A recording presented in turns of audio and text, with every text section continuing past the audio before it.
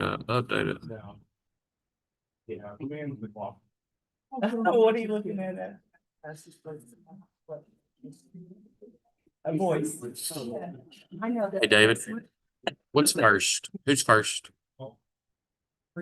Walls.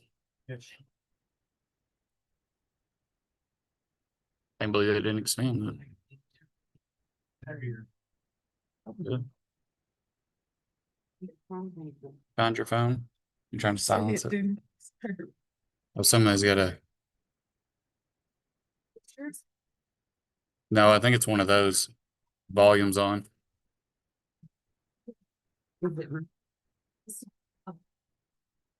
Somebody's audio's on. Probably mine.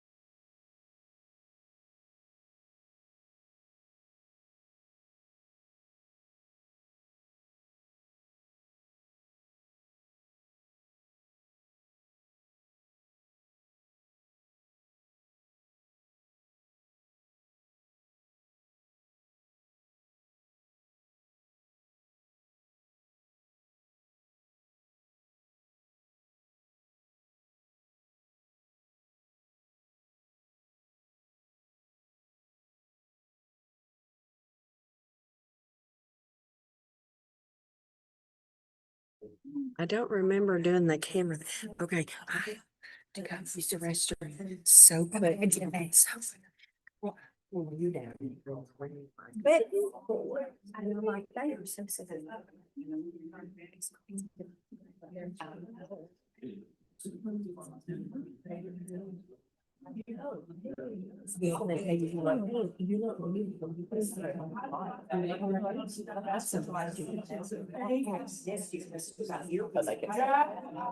passing. We do something like this. It's very nice. Yeah. But I So think I your just face need to looks- say, Yeah. what do you think? Yeah. But I think your face looks just swollen today because of. Oh, Yeah.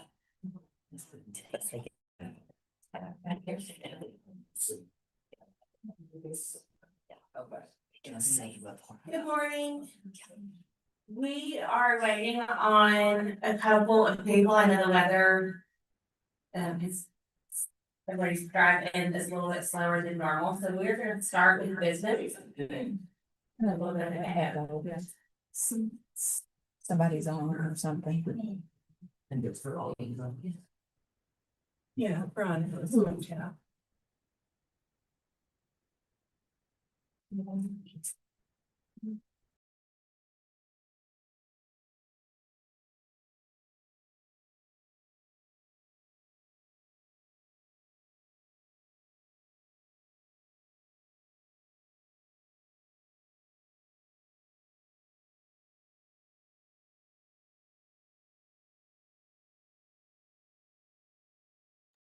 Yep. It's recorded. I started it a little early. Oh, I see it at the top now. Okay. The Board of Nursing is now in session. It is May 6th, 8:35 a.m. I do have a couple motions. First is our minutes from our April meeting. So I move that the ADH Arkansas State Board of Nursing approve the minutes from April 1, 2026 and April 2nd, 2026. All in favor? Thank you. And all in favor? Motion will carry.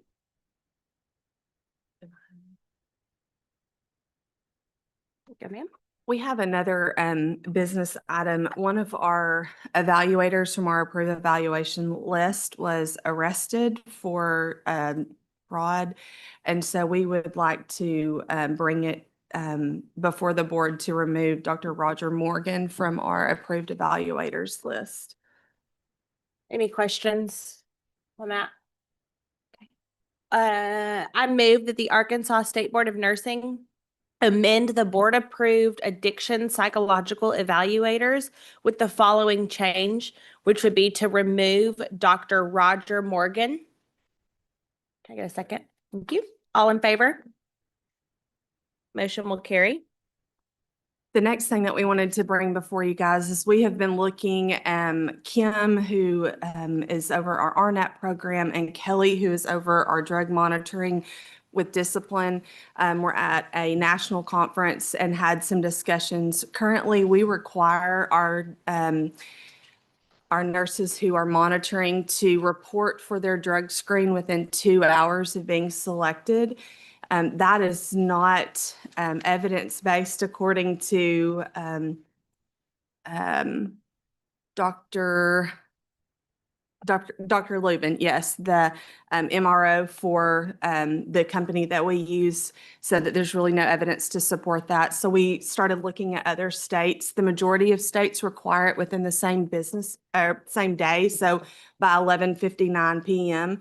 that they would have provided a sample when they are selected. So we wanted to bring that to you guys to see, is it something that you would be interested in us moving from a 2-hour window to just before 11:59 p.m. of that day? Is there any evident or like, there's no drugs or like alcohol that if I consumed it, it's going to matter if I did it in 2 hours or 5 hours? Dr. Lubin said that that is not evidence-based, that the 2-hour window versus the same day would not make a difference on whether or not it would show positive. I've got Delaware, Florida, Idaho, Indiana, Hawaii, Kansas, Kentucky, Massachusetts, New Jersey, New Mexico, North Dakota, Oregon, Tennessee, and Washington all due within the same day. Louisiana requires within 24 hours. And then some of the other states that do their own testing require it before they close that day. But we would just allow them to test as late that day as any of the testing sites are open.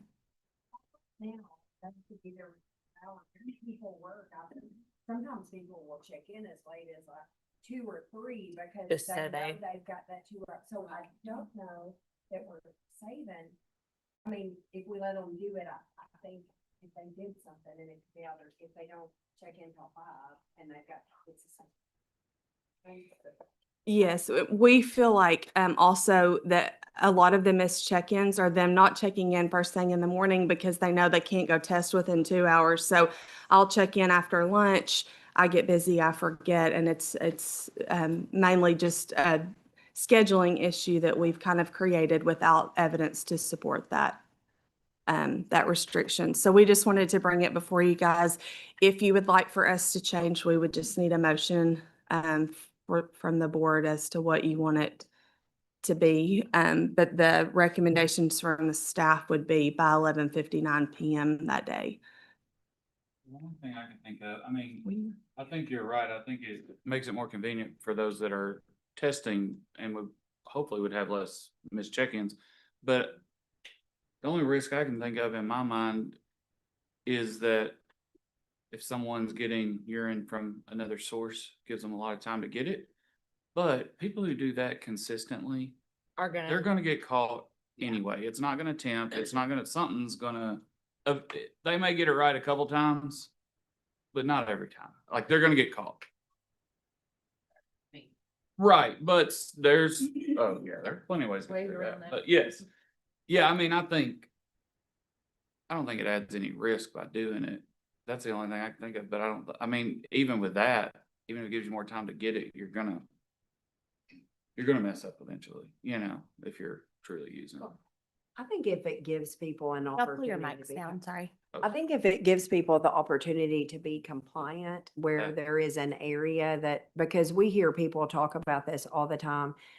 So, it's hard to get there. Maybe this closed down, kind of like the opportunity that it gives them to do the right thing and fulfill all their requirements. Well, and if somebody's really serious about it, their local one's closed, gives them Yes. more time to exactly. get to a Yes. different one or Yes. another one too. Yeah, If you go at 5 o'clock and your testing place closed early, I can go to the next town if I got more time. Yeah. yeah. Okay, I don't see a problem with it. Any concerns with it? Are you guys okay with the motion being provided for that? Does the staff have any concerns about it? We have all met and everyone felt like we just assumed that it was based on evidence. And when we realized that there wasn't evidence to support it, we kind of feel like it would give them a better opportunity to be successful with the program. And it was the staff that brought it to my attention, so. If y'all want us to draft a motion and bring it after lunch, we can do that if y'all are okay with that. Okay. The next thing is, I think Shannon, oh, sorry, yeah.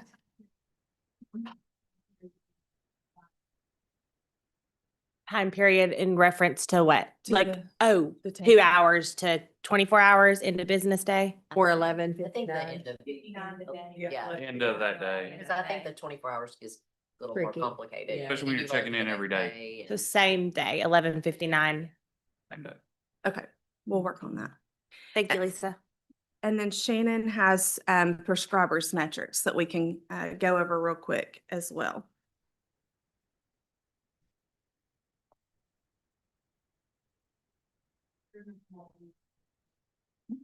Yeah, you can go ahead and do the prescribers metrics real quick. 2 pages, so take 2. Oh, wait, that's 1 page. Okay. This one's take 2.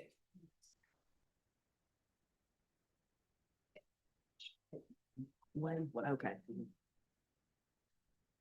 As those get passed around to you guys, I will kind of remind you what this report is. It's been a while since you've seen it because we had a little bit of a lapse in actually receiving the report from the PDMP. So this is the high prescribers for nurse practitioners in the state and compared with their peers. And so it compares them with other APRNs, and it looks at their average MMEs for their patients that they're prescribing to, the number of prescriptions that they have, the benzos and opioid prescriptions they're getting from the same provider, and how many patients they actually see. And then it looks at oxycodone and Dilantin prescriptions or Dilaudid prescriptions, which usually nurse practitioners don't have a score for that category, but there are some on there. And also look at nurse practitioners prescribing the Holy Trinity, dangerous combinations of drugs with the opioid, a benzo, and a muscle relaxant, or some combination of that. So the scores, the highest that they can be scored is a max of 10. Previously in a motion, you all had approved to move anyone with a score of 7 or above to investigation, or if they make a second appearance within a 2-year rolling period, they are also referred for investigation. So that's kind of a refresher of what that is. We'll start with the table at the top that says quarters 3 and 4. July, it only has the 3 people on it. We'll look at this one first. This is the current report for this time period of July through December of 2025. We get this report twice a year, just to remind you all of that as well. And so there were 3 individuals listed on this report. The second individual is someone that has previously been on the report, and this is now their 6th appearance on the report. I have their investigative report back that it's under review to move forward with that, just so you all are aware. Basically, I have not received responses from the other 2 people yet related to their practice, so I need to follow up with them to see. Usually I ask them to describe their practice and what they do in their clinics, and so I have not received the responses yet, but I think I just sent it out like a week or 2 ago, so it hasn't been a real long time. But I'll follow up with them, but these are the people that have appeared on the report. Any questions on those? What is your primary, or I guess initial form of contact? Are you emailing them, or are you sending them a letter in the mail? Nurse Portal Message Center, because I can see if they viewed it, and so I start there. That helps. If that doesn't answer, then I send them a certified letter. That's a good question. And do they respond? Tabby. And are they respond? I mean, this is 6th time. Oh, she's responded. It's the other 2 that I haven't heard back from yet. I haven't told this one that's their 6th appearance, but she was told after her 5th appearance. And so I've recently received the investigative report back from Pharmacy Services. So I'm like, she'll find out soon what about all that. Do any of these, do they have independent practice or? I don't think so, because usually I star them if they have independent practice, and I did not note it on these. So these must not hold full independent practice. Oh, I see your little thing. I knew you did, but Yeah. I see the little note now. So. Yeah. The other 2 were brand new people. Didn't even recognize their names. And so, but I do need to follow up with them. Any other questions on this first table? All right. So the second one, the 2-page one, which the second page, I'm sorry, I didn't realize it moved to the second page when I printed it. This is on Orbs ID 45364. So the one who's been on the report 6 times. So this, I've compared all of this APRN's numbers just for your review. You may see this again in the future, but this is kind of comparing all of her trends. Previously, she had told me that her prescribing habits were related to the clinic she was working in. She no longer worked there, but that was probably 2 reports ago, and you can see nothing's changed. So that's where we are with that. Questions related to this one, and hopefully we'll have further action soon. That was my question. What happens if this continues? I mean, first, I'm reviewing the report, so I'll be making a recommendation to for her, and then depending on if that works out, she'll either see you guys or not. Questions or other questions? Okay, I'll ask for this report again in August. So depending on how long it takes the PDMP to get it to me, you may see more in September. So we're trying to do like a like a February and August is when I'll ask for it. So depending on how long it takes them to get it to me. But we're going to get it back on a schedule of receiving this regularly since we missed a few. So, all right. Thank you guys. Thank you. Do we have any other business or are you guys ready to proceed with hearings? Ready? Okay, yeah, we're good. Mr. Moulton, we're ready whenever you are.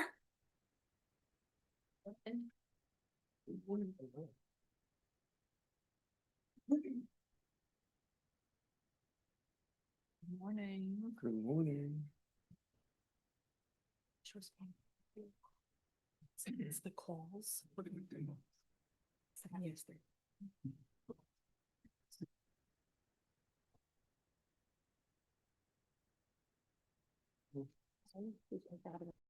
Okay. This one? Mhm. Okay. Yes, sir.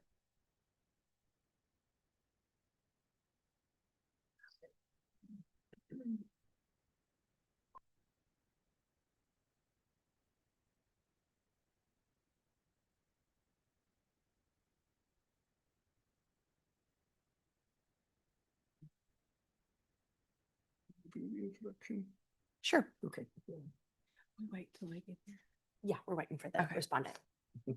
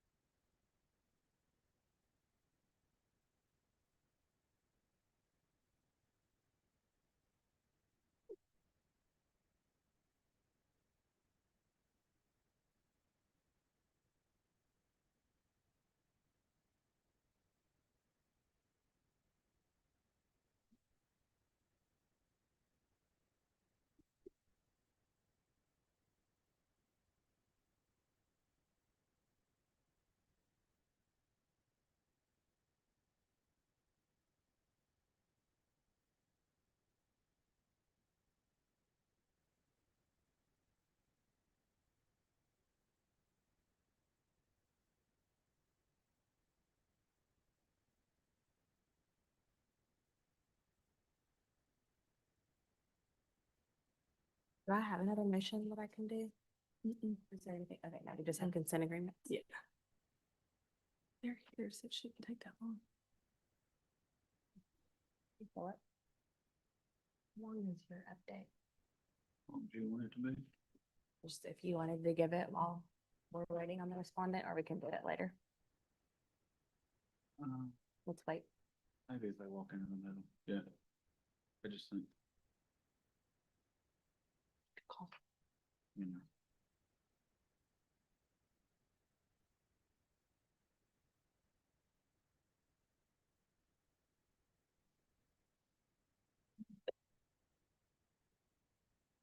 I got a full slideshow presentation if you want. I get caught, but thank you for offering. I'll share it. I know. Just so everybody is aware, we are going to start with Qualls. That's the third respondent on your agenda. And they're here with an attorney, so we're just waiting on them to make their way down.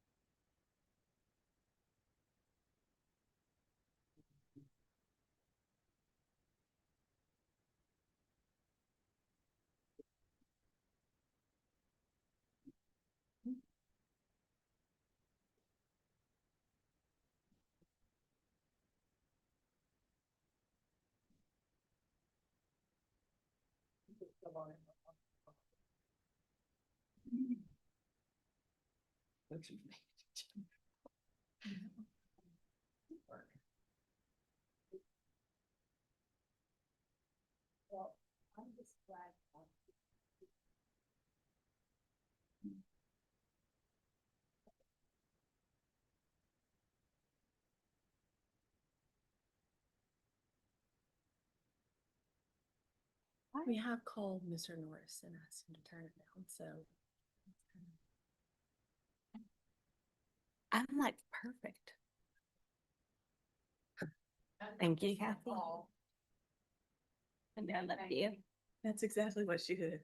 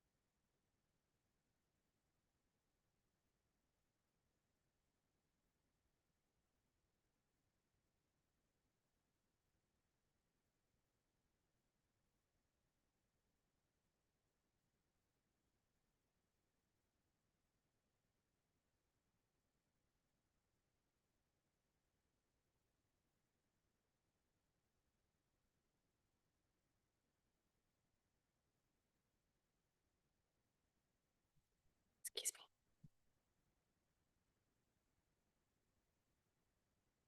Good morning. The Board of Nursing is now in session. I would just like to remind everyone that the hearing is being recorded. So please pull the microphone directly in front of you so that you can be heard clearly. And please wait until Mr. Moulton or anyone recognizes you to speak. We do ask that everyone please silence all cell phones. I would like to go ahead if there are no objections and declare a flexible agenda and also begin by reading our mission statement.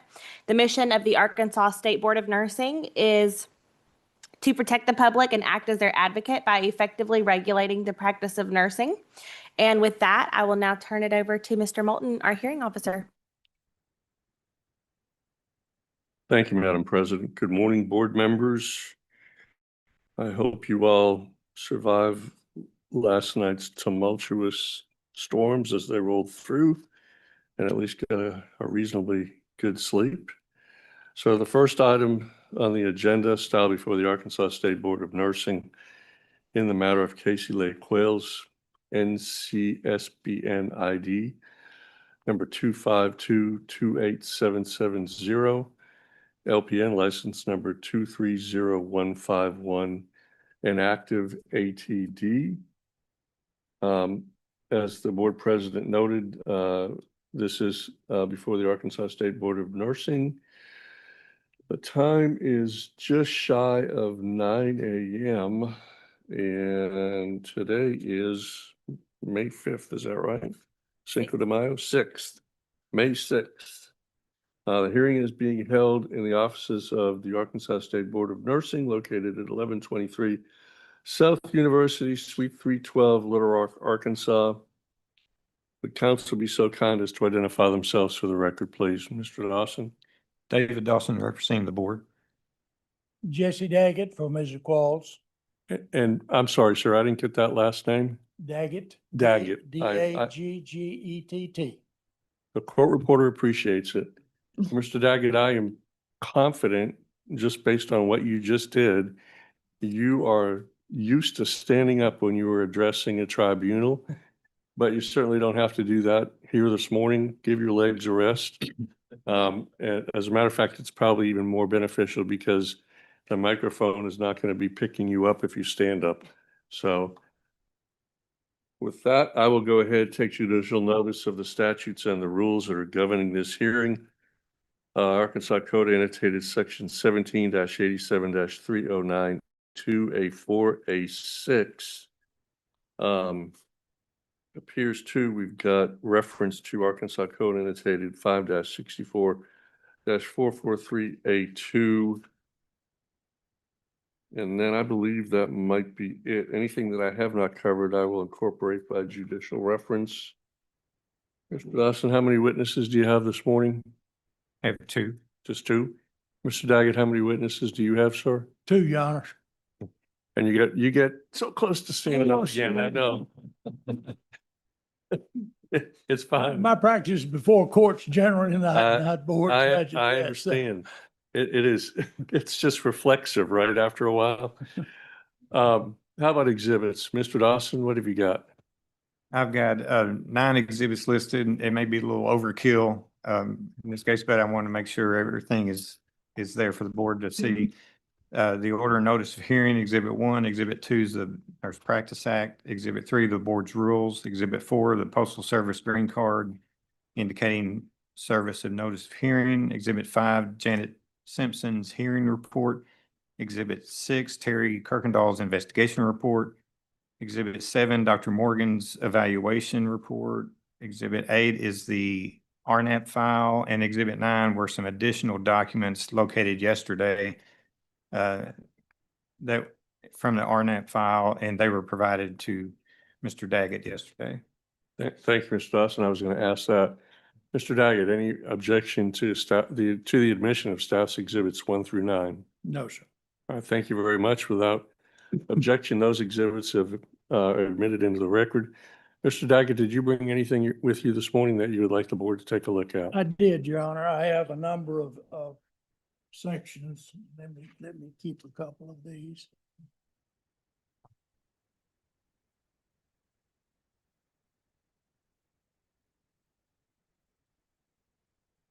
And Mr. Daggett, if you would be so kind, what are they?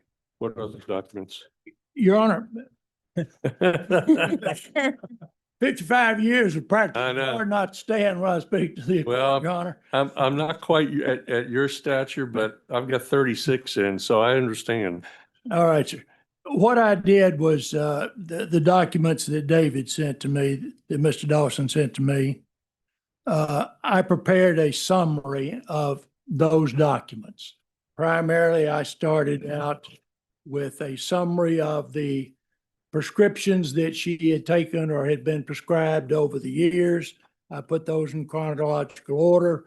I put in the date you began your investigation, the date she entered the RNAP program, the violations that she had, the dates of those, and then all the way through her MAP program that she's in now, and then concluded that with some summaries from the people that gave testimonials as to her character and her ethics and what she's doing now. It's just a summary. The documents that follow that are primarily the testimonials from the various people. Most of them I got from your staff people that developed. There were a couple more that we added. And then behind at the very back of that, I had a number of certificates from Casey from high school showing her work and how she performed as a student in high school. So that's generally what these are. All right, thank you, Mr. Daggett. Now, are you amenable to just having this mark? I'm going to call it a compilation package. Respondents Exhibit 1, is that fine? I would assume that would be All right. exhibit 1. Mr. Dawson, any objection to the admission of Respondents Exhibit number 1? No. All right, thank you very much. Well, that objection, Respondents Exhibit number 1 is admitted. Board members, there's a chunk of information that has been provided to you. Do you appreciate the opportunity to go off the record for a minute or two to get a chance to review these documents before we segue into actual testimony? What? Yes, I believe so. Okay. All right, why don't we go ahead and go off the record for 5 or 10 minutes or so, give the board an opportunity to read this information before we get started. Mr. Dawson, are you gonna waive an opening? Or are you gonna have one? Well, I think I need to do a short opening, just to explain what the board's position is on. Not a problem whatsoever, sir. Since do one, I assume Mr. Daggett may do one as well. Any other housekeeping matters that I need to address before we go off the record? And give the board a minute or two to read some of this information. If not, thank you, gentlemen. We'll go ahead and go off the record, give the board an opportunity to review this. And then once we're done with that review, we'll come back on. We are off the record.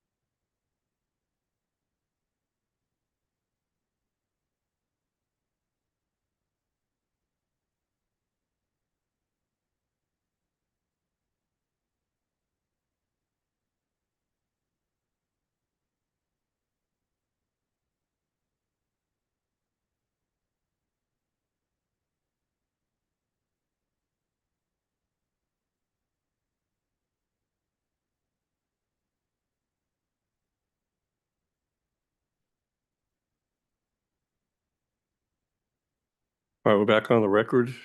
Mr. Dawson, your first witness. Yeah, I guess we need to swear in the witnesses plus. Well, I'm sorry, you did have an opening. I Yeah, apologize. Yes, I'm so used to not having that happen. I Right. tried over it. Go ahead, sir. yes. What this case is basically, the evidence can show that respondents violated the board's rules, chapter 7, section 4. It's 8T by failing to comply with the requirements of the RNAP contract. She had 4 level 1 violations within 12 months, including a missed check-in and 3 positive drug screens for these prescription drugs that she did not have a short-term waiver on file with. And so after that happened, the normal process, you'll hear the testimony from staff, is that it gets sent, and it's also part of the RNAP contract. It'll get sent to staff to come up with a consent agreement for the same terms and basically restarting the monitoring for the same terms that she had on the RNAP contract. During this process, it was discovered that she was on medication-assisted treatment. And so pursuant to the board's policy, then she would need to come before the board to have that medication-assisted treatment reviewed to determine whether the board is comfortable with her practicing while under that treatment. And so the 2 issues today are, we never did a consent agreement since we had to come to the board anyway. So for the noncompliance with the RNAP contract, there needs, what terms need to be in the probation consent agreement, and whether or not you're comfortable with practice while she's on medication-assisted treatment. Thank you. Thank you, Mr. Dawson. Mr. Daggett? Mr. Moulton, thank you for letting us come before you. What I have to say today is basically summarized in this document here. Mrs. Qualls had a very serious accident a number of years ago when she was a passenger in an automobile. She was treated briefly in Jonesboro, airlifted to the med over here, put on a respirator, stayed in ICU for 4 or 5 days. She was pregnant at that time, went home, recovered for the most part, with the exception from the neck injury that she had. She had some cervical vertebrae that were damaged. She's had problems from that. As a youngster in school before all this happened, she was an excellent student. And in the back of my package, you'll see accolades that she has, her academic awards, her achievements as a youngster. As a young lady, she met a boy. And I'm going to blame this to some degree on the boy. She was led astray. She got on drugs. She had a bad problem. You've seen her criminal record. She has all kind of failures to appear. She has all sorts of things. And she had a felony conviction. And she hit bottom. And she went to rehab, and it worked. It worked. One of the affidavits, it's not affidavit, one of the statements, and I've never had this before, is a statement of a bail bondsman. He said, I worked with her. I got her out of jail. I did this and the other. I encouraged her to change. And he tells you in his statement, she did. And she has not been on illegal drugs, illicit drugs, since she graduated from that Christian rehab program. She was put on tramadol by her doctor and for her neck pain and her ongoing problems. And she took that. And if you look at my chronology, you'll see the dates that she got prescriptions, and this is all from your investigator, the dates that she got prescriptions, the strength of the dose, and the number of pills that she was prescribed. And if you look at the number of pills that she was prescribed and the time, the number of, and how the doctor said she could take it, 2 a day, 4 a day, or whatever. If you look at that and divide out how many days of pills she got, you'll see she's not abusing that. She's not taking excessive medications that were even prescribed. So we get down to the point where she applies for your licensure and she makes a full and complete disclosure. I've seen your record. She tells y'all everything, all about my past, my criminal stuff, my rehab, everything that goes on. She's told y'all that. And then you all then say, she knows to go through your RNAP program. And she goes into that program and she tries to do her best to get through that. Unfortunately, she has her neck pains and she has her problems. So if you look at her violations, the drugs that she is violating that you all are finding in her system are drugs that are prescribed by her for her neck injury. And if you look at the chronology of when she gets those drugs and look how far it is to your violation, the time they do the test, you'll see that she was not taking the drugs consistently, only as needed. And she tells them when they find this is an old medication. In other words, it's a medication she's had some left over from when the doctor gave it to her. I didn't take it all up because I didn't need it, but I had some and I had a bad day, so I took one. I think you'll see in your records, and I didn't get those. I didn't have access to her portal. As I understand, every time she went to the doctor and got a prescription for these drugs, she would have to report it to you all.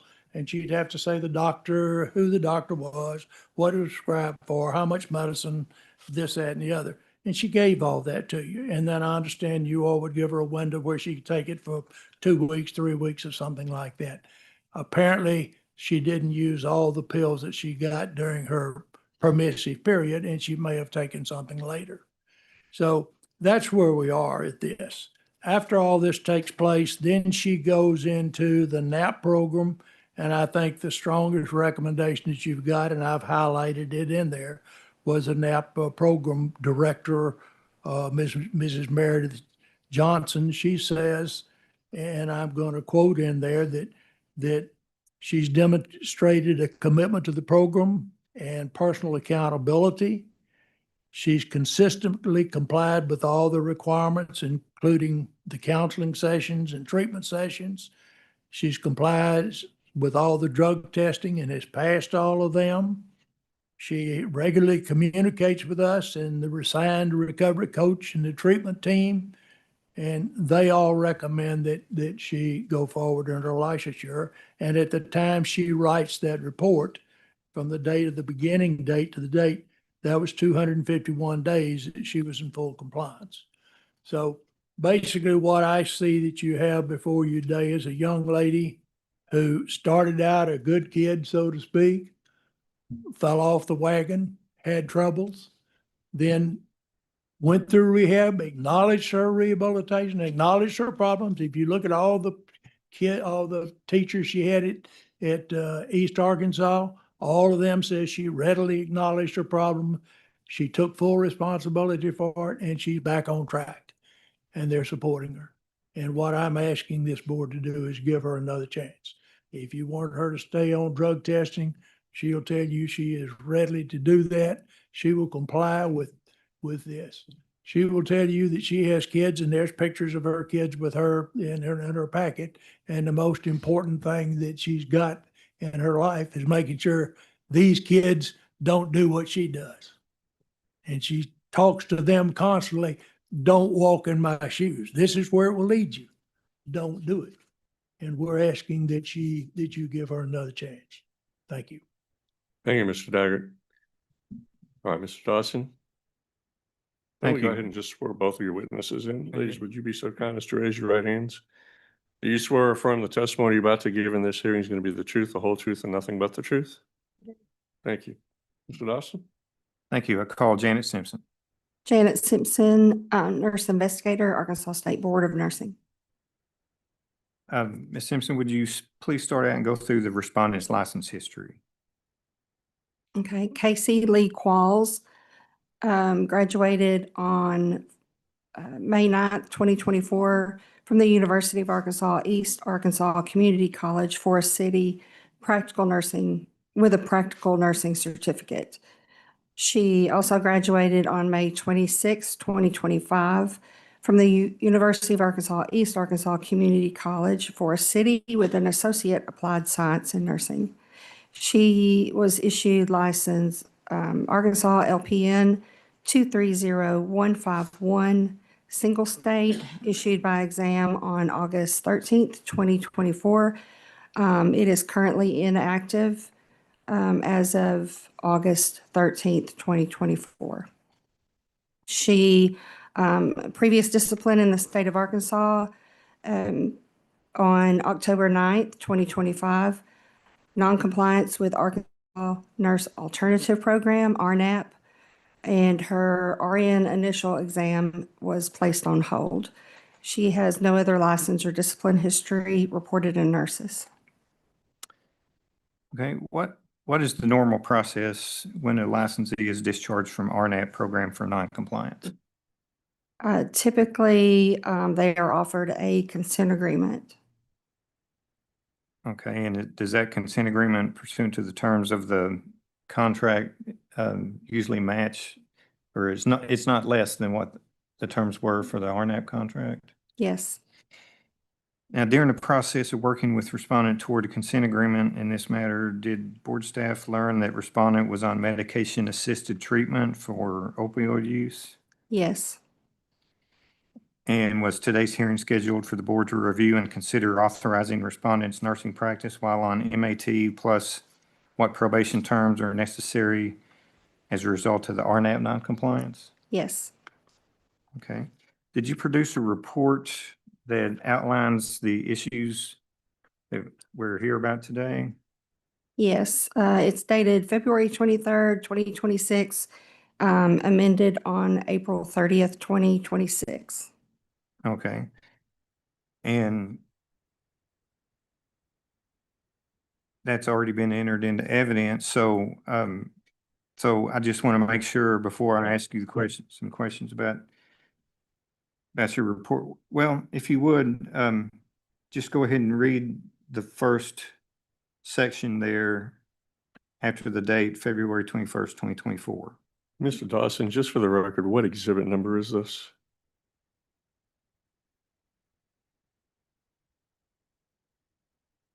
Five. Thank you, sir. Yes. Okay. On February 21st, 2024, Arkansas State Board of Nursing, ASBN, opened an investigation after respondent answered yes to a screening question on the LPN licensure application, stating she had a prior conviction in 2017. On January 19th, 2017, entered a plea of guilty to Arkansas Code annotated 564-419B1A, a Class D felony, and 564-443A2, possession of drug paraphernalia, a Class D felony, in the Circuit Court of Cross County, Arkansas. On February 21st, 2023, the convictions were sealed. On September 18th, 2025, ASBN investigator Terry Kirkendall submitted his report in response to a complaint submitted on April 22, 2025. During the investigation and follow-up, respondent admitted to taking tramadol for several years and is now on medication-assisted treatment, MAT, to include initially buprenorphine, naloxone, sublingual tablets, and currently Suboxone subcutaneous injections. Okay. You mentioned investigation by Mr. Kirkendall. Did that investigation, there was no additional violation determined after that investigation, was there? Correct. And that's part of what he discovered included the MAT treatment? Yes. Okay.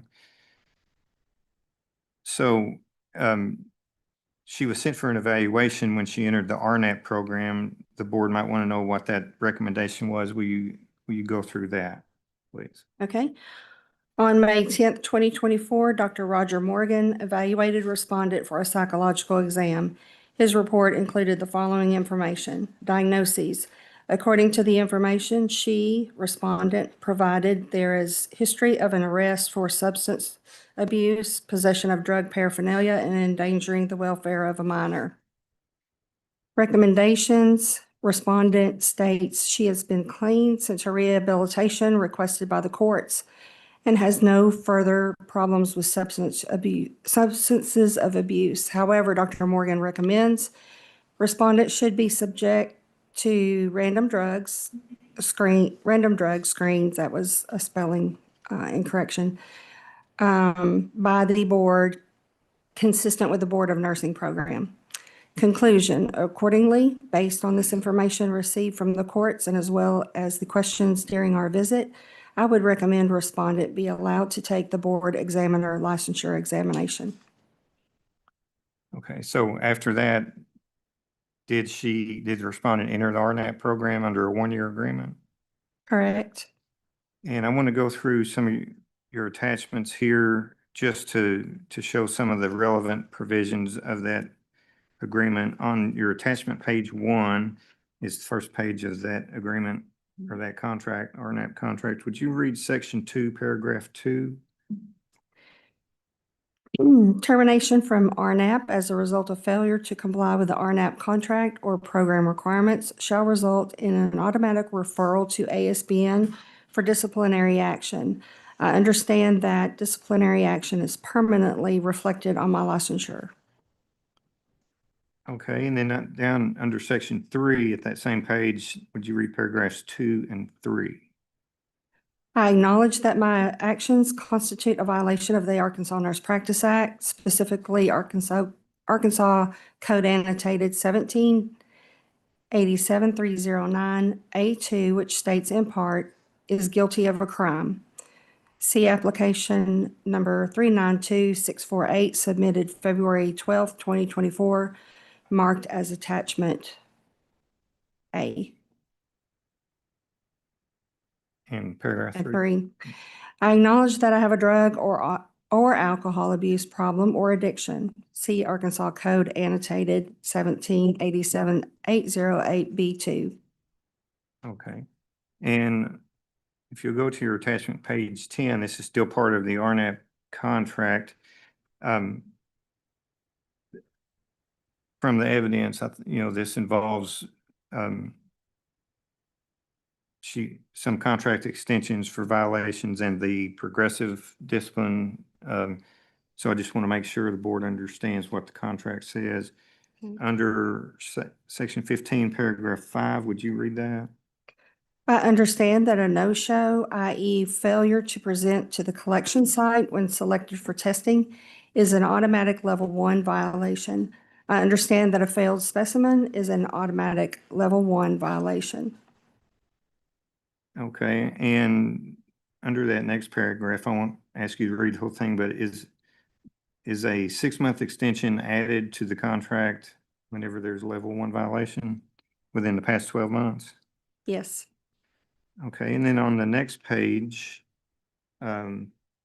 regarding discharge from RNAP under section 17, I think, if I'm reading my Roman numerals correctly, paragraph 2, if you would just read that, please.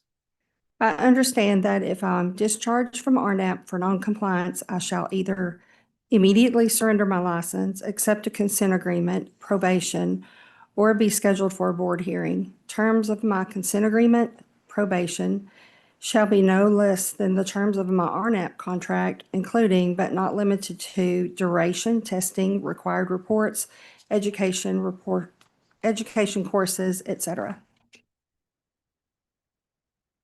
Okay, and then she was ultimately discharged from the RNAP program?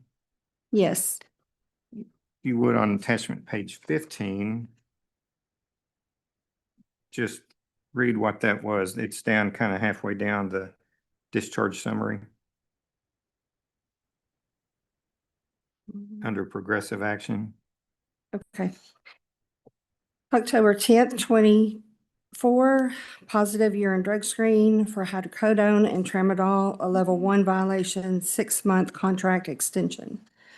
On November 18th, 24, positive drug screen for tramadol, level 1 violation, 6-month contract extension. On January 28th, 2025, positive urine drug screen, tramadol, Level 1 violation, contract extension date is July 11th, 2026. No contract extension. On February 24th and 28th of 2025, there were no shows, and that's a level 1 violation. On March 5th, 2025, 4 level 1 violations in a 12-month period, level 2 violation, and it's discharged for noncompliance. Okay, and I think on those two no-shows, one of those was not counted against her, but Ms. Hooks is gonna explain that. So, so now I think, you'd explain the normal process. After she was discharged, she is working with staff on a consent agreement. And then is that when you learned about the medication assisted treatment? Yes. Okay, I think the bulk of the rest of your report regards that information. If you will go down, I guess on your attachment over on the right side where it says attachments 18 through 41, and if you'll just go through the rest of your report to explain what has occurred. Okay. If you'll refer to attachments 18 through 41 on March the 13th and March 14th, 2025, ASBN staff sent respondent a noncompliance consent agreement specifying a probationary period of 2 years. The packet was sent to respondent via the nurse portal on March 13th, 2025, and USPS certified mail on March 14th, 2025, with a deadline of April 4th, 2025 to respond. Respondent viewed the portal message on May 21st, 2025, and respondent signed for the packet on March 25th, 2025. You want me to continue? Yes, Okay. yeah, through the rest of your report. Okay, yeah. if you'll refer to attachments 42 through 45, on May 8th, 2025, ASBN staff notified respondent via voicemail her case was being forwarded to hearing if she did not contact ASBN. Following no response, ASBN staff sent a letter to respondent via the portal and certified mail on May 14th, 2025, stating her case is referred to hearing. Respondent did not view the portal message. However, respondent signed for the letter on June 2nd, 2025. If you'll refer to attachment 46, on July 24th, 2025, ASBN staff sent respondent a message through the portal stating her case is on the list for hearing 3 weeks before the hearing. Respondent viewed the message on July 24th, 2025. If you'll refer to attachments 47 through 49, on October 9th, 2025, according to pharmacy and medical records, respondent was prescribed buprenorphine naloxone initially on February 28th, 2025. Therefore, a letter was sent to respondent through the nurse portal by certified mail requesting documentation of medicated assistance treatment MAT requirements as outlined by ASBN policy. Respondent was informed once all documentation is received, she would be scheduled for hearing. Respondent viewed the message on October 9th, 2025, and the letter was signed for on October 21st, 2025. If you'll refer to attachments 50 through 69, on December 15th, 2025, respondent submitted the following documentation to ASBN. Number 1, a letter of support dated November 13th, 2025 from MAT Medical Providers Allison Doss, APRN, Dr. Broderick Eaton, DO, Candace N. Adams, APRN, and Carrie Dale, Recovery Coach. The letter was signed by Meredith Johnson, LCSW.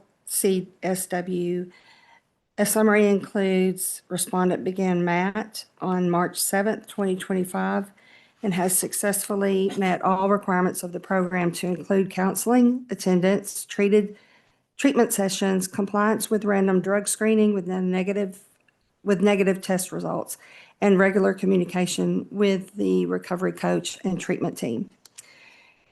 The letter states respondent's plan is to transition off medications. At the time of this report, respondent informed ASBN staff she is to have additional Sublocade injections prior to weaning off of MAT. Respondent acknowledges she will continue to take Klonopin for anxiety on a short-term basis. Respondent's treatment plan includes the goal of becoming stabilized on Suboxone and, quote, eventually get off of it, unquote. Respondent is to receive individualized therapy 1 to 3 times a month using DBT-12, STEP, mindfulness, Hazelden, Betty Ford literature to manage stress and support respondent in reaching recovery goals. Respondent's primary care provider, PCP, will educate, monitor urine drug screens, and adjust medications as needed over the next 90 days to 6 months. For the next 6 months, respondent will connect with the recovery coach to complete a relapse prevention plan and maintain accountability concerning sobriety.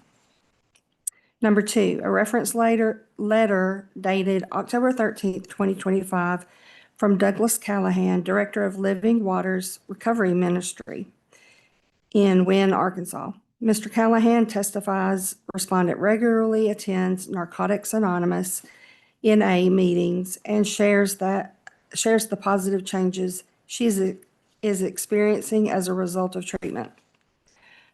Number 3, pharmacy printouts from Caldwell, Walmart, and Walgreens pharmacies dated from January 1st, 2023 through March 2nd, 2026 indicate respondent had a total of 13 prescribers and began taking buprenorphine 8 milligrams, naloxone 2 milligram tablets on February 28th, 2025, with the most recent dose filled on December 15th, 2025.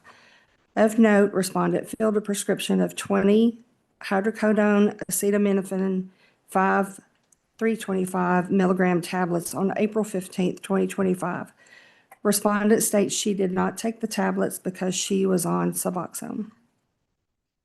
Number 4, an employer reference letter dated October 21st, 2025 from Bruce Smith from United Parcel Service, Forest City, Arkansas, describes respondent as having an outstanding work ethic, compassion, and leadership. Respondent is also noted to be dependable, punctual, caring, patient, empathetic, and kind. And that concludes my report. Thank you. So although there was a period of difficulty with communicating after the discharge from RNAP, she did eventually respondent did eventually respond and provide the information you requested for the MAT Yes. treatment. Thank you. That's all the questions I have. Thank you, Ms. Dawson. Mr. Taggart, any cross? Just one, please. Mhm. Ma'am, you have a report from Mrs. Meredith Johnson on 11/13/25, saying that she had been in full compliance with the MAT program.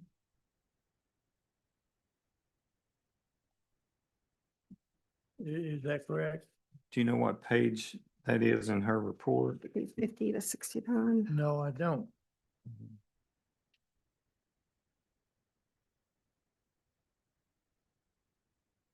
Oh, I think maybe Yeah. page 50 and 51. 50 and 51, correct. And that MAT program, apparently they give drug screens.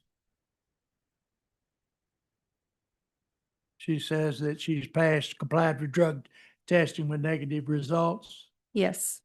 And I think you showed a prescription at Walgreens on 4/15/25 of hydrocodone, 20 tablets. Yes. That time, I think Casey wrote on the report that she was taking a medication or drug that if she took that and then the hydrocodone, it would make her ill. Is that correct? I'm sorry, could you repeat that? I think there was a medication report where she had a prescription at Walgreens on 4/15/25 for 20 hydrocodone tablets. Yes. And on that, Casey had written that she did not take that medication because she was taking another drug that came through the MAT program that would make her ill. Is that correct? Yes, she told me that in person. on the phone call. And if she had in fact taken that drug, would you not expected the drug testing that the MAT program did over the terms to pick up on that? Yes. And according to Mrs. Meredith, she had been in full compliance with all of her drug testing with negative results. Correct. So when Casey says she didn't take that, the record would substantiate, the subsequent drug testing would substantiate she was being truthful when she said she didn't take the medicine. Correct. All right, thank you, ma'am. Nothing further. Thank you, Mr. Daggett. Mr. Dawson, any redirect? No. Board members, any questions for the witness?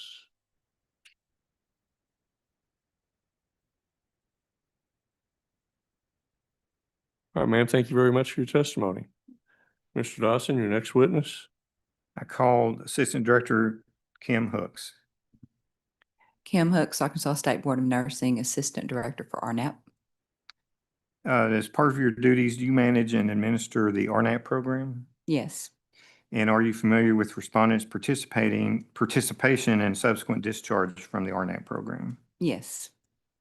Okay, I just want to ask you a few questions. Since this involved positive tests for prescription drugs, I mean, it wasn't cocaine or methamphetamine or something like that. I just want to ask you a few questions of why I can't take those drugs for long periods of time while they're being monitored in an abstinence-based program. So, first of all, she started with a 1-year contract and it was extended. Well, let me back up. What is the progressive discipline process that would lead to someone maybe being discharged? So if you get 4 level 1 violations in a 12-month period, that results in a level 2 violation automatic discharge from RNAP. And so in respondent's case, she had the 3 positive drug screens, and then the no-show on 2/24 was not counted against her because it was a result of a flat tire. But the subsequent one on 2/28 was counted against her. So that was the 4th level 1 violation, which led to discharge from RNAP. Okay. And as a contract extension, if you test positive for something in the 12 months, you automatically get 6 months extension. Okay. So that's why it was extended. That was extended twice. And then the last one, there was more than 12 months. And so she did not get an extension on that last one. Okay. So, you helped speed things along. You answered several of my other questions already. So, on 4, explain why hydrocodone and tramadol cannot be taken for an extended period of time. So when respondents enter or participants enter, they're told that this is an abstinence-based program. They know that when we do the agreement, and that those kind of medications cannot be taken on a long-term basis. They can be used, however, if a condition develops during that, let's say somebody had surgery, and they need to be on hydrocodone or something like that for a few days, then they can apply for a short-term waiver, and they can be on that for 3 weeks or less. And did respondent in fact have some short-term waiver periods where she could take the tramadol and the hydrocodone Yes, while she was in RNAP? yes, But she tested on these ones that were counted against her as a violation, as a positive drug screen.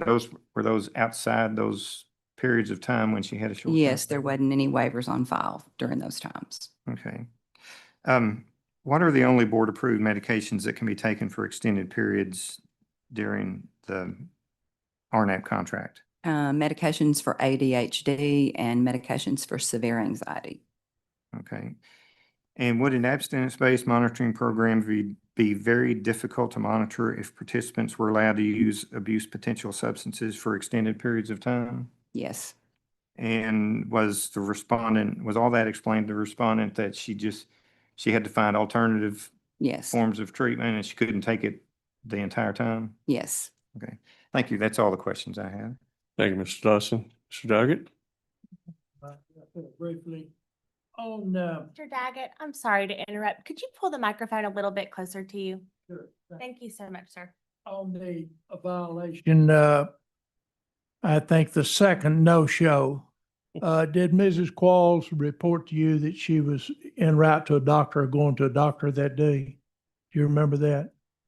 The no-show, is that, you're talking about for the The urine second drug no-show. screen? She had a flat.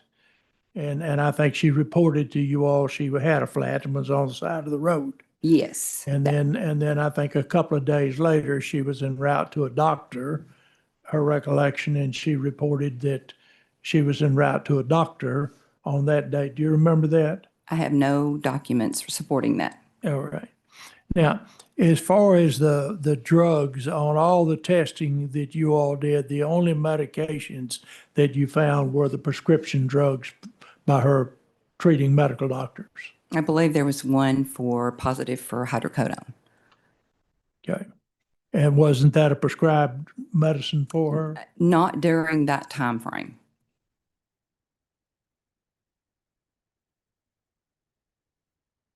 There was the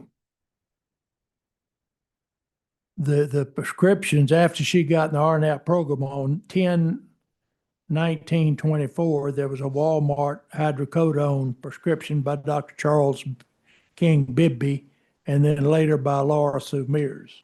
I do know that in my absence while I was on vacation, Sue Tedford covers for me, and she denied the hydrocodone. And that's in either in the RNAP files that were sent. It's either in the messages or the participant notes. You show pictures of those that are tablets. So did she not, do you not have pictures of those prescriptions in that she returned that? Those are subscriptions she uploaded in Affinity. Yes. And is it your contention that those descriptions were not prescribed by the doctors on the bottles? Now, They may have been prescribed by the doctor on the bottle, but did we get a waiver during that time? I for her to take understand that. that? That's not my question. My question is they were prescribed medications. Yes. And she had given you pictures of those bottles or medications, reported to you that she had acquired that medicine. Yes. Okay. So the question then became as to whether or not she had been granted a waiver.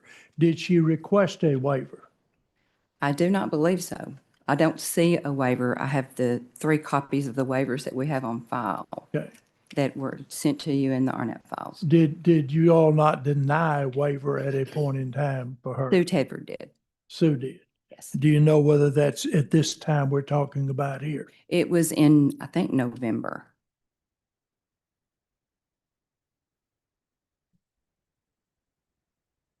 Okay.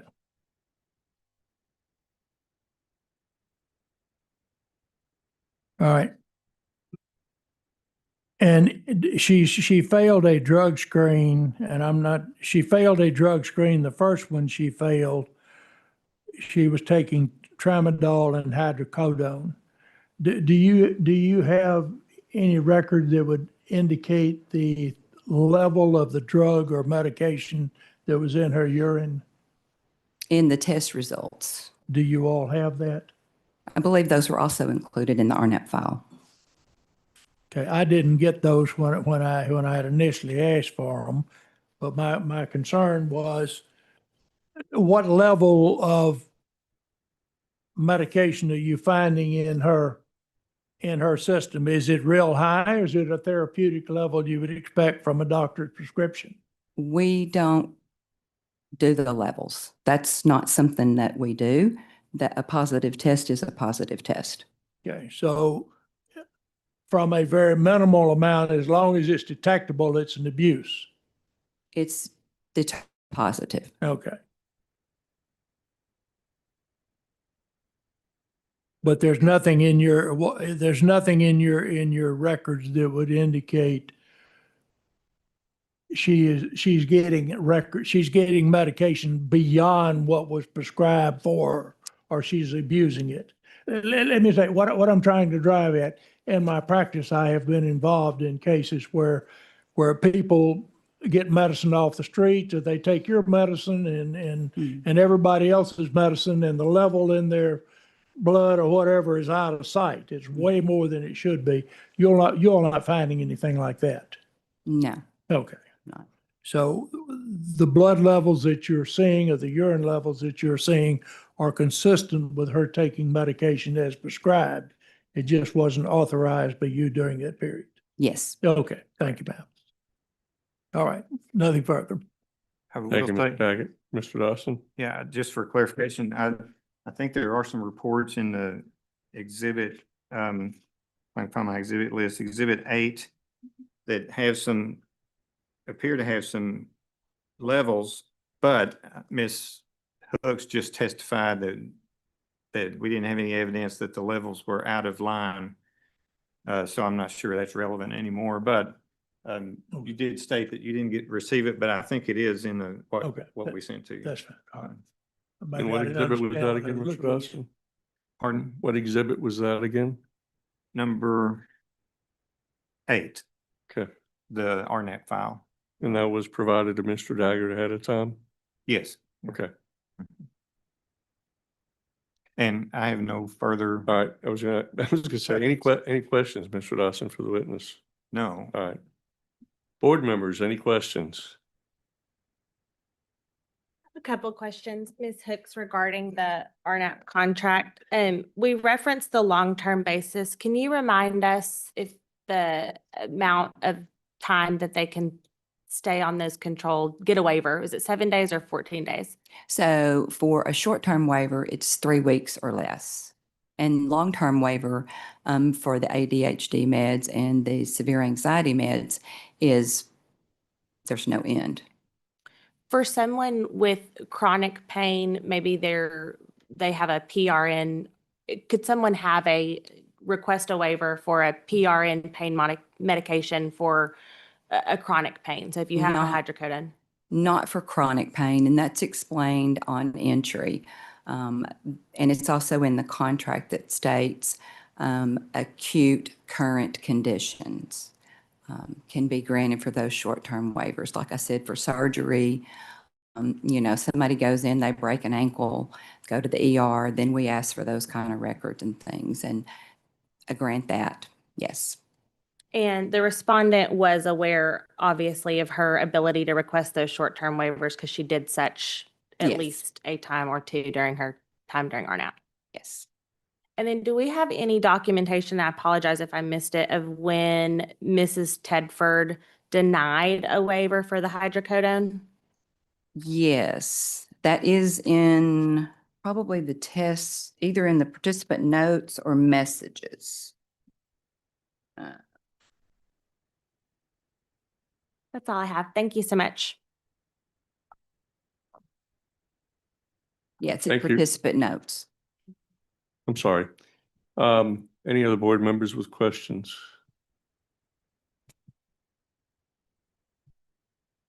All right, based on that question from the board president, any follow-up from council, Mr. Dawson?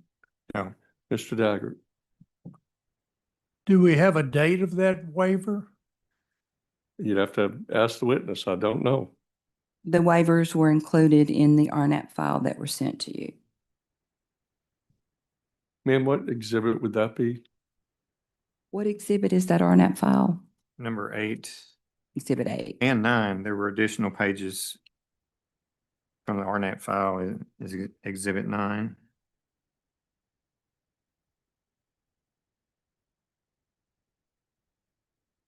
I think the waivers are on file 022 through 024. Can you find that, Mr. Daggett? Are you still looking for it? I'm looking for it, Your Honor. Mr. Dawson, could you potentially help out Mr. Daggett? I think I found it, Your Honor. Okay. 23.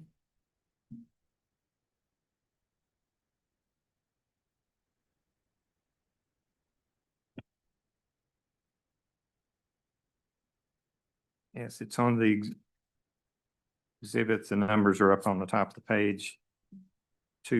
Page 2 through 4. Is that what you said? Ms. Hooks?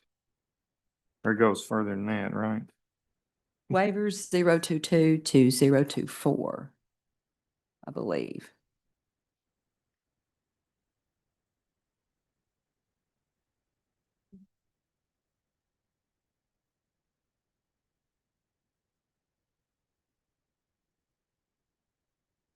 Have you got it, Mr. Daggett? I'm fine, Your Honor. All right. Do you have any other questions based on what you have No. found? Okay. No. Mr. Dawson, any other witnesses? No. Do you rest, sir? Yes, sir. All right, Mr. Daggett, your turn. Your First Honor, witness, sir. call Casey. All right, ma'am. Good. Do you swear or affirm the testimony you're about to give in this hearing is going to be the truth, the whole truth, and nothing but the truth? You need to make certain that you're, oh, no. Okay. Go ahead. Go ahead. I'm sorry. She, State your name. Oh, Casey. Yep, that's great. Go ahead, Mr. Daggett. All right, and Casey, where were you born? Forest City, Arkansas, And where did you go to school? Forest City High School. And during your years at high school, how did you perform academically? I graduated top 10% of my class. And what type of activities did you participate in during your high school days? What did I not participate in? I ran track. I played softball for the school. I was a cheerleader on dance team, principals club, beta club. I was in Delta Beta Sigma.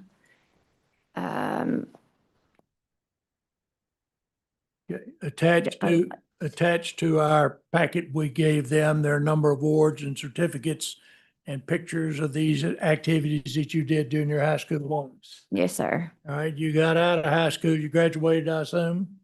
Yes, sir. 2005. And after you graduated, what did you do? Wow. Went on a downward spiral. Okay. And did you meet a young man? I did. And did he help you on your downward spiral? He did. And during that spiral, what all did you do? I became a completely different person. Okay. I went over with good intentions. I graduated in 2005 and went to South Haven with the best of intentions to enroll in college over there to eventually go to Methodist University Hospital. I always knew that I wanted to be in the medical field. And one thing just led to another. Okay. Did it lead to criminal activity? Yes, Did it lead to felony conviction? yes. Would it lead, what I'll say, to where you hit bottom? Yeah, I hit bottom. And did your mother's tough love get you into a rehab program? Yes, Okay. Did it work? yes. Okay. When did you graduate from the rehab program? December the 7th or 9th of 2017. Since getting out of that program, have you used any kind of marijuana, illicit drugs, or anything? Absolutely not. Have you taken prescription medication?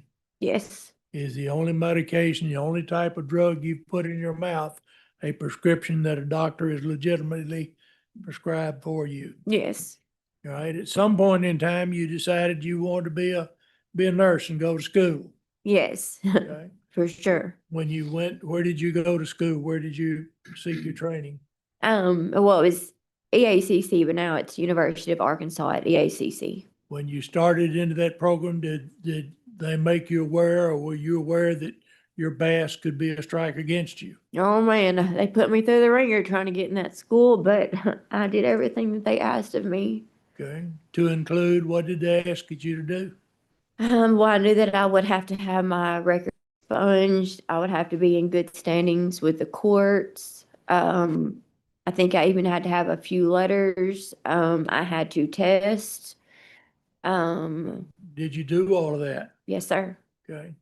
Did you make a full disclosure to your teachers as what your past was? Yes, that's the very first thing that I did was I went and I told them, look, this is what's going on. I do not want my past to hinder me. My past does not define who I am today. And so what do I need to do to become a nurse? Okay, so you did all of that. And Yes. then when you got in school, how'd you do in school? Was the voted president of my LPN class, graduated cum laude and graduated cum laude in RN school.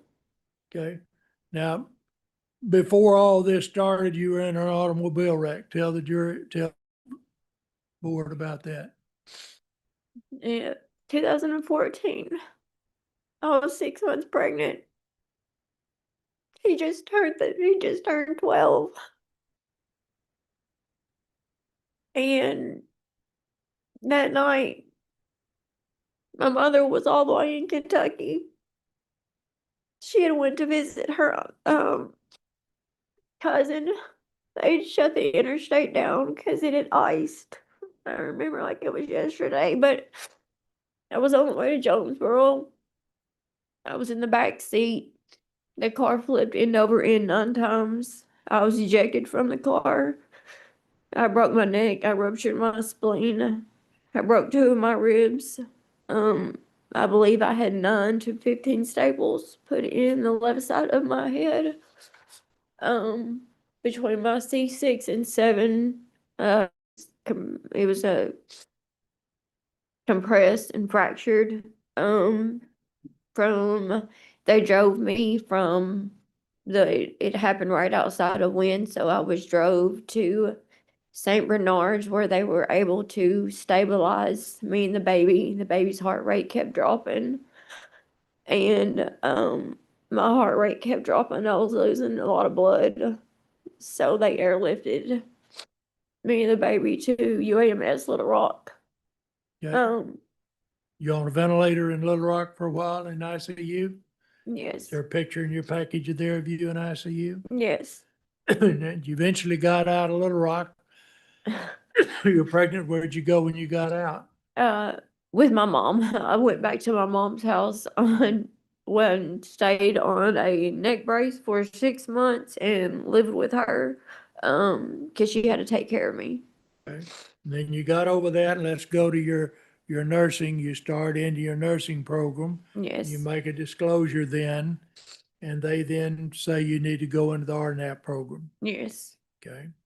You go into the program and and if you look at the list that we had, you were taking tramadol basically on a monthly basis. You were getting a prescription filled. Mhm. That all by your doctor? Yes. And you had prior to that, I think maybe had a hydrocodone, which is stronger. Why'd you end up taking the hydrocodone? The tramadol it wasn't working. I mean, it was one of these very bad days. I mean, there was a few other times that I had went to the hospital, and I've got the records too, that just, the seriousness of the injury. I can't go to a chiropractor, and so I've been taking the tramadol since 2021, and so Okay, so you get into this program, and then you get into the program on July the 12th of 24. On August the 13th, you had tramadol prescription filled at Caldwell Pharmacy. It was 30 pills, and they were saying you take them every 6 hours or as needed, which would give you about 8 days. Then you fail a drug test on the 15th, which is basically 2 months later, and you then had tramadol in your system, and you also had hydrocodone. But the last hydrocodone appointment or prescription was back in July, which is 3 months earlier. So how are you showing drug in your system long after it should have been taken if you'd taken it the way it was prescribed? even though some of them would say take as needed, I wouldn't take all of the pills at once or every 4 hours. If I was hurting really bad, then I would take one. If I was not hurting bad, I tried not to take them. Okay. And so that's why they were in there later on periods of time. Okay. Same thing, if you look at all of your tests that you had, there was a period of time from the time you had a prescription until it actually showed up, and the medicine should have been gone. So did you Yes. not take it and just had some left? and I you just have had to- some left over and took one, but a couple months down the road. Now, since then, you've been in the program, I'm not sure where it is, in the NAP program. It's in Wynn, Arkansas. Okay. And are you still in that program? I'm still in the program. Are you doing everything they say? Absolutely. They give you drug tests, Absolutely. and if you pass them, Every one of them. they've shown anything at all in any test you've taken with them. No, sir. What are they giving you now that's helping you get off of the tramadol? So the whole reason why I went and spoke with my APRN right after leaving the RNAP program and said, I've got to do something because they're not going to let me be a nurse. I can't be on this medication. What am I supposed to do with this seriousness of my neck? What do I do? And she recommended that I go to the MAP program, which I told her, I said, I do not want to be on anything extensive. We developed a plan of like a year. And then she said, you will have to be weaned off of that. And so right now we are in the process of being weaned off of that and being complete substance free. And I work at the hospital, so I went to pain management. They do no narcotics there. So we have talked about like steroid injections and things of that nature to be able to help with the pain now. Okay. And is the pain getting better? You feel like it's getting better? The pain has gotten better while being on the Suboxone. Okay. So you went into the program, the NAP program on March 7th of 25, and Mrs. Johnson wrote a letter on November the 13th of 25, which is about 250 days later. She said you were in full compliance. If she wrote the letter today, would she still be full compliance? Yes. Okay. And what's your goal? What do you intend to do? I abandoned my kids for a short period of time because my mother got them when I was 6 years old. I didn't stand around my birthday cake and blow out my candles and say and make a wish that I would grow up, and go down the path that I went. No, I made a wish that I would be a nurse one day. But life happened, and I can't take back those things. But what I can do is show my kids, and my kids are my everything. I'm a single mom. I'm working 3 jobs just to make ends meet. Okay. And my goal is to show them that no matter what you do, your life isn't over. Yeah, your past is always going to haunt you. But I want them to learn from me and learn from my mistakes and not ever go down the road that I went down.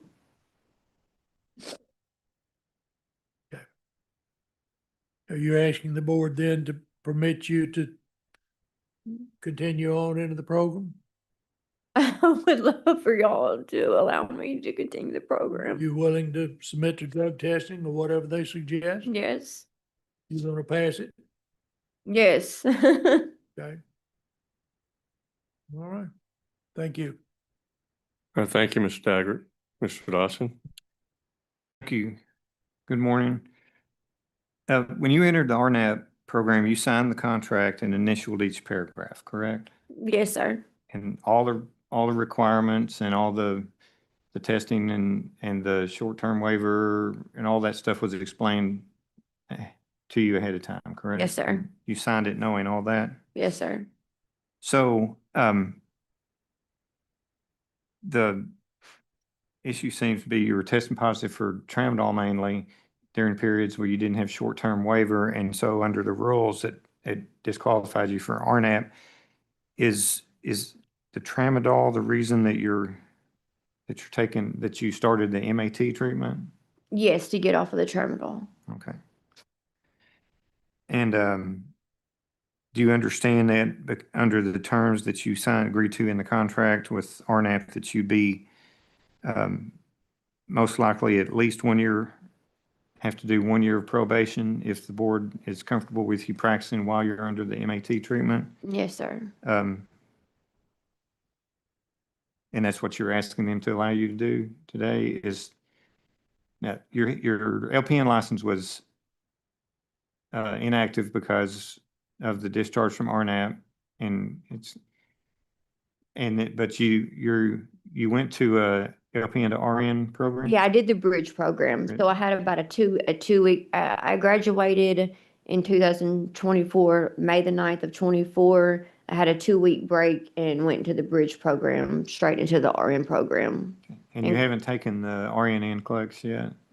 No, Okay. no, So that that would won't be, let me yet. right, that'd be your next step. Is that what you're Yes. asking the board, is to allow you to test? for Yes, that yes. And to practice while under a similar probation that was similar to what the RNAP contract Yes, was? yes. Thank you. Thank you, Mr. Dawson. Mr. Daggett, any redirect? No, sir. Board members, any questions?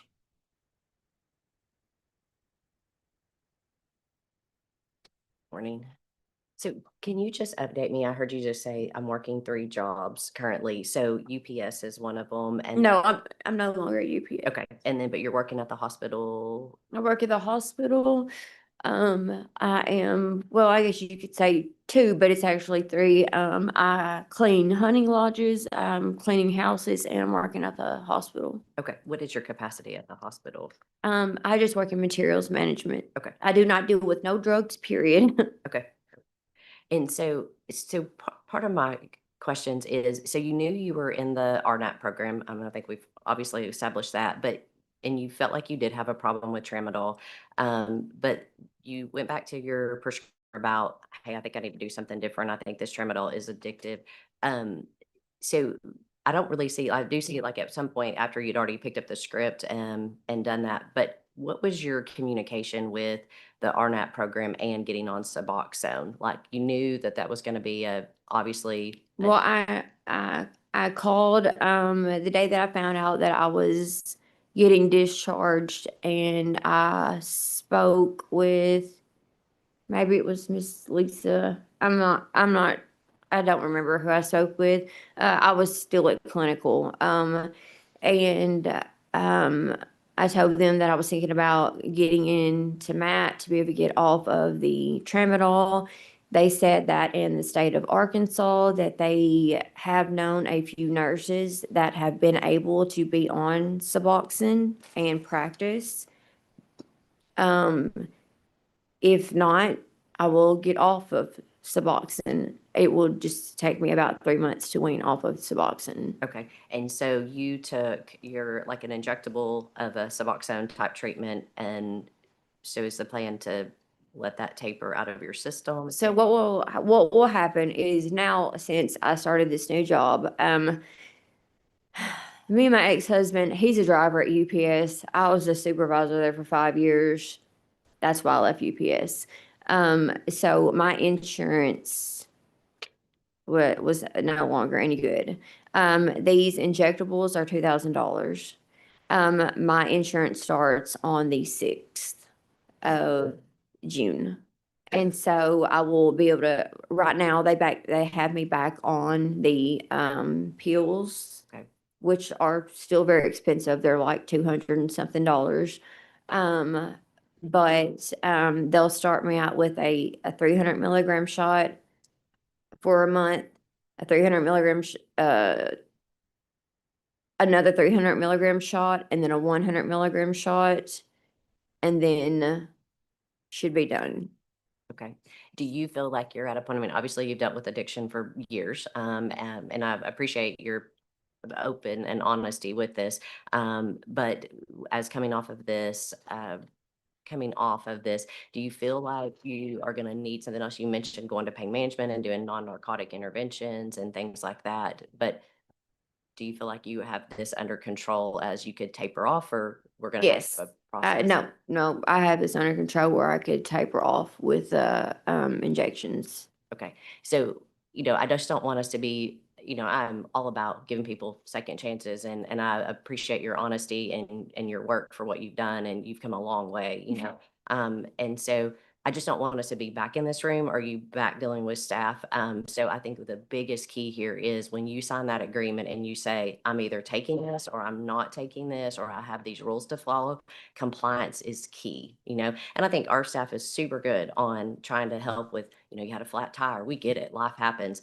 But you've got to be compliant. Like, I want you to be working, and I just don't want you to be stuck in this cycle of we can't get out of this. So Yeah. I hope you fully understand whatever our decision is today. Yes, ma'am. I hope you fully understand compliance at 100%. Absolutely. And- Y'all will not see me in this room Okay. again.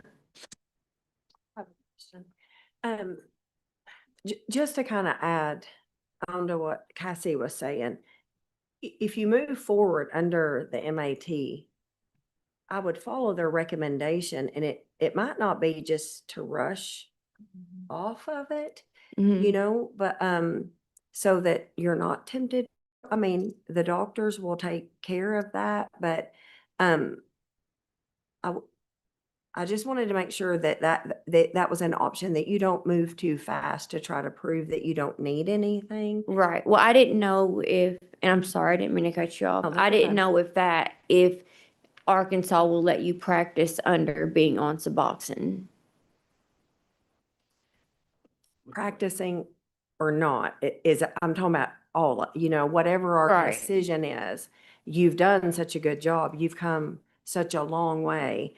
And Yeah. I would hate for you to just rush into any decisions about medication when you've got something that's working for Mhm. you Mhm. that keeps you from, wanting to do the other stuff. So either way, the main thing is that you get better and you stay there. Stay there. Yeah. No, Regardless, I completely understand where you're coming from, and I had even started on the injectables, but then we had the whole thing with the insurance, and they worked wonders. It got to where I didn't wake up every day, have to take something. And so I'm ready to get back on those, and I am ready to get off of everything. Well, I just have one more question. Now, the RN, there's a lot of information in here. So where are you at in the RN pro? You've I have graduated? graduated. I've just been waiting to take my test, Okay. Okay. That's what I thought. but I just haven't been allowed to take the test yet. Okay. That's what I thought. Can I follow up with that, Philip, if you don't mind? So that was my follow-up question, is the RN program.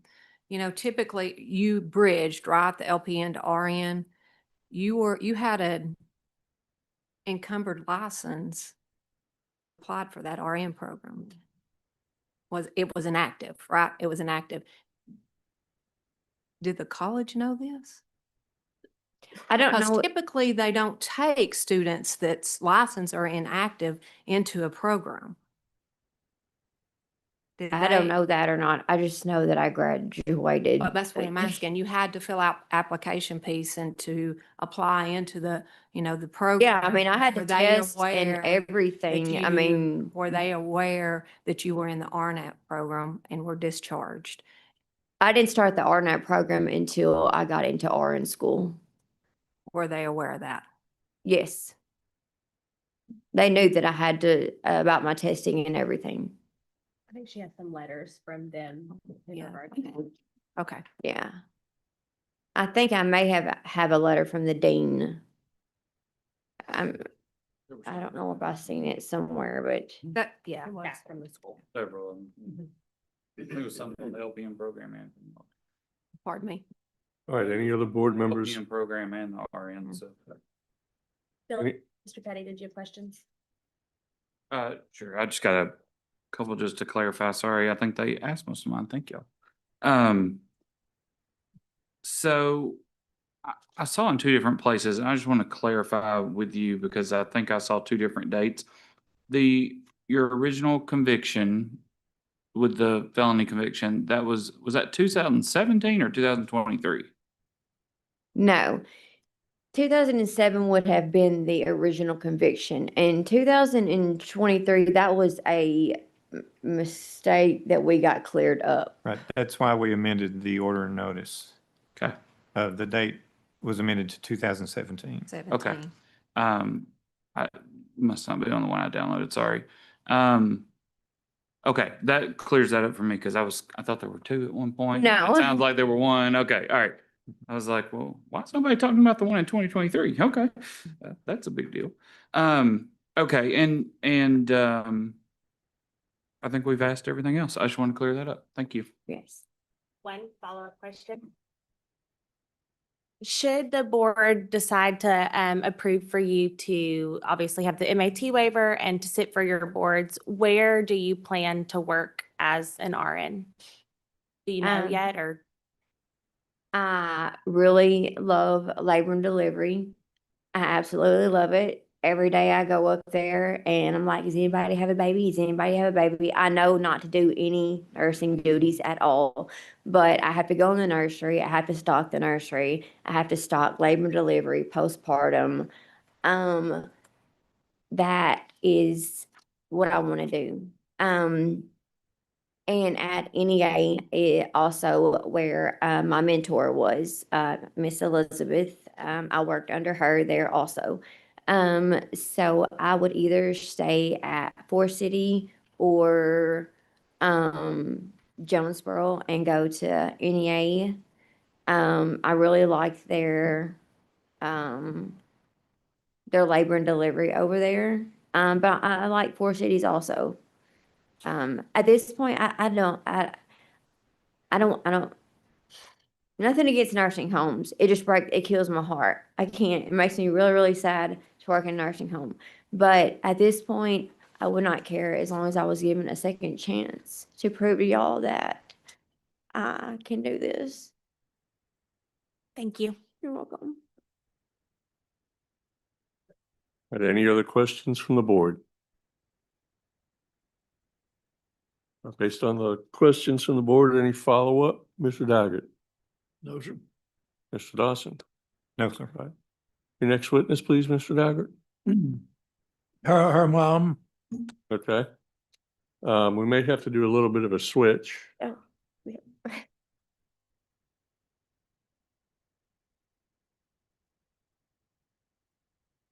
What is your name, please, ma'am? Melissa Ma'am, Wallace. hold on, I just swear you in. That's fine. Hmm. Do you swear affirm the testimony about to give in this hearing is to be the truth, the whole truth, and nothing but the truth? Yes, sir. All right, thank you, ma'am. What is your name, please? Melissa Qualls. And Casey is your daughter? Yes, sir. And we've heard her testify about how she did in high school. Is that correct? Yes, sir. Good kid? Absolutely. Very proud of her? Yes. She fell off the rails Yes, she did. and she eventually got home. Yes, she did. How'd that happen? Falling off part, eating one bad apple Okay? But then how'd she get back on track? by getting into a Christian faith-based program Okay? in Swifton, Okay? Butterfly Ranch. Tough love have a part of that? Yes, it did. Okay, so she went through the program, and when she got through the program, how'd she do? She's been great. Been Mhm. clean, no problems, Graduate. hardworking. Graduate cum laude if they give that out of program? Yes, she did. You seen any sign of the relapse of the problems she had in the past? No, sir. Okay. You got two grandkids? I do. And while she was having her problem, but I think they were with you. They were. And she got the kids back? Yes, What kind of mom is she? she's wonderful. Okay, She's a good mom, and then she is definitely making up for her past. okay. And has she kept the kids advised of her past? Yes, she has. Are you aware of her past? And all of y'all talked about them and what they don't need to do? Yes, Is her mother a prime example of what they don't need to do? Yes, Is she a good example of what she's trying to do? yes, And from your experience, is she dedicated in what she wants to do? she is. Good. Passionate about the nursing. See any evidence she's falling off the wagon or having any kind of problem? No, sir. You're working hard to get off of these drugs and get clean so she can go forward. Yes, sir. Okay, pass witness. Thank you, Mr. Daggett. Mr. Dawson, any questions? No, sir. Board members, questions? Ma'am, thank you very much for your testimony. Thank you. I guess you can do a reversal of the seats again. Mr. Daggett, any other witnesses, sir? Bolton, we have nothing left, sir. All right. Do you rest? We do. Mr. Dawson, do you have any rebuttal? No. All right. How about closing statements, gentlemen? Mr. Dawson, I'll waive closing statements. you're gonna waive closing? Yes. Mr. Daggett, you don't have to waive. Would you like to make one? Yeah, very briefly. You're standing up again, Mr. Daggett.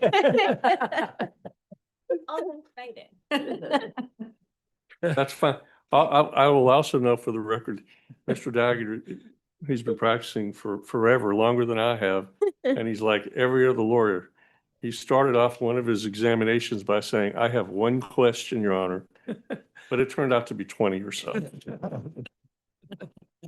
ahead, Mr. I have one short closing sentence. Go ahead, sir. You all have heard my client. And I think she's honest. She's truthful. I think she's made a very dedicated effort to get over this, and I would ask that you give her another chance. I think she'll make you proud. Thank you.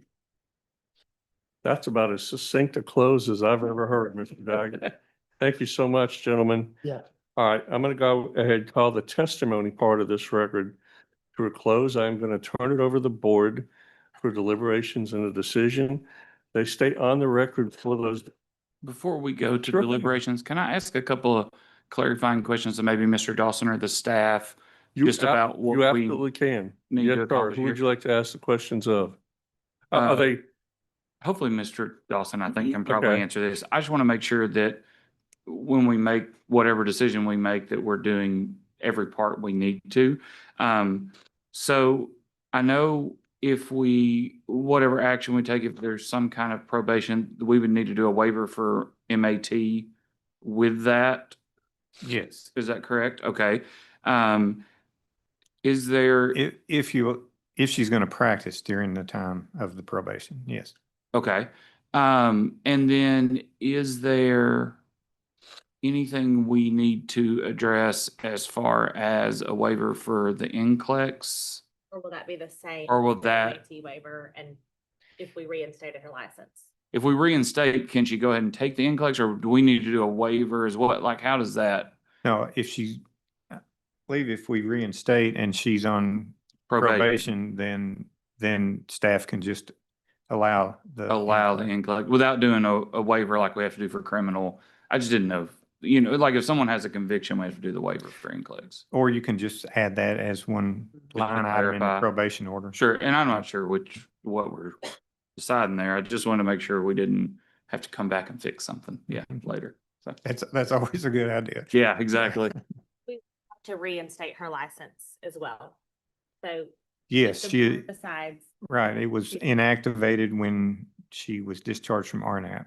and Okay. then a waiver for MAT, and then is there any additional decisions that need to be made by the board? Oh, practice settings, if that's Yeah, I think, a yeah, concern. we can so. talk about that. all right, anything else? Patty, are you satisfied with the responses you got? All right, sir.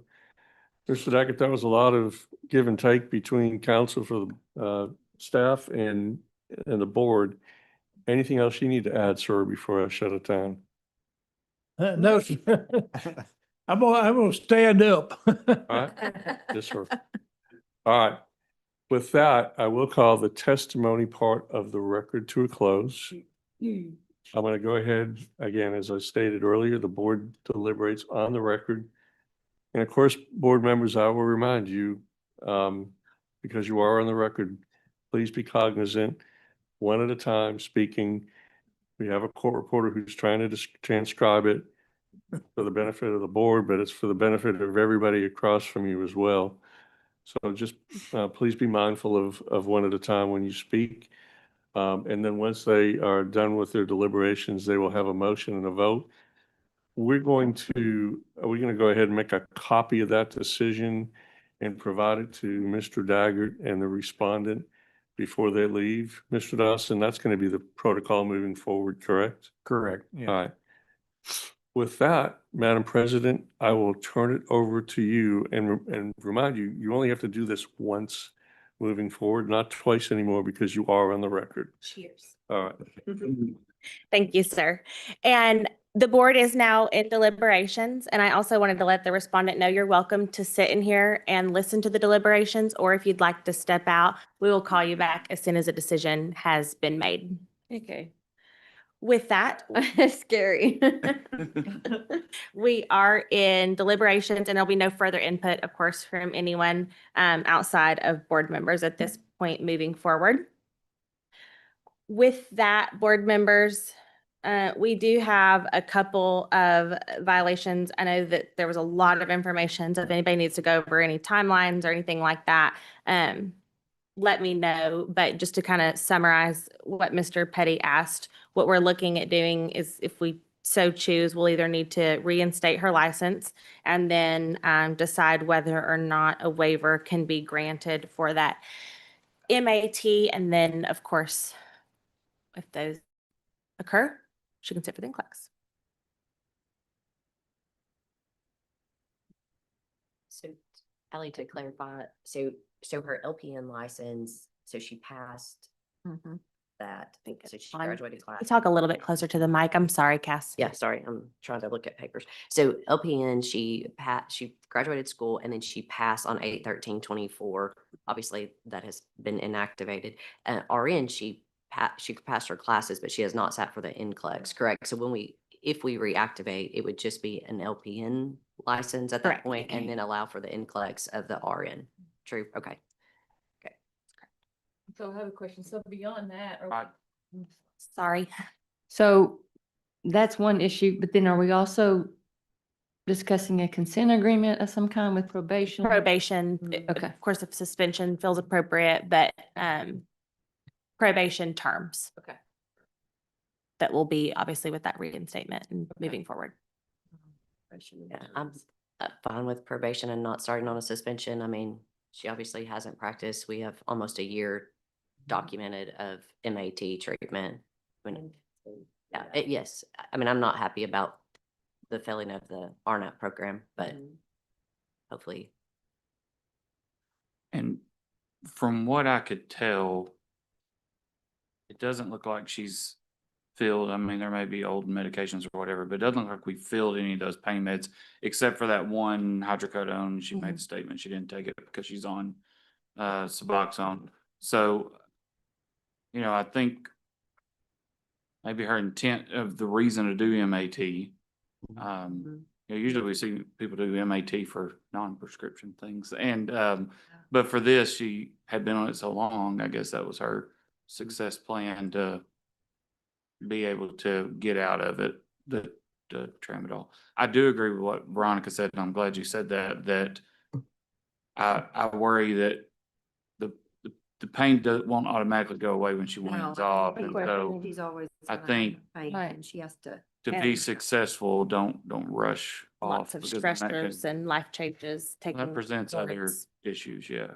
Trying to do what she thinks someone else wants her to do. It's more important for her to be successful. Right. Yeah. I think our typical has been on MAT, you know, to see how they do with a year. And so she almost has that. I mean, not that she's been practicing, but she's been functioning, holding down jobs, parenting, attending classes, therapy or counseling. I mean, I think she's been a successful human on MAT in general. So I'm good with a 2-year probation with monitoring. I personally don't feel like we should alter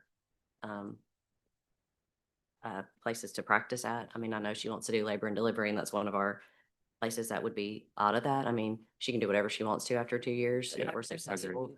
So just to make a very safe network. Do I hear a motion and we can kind of start talking through terms of such? Everybody okay with two? I'm getting the civil penalty total amount. Do you guys want to do any courses? I mean, she's about to sit for boards. It's going to cover a lot of So can I, topics. Go ahead. so she graduated on 5/26/25. We're just into May of 26. So there's no like refresher course that she would have to take. 5 years or- is the Okay. time limit for that. Philip, are you writing or do you? want- Yeah, I've Yeah, got he's them okay. started, sorry. I believe the evaluation that we have is sufficient. As far as support groups and counseling, do you guys want to just put per the recommendation of her providers? Yes. Or does anybody feel that we need to add anything in addition to such? No.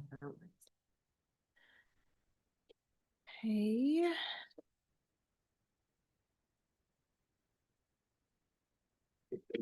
Is everybody okay with her reinstatement to active without an appearance before the board? Yes. And then what I understand is that there will be no amendments, or I didn't hear any, to any of the standard stipulations. We'll need to write in MAT, or do we need to vote on a separate waiver? I think there's a separate waiver for that that will be brought to, Or we may have, I think we may. You can include it on that. just add MAT waiver to On the bottom. write in. Okay. Mhm. I'll So- figure that out. So Ally, on the L&D, is that after she's off probation or during the probation? So during probation, it is one of the practice sites that is prohibited Included? Okay. during probation, so she won't be able to work. And just to kind of go over what those are, it's emergency room, pre and post-op, L&D, home hospice, home health, or ICU.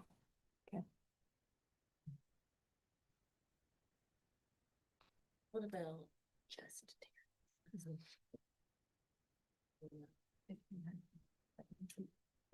Yeah, anything on meetings or counseling? Sorry, I was writing.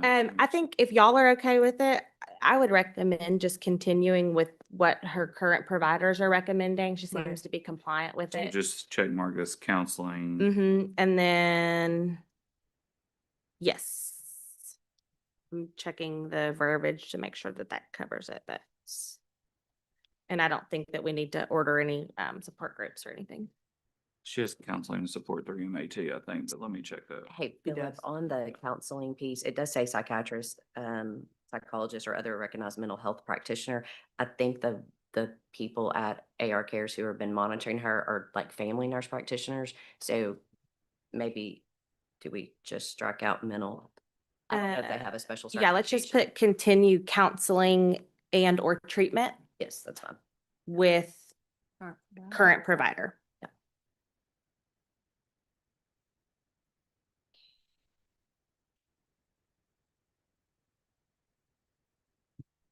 Then Philip, whenever you're ready, I do have that total amount for that civil penalty.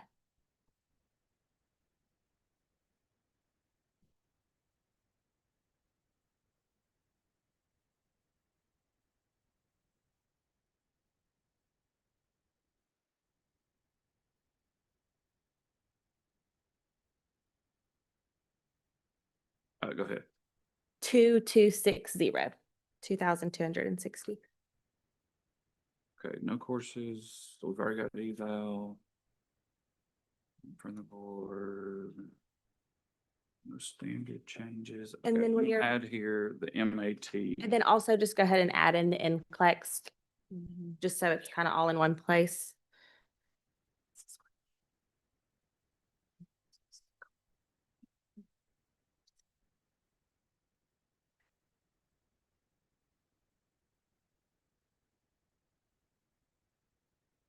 Are there separate stipulations for that MAT waiver with the provider reports and stuff that need to be submitted?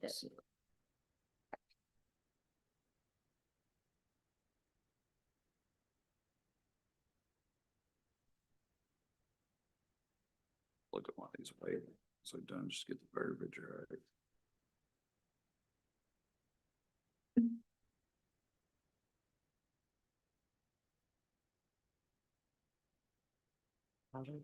Oh, and then Philip, also, do we need to add somewhere that we're actually reinstating her license? Does that also need to be written in? I think that happens when she goes on probation.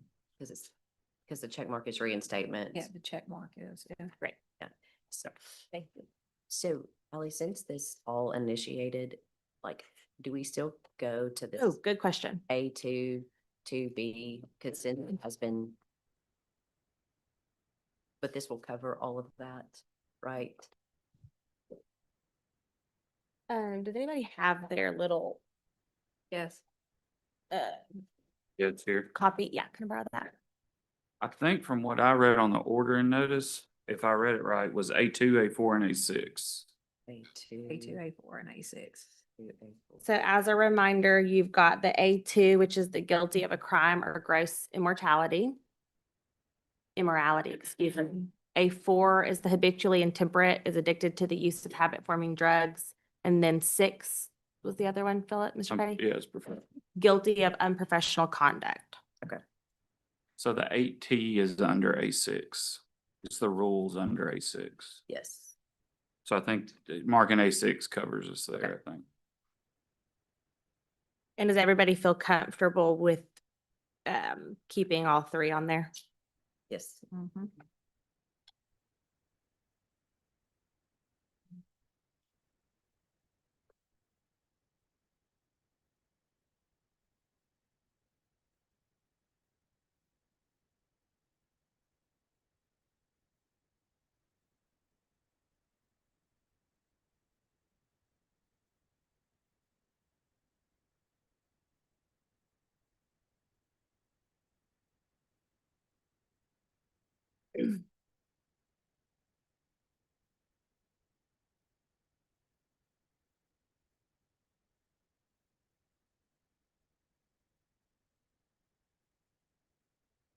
Hey, read this one closely because there's a lot of little Yes, weird sir.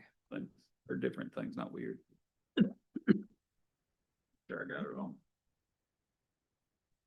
Okay, board, we have a motion before us. Due to the violation of A2, A4, and A6, it will be a 2-year probation, $2,260 civil penalty, no courses, no evaluation, no support groups ordered. We're just going to continue with our current counseling and treatments with the current medical professional.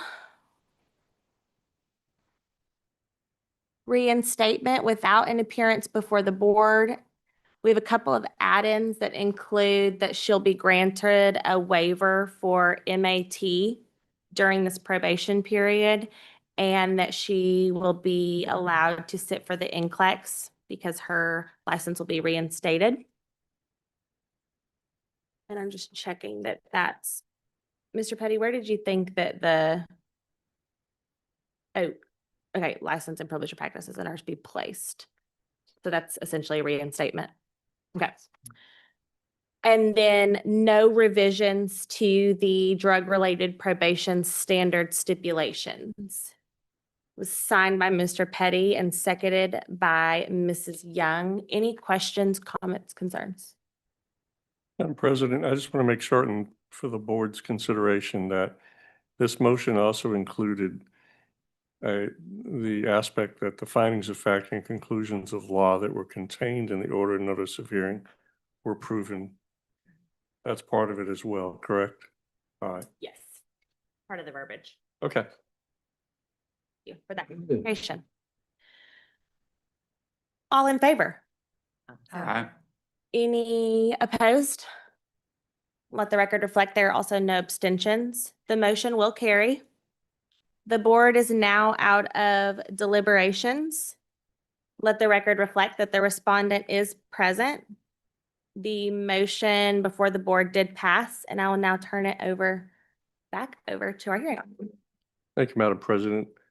We're going to go ahead and get a copy of this to the respondent's counsel. And I will instruct staff to further reduce the decision of the board to additional writing. Make certain that respondent as well as her counsel gets a copy of that decision. along with an information sheet or cover letter that notifies them of their appeal rights. I think under the APA, once they get served, they've got 30 days to appeal it if they so desire. And I believe the venue is supposed to be Pulaski County. Is that correct, Mr. Dawson? Pulaski County or the county in which they currently All right. reside. Yeah. Mr. Daggett, any questions, anything you would like in terms of information? I do have a question on the civil penalty. I looked at this before I came over here, and I'm not sure what is the basis for the imposition of a civil penalty. I looked at the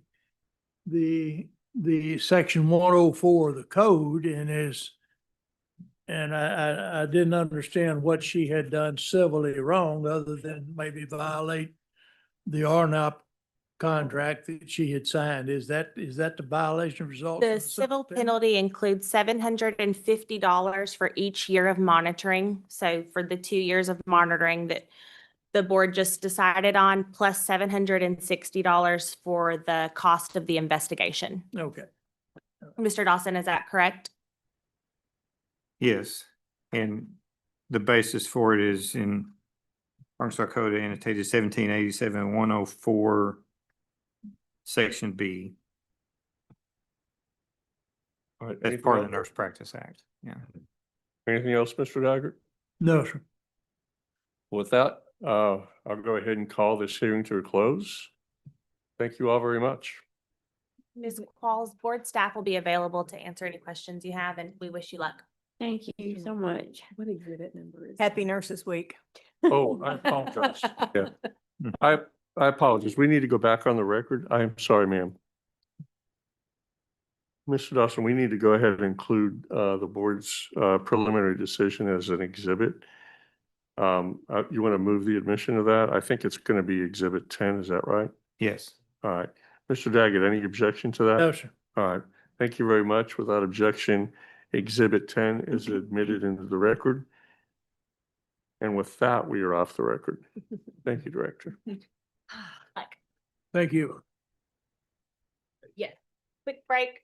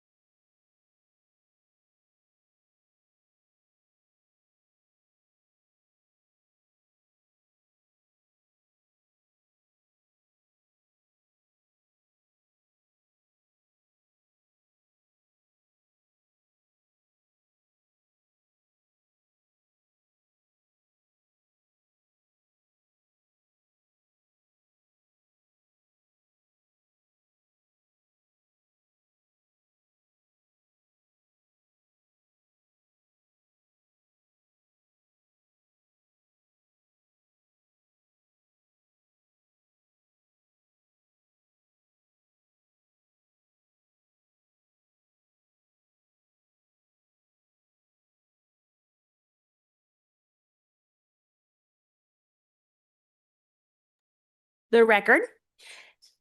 And we are going to proceed with our next hearing, which is Ms. Kemp. And I'll turn it over to Mr. Moulton.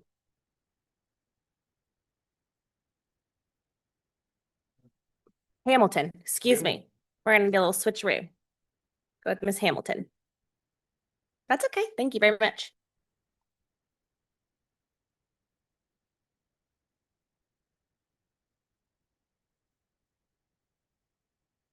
All right, thank you, Madam President.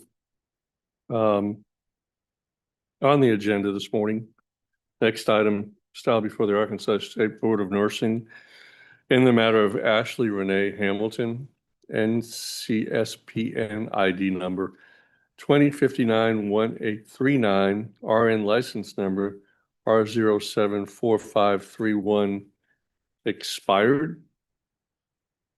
Mr. Dawson, would you please identify yourself for the record? Mr. Dawson, is your microphone on? It is now, I think. All right, why don't you try that again, sir? Yeah, David Dawson representing the board. All right, thank you very much, sir. I'm going to go ahead and note for the record, this matter was set for May 6th at 9 a.m. It's approximately 11 a.m. in the morning of May 6th. And the respondent is not present in the boardroom. The hearing is being held in the offices of the Arkansas State Board of Nursing, located 1123 South University, Suite 312, Little Rock, Arkansas. I'm going to go ahead and take judicial notice of the statutes and the rules that are governing this hearing. Arkansas Code annotated section 1787-309A2 and A6. It appears also that there's incorporated by reference a portion of the criminal code, Arkansas Code annotated section 5-73-102A. And as I go through the order of notice of hearing, it appears also, of course, the Arkansas Administrative Procedures Act is referenced as well, Arkansas Code annotated sections 25-15-201 at sequence. Those statutory references, as well as any of the rules, are, I take judicial notice of those. Mr. Dawson, you've given me a wonderful cheat sheet here. It looks like you've got 6 exhibits and 2 witnesses for this one. Yes, sir. All right. Why don't you go ahead and list what the exhibits are, and then we can move the admission of those. Go ahead, sir. All right. Exhibit 1 is the order and notice for today's hearing. Exhibit 2 is the Arkansas Nurse Practice Act. Exhibit 3 are the board's rules. Exhibit 4 is the Postal Service green card indicating delivery of the order and notice to respondent on April 18th, 2026. Exhibit 5 is Udell Ward's hearing report with attachments dated February 11th, 2026. And Exhibit 6 is Penny Summers' investigation report with attachments dated December 13, 2023. And you want to move the admission of those exhibits, correct? Yes. Motion is granted. Those exhibits are made part of the record. You want to do an opening on this one, Mr. Dawson? No, I'll waive opening. Okay. Both your witnesses and sitting next to you, is that correct? Yes. I'll swear them both in. Do you swear affirm the testimony about to give in this hearing is going to be the truth, the whole truth, and nothing but the truth? Yes. Thank you both very much. Mr. Dawson. I call first witness Udell Ward. Udell Ward, Arkansas State Board of Nursing, Chief Investigator. Good morning, Mr. Ward. Would you start by going through the respondent's license history, please? Yes, sir. Ashley Renee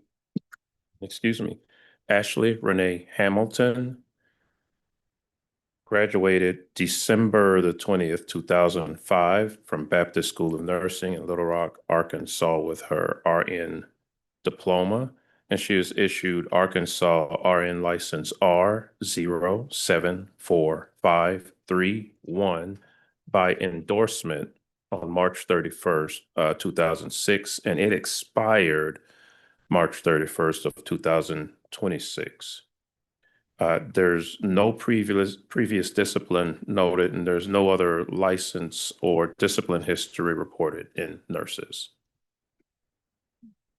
Thank you. And I think we've already entered into evidence the copy of the delivery of notice for the hearing.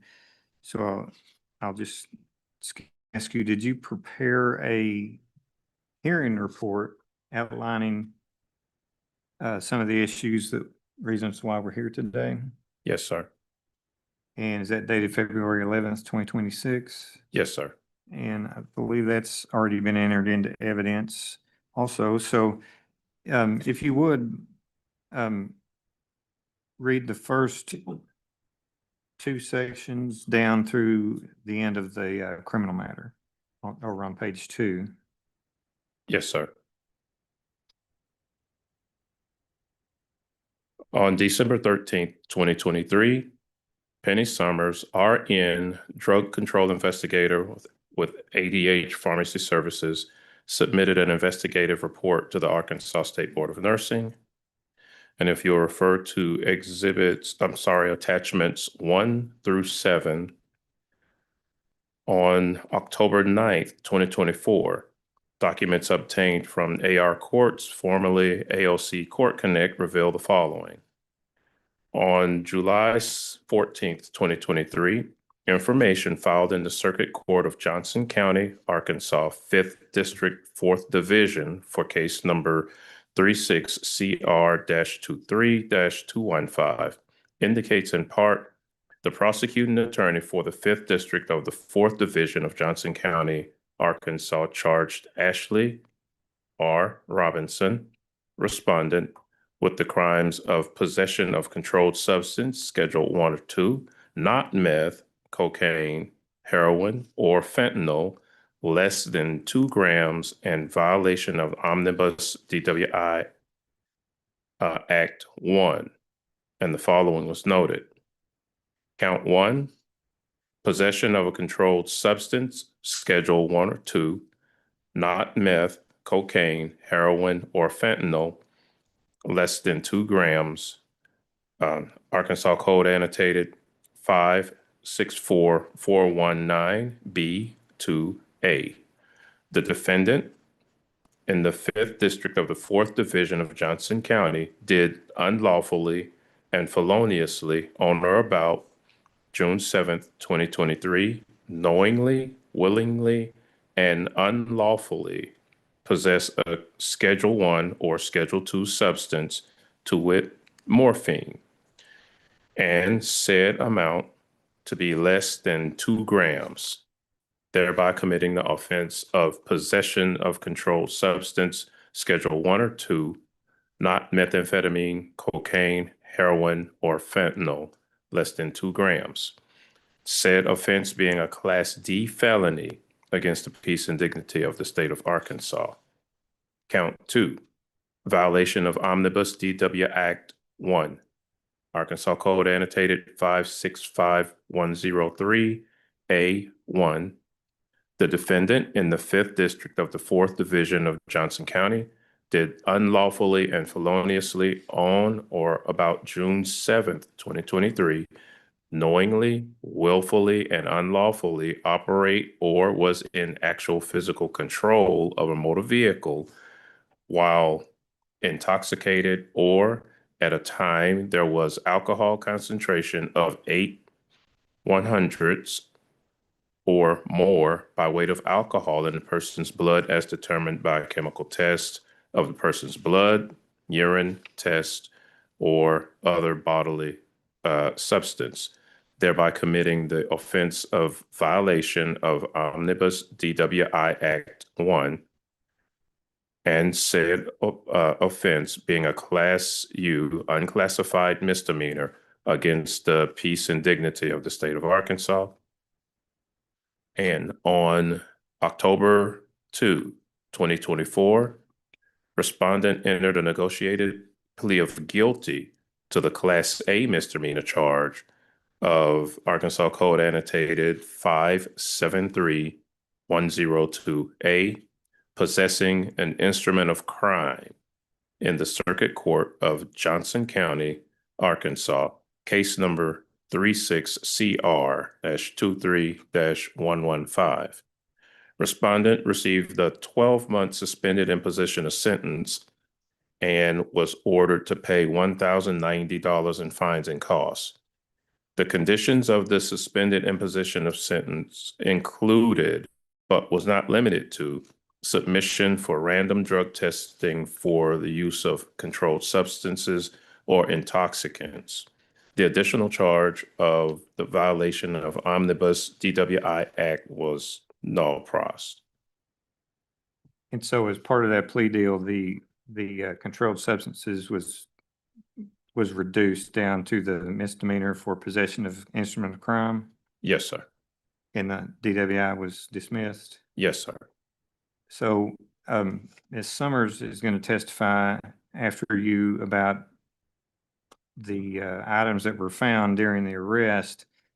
And because of all that information, did staff request that the respondent obtain and provide a psychological addictive evaluation?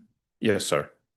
And I know the remainder report kind of outlines the attempts for staff to obtain information from the respondent. Did the respondent ever provide that evaluation? No, sir. And did respondent quit communicating with staff? Yes, sir. Thank you. That's all the questions I have. Thank you, Mr. Dawson. Board members, questions?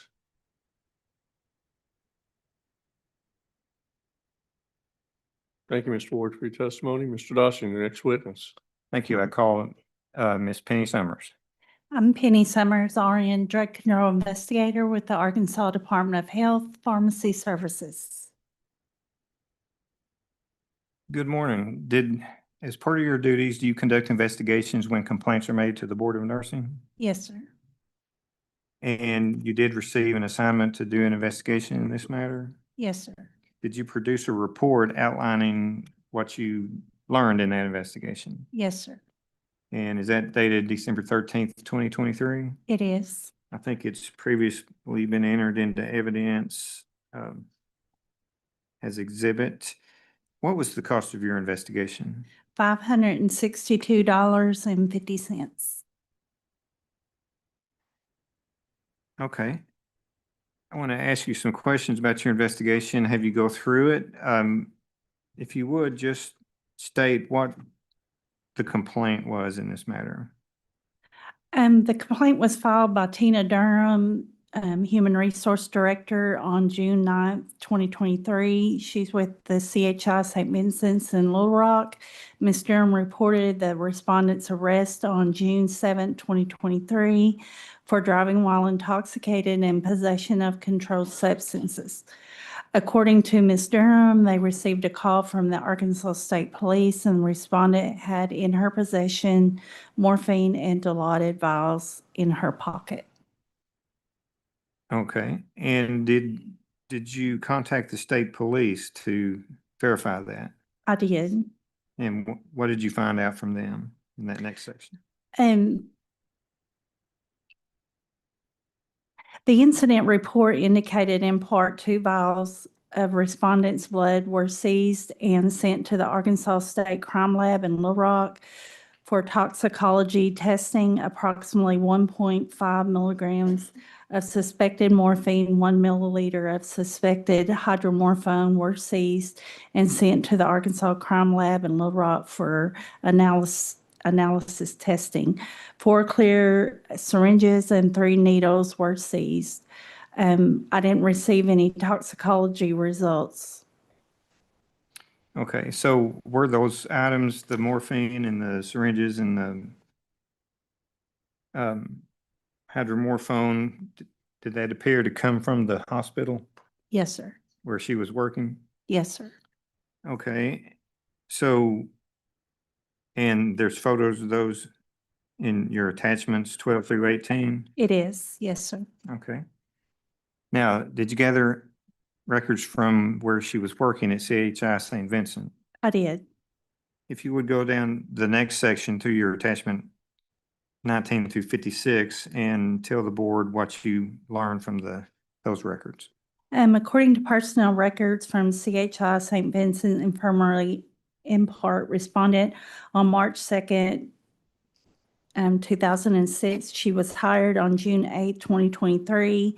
According to Phyllis Phelps, manager, and James Foss, RN, emergency department manager, reported he received a telephone call from the Arkansas State Police regarding respondent's arrest on June 7th, 2023 on or about 16/28. Respondent had narcotics in her possession. When stopped for a traffic violation, respondent indicated to the police that she had forgot to waste the medication and was on her way back to work to waste the medication. Mr. Foss indicated the police said respondent's pupils were pinpoint and appeared intoxicated. Ms. Phelps attempted to contact the respondent by telephone and left messages. However, there was no response. Respondent was last scheduled for work on June 5th and 6th. However, respondent called off. Respondent was not scheduled to work on June 7th. On June 9th, 2023, Ms. Phelps indicated she spoke to the respondent by telephone and informed respondent she would not be allowed to return to work until she met with the Human Resources on Monday, June 12, 2023. According to Ms. Phelps, respondent was informed that the state police had called and they would have to discuss the issue when respondent met with the Human Resources. Ms. Phillips indicated respondent says, "Oh, well, isn't that what the policy says, to return the drugs to waste them?" Again, Ms. Phelps indicated they would have to wait to discuss when they met with Human Resources. On June 20, 2023, respondent with Ms. Phelps and Paula Darnold, the allegations of the facility investigation were discussed. A copy of this interview is included in the attachment. Respondent submitted to a reasonable suspicion cause urine drug screen. However, the specimen was canceled due to fatal flaw, temperature not recorded.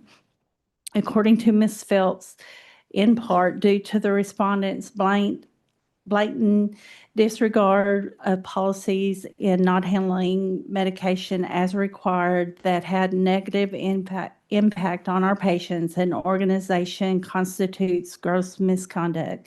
Therefore, the recommendation is termination. On June 22nd of 2023, according to Dana Case, Director of Clinic Informatics, 8 patients were identified as having morphine and/or Dilaudid removed by the respondent from May 14, 2023 to June 3, 2023. The medications were documented as given. However, 2 were not scanned. And on June 23, 2023, respondent's employment was terminated due to mishandles drugs. According to Tina Durham, the final conclusion with the issue that we'll believe to be diversion by respondent. 9 medical records were reviewed by this investigator, and all controlled substances were accounted for based on respondent's controlled substance record and medication administration record documents.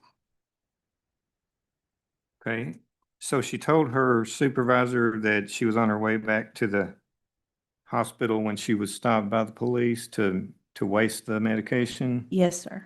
And on the police report, if you look on attachment 13, that second biggest paragraph from the bottom, she told the police officer she was on her way back from a casino and that the morphine had been in her possession for about a week, correct? That's correct.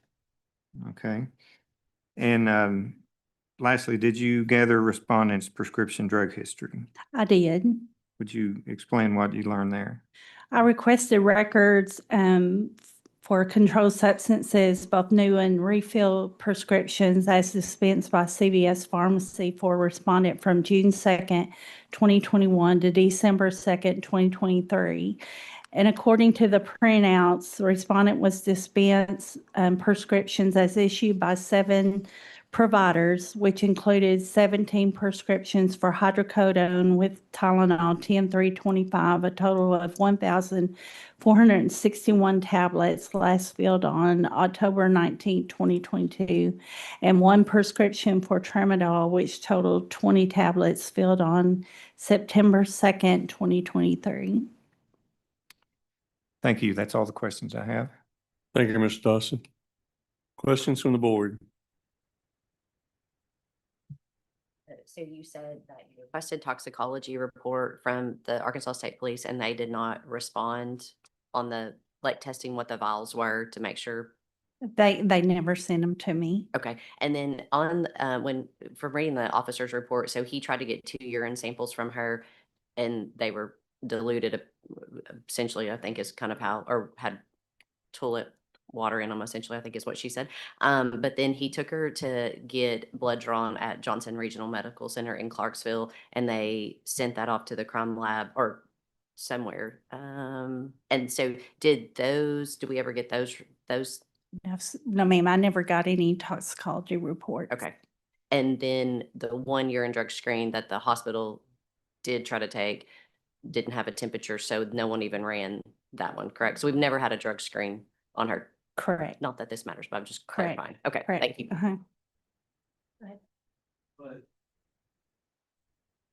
in those documents, it did show she failed a field sobriety test at the time she was pulled over. Correct. That's what They led put it them for- to the DWI and the drawing of the Correct. blood. Correct. Any other questions from the board? Based on those questions, Mr. Dawson, any follow-up? No. Summers, thank you very much for your testimony. Mr. Dawson, no other witnesses? No. How about a close, sir? Yeah, it may not be quite as brief as Mr. Daggett in the last one, but basically because of the issues of she's got this morphine that's from the hospital and she's had it for a week. We needed an addictive evaluation. She refused to give that and has not communicated with staff or appeared this morning for the hearing.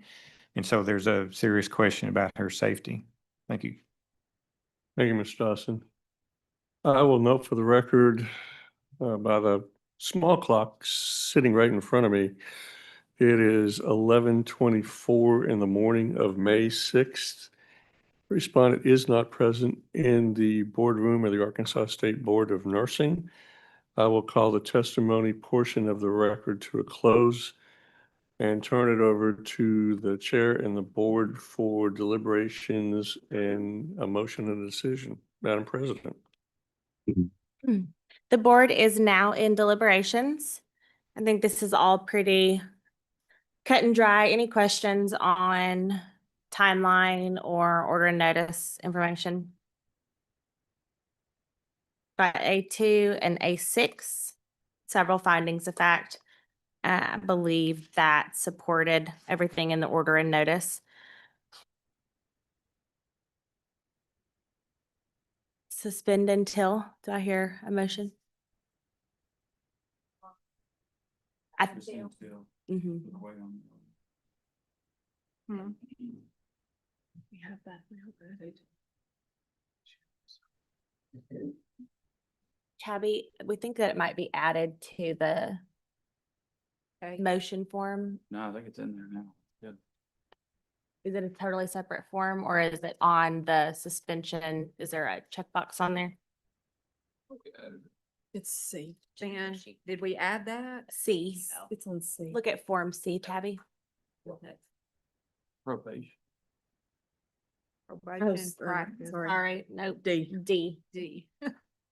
Suspension motion. And then if you go down, there's like a evaluation, Yeah. so shall provide evidence to the board, and then we can just check what is outstanding. You might not have an updated one. Can we borrow that? Don't think I do. Yeah. We need to use D or use D. No, she's gonna get rid of it. This is it's the, right. Is it Updated B. Okay. Updated on B. Is that an updated B? I don't have that. Well, then what period do we do that? Pardon me? You'll be, file those back while you're waiting on them to pass that one. Here it all. Cause I know you're like, where, left or right? Go back to that D that you had. Was that in it? D's got it, D does have it. but B doesn't. Does D have it? D? Does D, am I pulling it out? Suspended under the following. D has the evaluation, so here. No, it doesn't. But it still doesn't have like the Have their own there. until I'll kind have of to do a thing. K then. Now, Y'all just want to write it in one more time then? You wanna look in that book and see if it's updated? And write it in on B or D? No, you gotta write it in on K. K. Okay. Oh, that's a Cassie. We went to K. Cassie and Philip are so good at these. Me too. I can do it. You're good. I'll hand you one. They're looking. I think that the staff has done that for us. We just maybe don't have them yet. So we'll follow up on that. You want me to do it, Tab? You help me write it, Ash. You have one? Mm-hmm. Oh, really? You want me to read it to you, or you got it? What's the? Oh, it's right here. All we needed was someone smarter than us. Ah. You want me to read anything to you? No, ma'am. Oh, yes, the top, it's at the top. Do we have it? No, or we don't have it. No. Yes, I believe it's B. It's on B. So and it's you not- look under the violations section. Under B. Mm-hmm. Like you've got the has violated, and then there's a second checkbox now that's got the information, I believe, that we're looking at.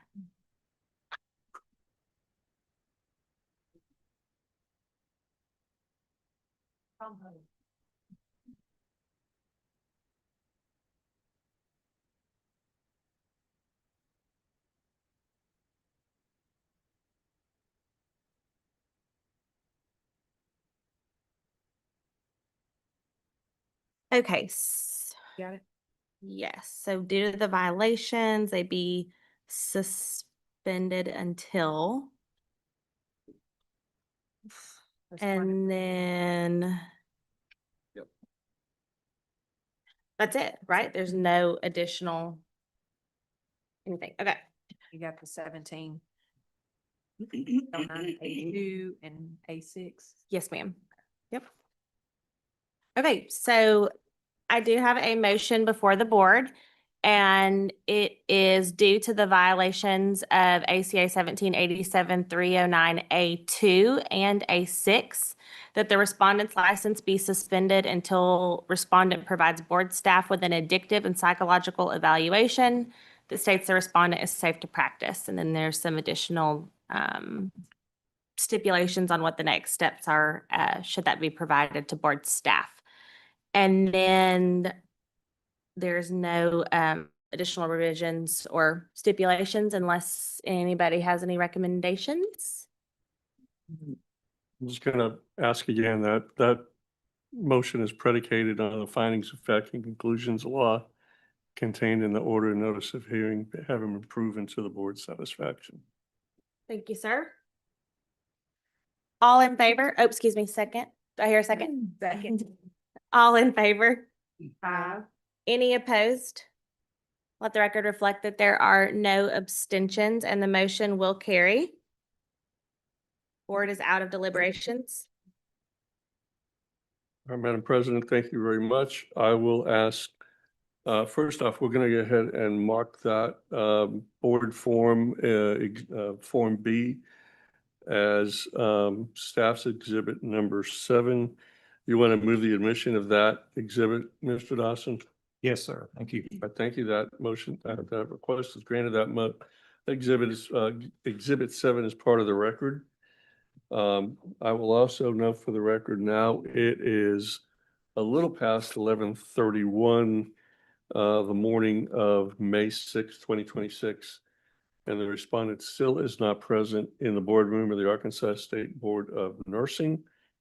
I will ask staff to further reduce the decision of the board to writing.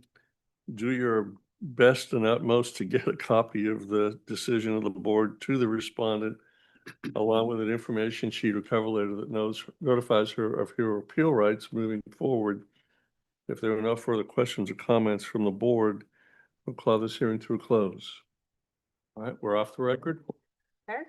And we can do the next one. Yes, sir. And then we have that also where it's got the 2618, where's that reprimand? Have that too, right? Yep. 1787-309-86 and yeah, so Which is great. Yes. Yes, so helpful. Thank you, Lisa, for helping us find that. yes, thank you. I'm gonna go ahead and take my athlete. All right, Mr. Dawson, you just give me a thumbs up when you're ready for the next one.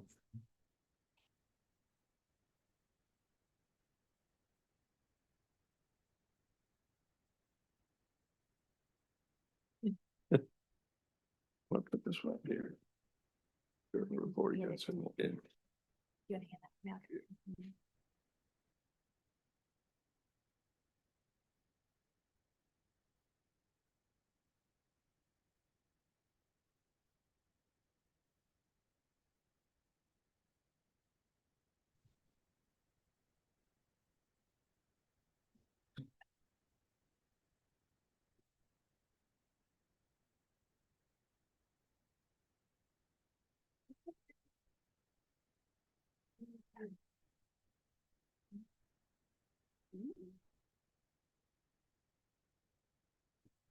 Okay.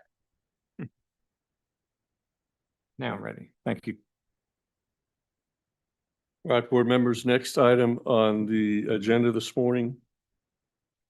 Styled before the Arkansas State Board of Nursing in the matter of Sandra LaShawn Duval Kemp.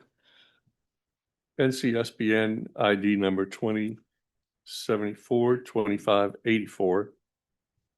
LPN license number L057577. Inactive ADT. Mr. Dawson, would you identify yourself for the record, please? David Dawson, representing the board. All right. Today is May 6th, 2026. This hearing is being held in the offices of the Arkansas State Board of Nursing located at 1123 South University Suite 312, Little Rock, Arkansas. I will note for the record, this matter was set for 8:30 this morning. It is now about 11:35. The respondent is not present in the boardroom. I will go ahead and also take judicial notice of the statutes and the rules that are governing this hearing. Arkansas Code annotated section 17-87-309A6, 17 CAR section 126-102A8P, which is a board rule, and the Arkansas Administrative Procedures Act, sections 25-15-201 at sequence. Mr. Dawson, oh, you have 2 6s. It appears you actually have 7 exhibits. Is that correct, sir? Yes. All right, would you be so kind as to go through those for the board? Yes, number 1 is the order notice for hearing. Number 2 is the initial notice letter sent 3 weeks prior to that. Number 3 is the Arkansas Nurse Practice Act. Number 4 are the board's rules. Number 5 are the postal service reports regarding service of the order notice for hearing. Number 6 is Lisa Wooten's hearing report, and number 7 is Melissa Rusenberger's investigation report. I move the admission of those exhibits, sir. Yes. All right, request in motion is granted. Those exhibits are made part of the record. Appears you have 2 witnesses. They are sitting next to you. I'll go ahead and swear them in. Ladies, do you swear affirm the testimony you're about to give in this hearing is going to be the truth, the whole truth, and nothing but the truth? I do. Thank you both very much. Mr. Dawson, wave opening. Yes. Please proceed. Call Lisa Wooten. Lisa Wooten, Assistant Director, Arkansas State Board of Nursing. Morning, Ms. Wooten. Would you please go through the respondent's license history? Yes, Sandra LaShawn Duval Kemp graduated on August 23rd, 2006 from Four Rivers Regional Nursing School in Washington, Missouri with her associate degree in nursing. She's been issued Tennessee PN license, 69732, a multi-state license by exam on September the 29th, 2006, and it expires on May 31st, 2013. She's also been issued Arkansas LPN license L057577, a single state license by endorsement on May 23rd, 2016, and it expired on January 5th, 2024. And I want to back up her education. Her degree was a practical nursing certificate, not an associate degree in nursing. Sorry about that. She has no previous discipline in Arkansas, and there's no other license or disciplinary history reported in nurses. Okay, was an initial letter sent out about 6 weeks prior to the hearing informing the respondent about today's hearing, the date and time? Yes, we sent it out through the portal and she has not viewed it, but we did send it by certified mail and she signed for it on April 9th, 2026. Okay, and then we also followed that up with mailing the order and notice, although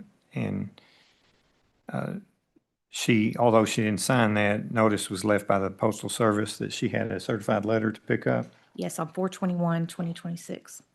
Okay, thank you. Did you produce a report to be used in today's hearing to explain a little bit about what are the issues in this case? Yes, it's dated April 1st, 2026. Okay, if you would, please go through your report. It's not that long, and explain the issues. Okay. If you'll refer to attachment 1 through 3, on December the 6th, 2023, the Arkansas State Board of Nursing received a self-report from respondent. The report indicates all nursing staff were escorted for drug testing after a medication error occurred on November 28th, 2023 at Monette Manor in Monette, Arkansas. Respondent tested positive for THC.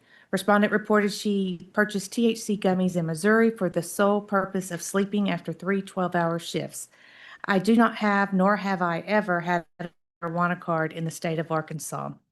If you refer to attachments 4 through 5, on January 10th, 2024, respondent was referred to the Arkansas Nurse Alternative Program. Respondent signed the RDAP contract and acknowledged violation of the Arkansas Nurse Practice Act, ACA 1787-309A6, which states in part is guilty of unprofessional conduct, and ASBN Rules, Chapter 7, Section 4A6P, which is now codified as 17 CAR 126-102-8P, which states unprofessional conduct includes failing or refusing a drug screen as requested by employer or board. ASBN requested respondent obtain an evaluation for addictive behavior by a board-approved evaluator within 30 days of signing the agreement. If you'll refer to attachment 6, on February 21st, 2024, respondent failed to provide the evaluation and ASBN staff attempted to contact respondent by the last known email and phone number on file with ASBN and through the ASBN nurse portal. Respondent failed to respond or view the message. If you'll refer to attachments 7 through 10, on March 1st, 2024, ASBN sent a letter notifying respondent her case was referred to hearing for failure to submit the required evaluation. Respondent was also given the opportunity to voluntarily surrender her license, and the letter was sent by USPS certified mail to respondent's last known address on file with ASBN and through the ASBN nurse portal. The certified mail was signed for on March 18th, 2024, and the message sent through the portal has not been viewed by the respondent. On July 22nd, 2024, respondent was also reported by her employer on December 7th, 2023. The complaint was sent for investigation on July 22nd, 2024 to Pharmacy Services, Arkansas Department of Health. On December 10th, 2025, Melissa Rosenberger investigated the complaint and submitted an investigative report to ASBN. If you'll refer to attachments 11 and 12, on March 26, 2026, Respondent sent notice that her hearing was scheduled for May 6, 2026. As of the date of this report, respondent has not viewed the message in the portal nor signed for the letter sent by USPS certified mail and has failed to contact ASBN staff. I need to update that as since this was written, she did sign for the notice that her hearing was scheduled on April 9th, 2026. And that concludes my report. Okay, on attachment number 4, you've already said that she admitted in the RNAP agreement that she'd violated the Nurse Practice Act. Did she also admit, respondent also admit and acknowledge a drug or alcohol abuse problem or addiction?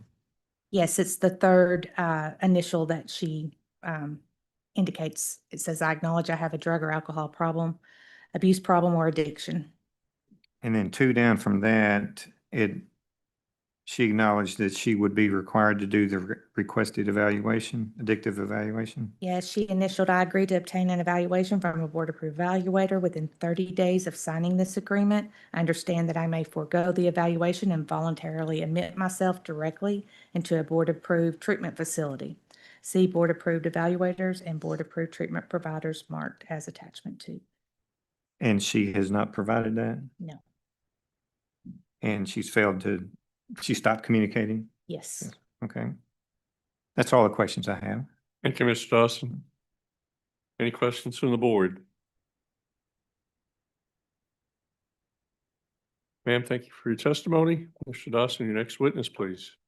Thank you. I call Melissa Rusenberger. Melissa Rosenberger, RN Drug Control Investigator, Pharmacy Services, ADH. Good morning. As part of your duties, do you conduct investigations when complaints are made to nursing? I do. And were you assigned a matter to investigate in this matter? I was. And did you produce an investigation report and provide that to board staff? I did. I think it's already been entered into evidence. What was the cost of your investigation? $625. Okay. Let's go through your report and I'll just kind of maybe break it up a little bit with a few questions, but did you receive the investigation assignment after it was reported that respondent failed to drug screen while working at Monette Manor? I did. And what did the employment records at Monette Manor indicate? Those, I think, are attachments 8 through 13. Okay. The following is a timeline of events in part of respondent's employment at Monette Manor in Monette, Arkansas. On October 25th, 2023, respondent was hired. Of note, respondent indicated on her application for Monette Manor that she was employed at Functional Independence from 8/21 to 8/22, but documentation received from Functional Independence indicates respondent was only employed there from 8/8/21 to 9/17/21. On November 28, 2023, after a medication error, respondent was sent for a urine drug screen. Documentation from St. Bernard's Occupational Health indicates respondent had a positive test result for marijuana. On December 7, 2023, documentation received from facility indicates respondent was terminated for positive drug test. And did you review some medical records from Monette Manor? I did. What was the summary? I think around maybe on the 4th page, there's a summary of what your review was. Would you explain what you learned? Sure. Of the 6 medical records that were reviewed, 4 records were found to have discrepancies. Dates ranged from October 30th, 2023 to November 28th, 2023. A total of 6.5 milligrams of lorazepam is unaccounted for. A total of 30 milligrams of morphine is unaccounted for, and a total of 30 milligrams of hydrocodone is unaccounted for.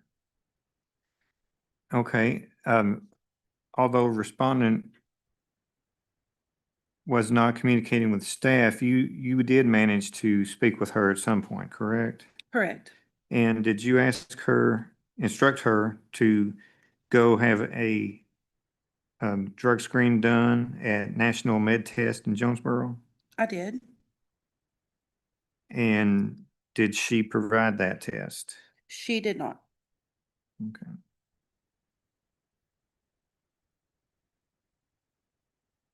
That kind of summarizes your last points in your report. So that's all the questions I have. Okay. Thank you, Mr. Dawson. Questions from the board? Ma'am, thank you very much for your testimony. Mr. Dawson, any other witnesses? No, sir. How about a summation? I'll waive closing. Okay. I will note for the record now it is just past 11:45, the morning of May 6, 2026. The respondent still is not present in the boardroom of the Arkansas State Board of Nursing. I will call the testimony portion of the record to a close and turn it over to the board for deliberation and a decision. Madam President. The board is now in deliberations. Any questions on the findings of fact? We've got violations of A6, 8, and I believe that's it. Suspend until. So we've got B here. Is yours an updated one? Okay. Yes, ma'am.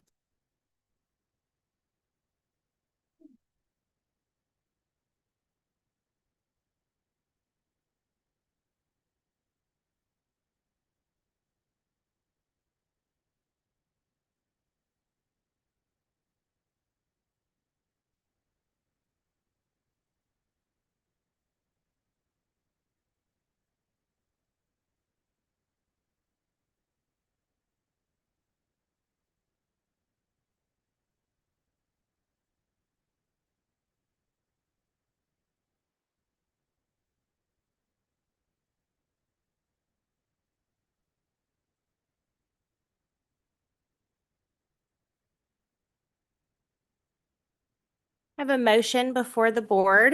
We are using suspension motion drugs Form B.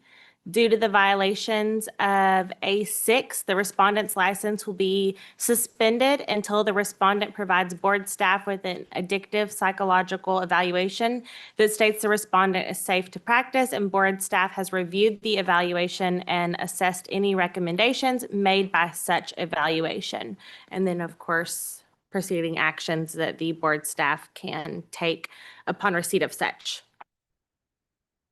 with no additional stipulations or revisions. All in favor? Any opposed?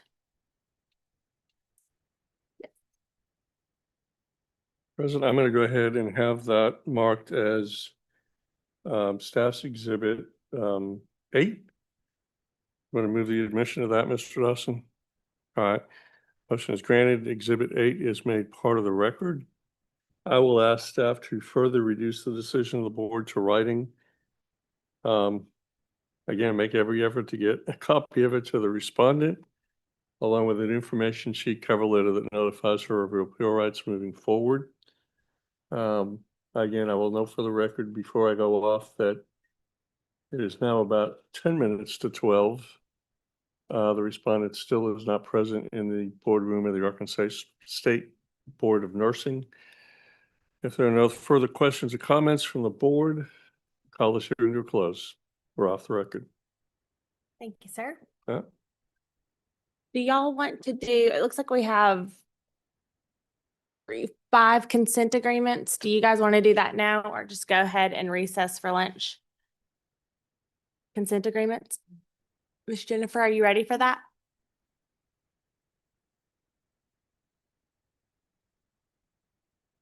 Oh, great. Do you want to do it later then? Or it's, I mean, I guess it's fine if we go into the 12 o'clock hour a little bit. Okay. Gotta call somebody down.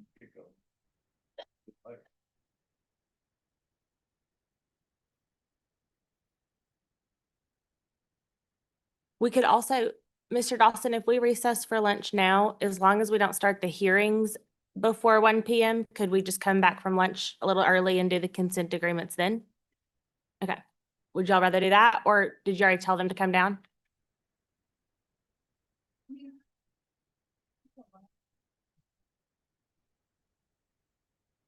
Yeah, we can go ahead and start, and if somebody's not available, we can always finish at a different point. Is that okay? Everybody? Okay, great.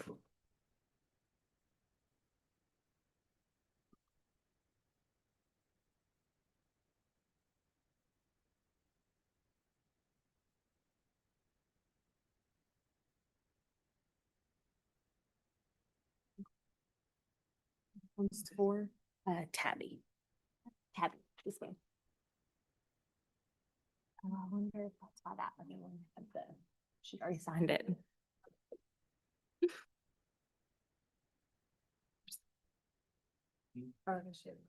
Okay, yes, I was thinking, excuse me. While we're also getting ready, I was just making sure everybody's turned in their reimbursement forms. I know that the papers up top are getting a little heavy, so.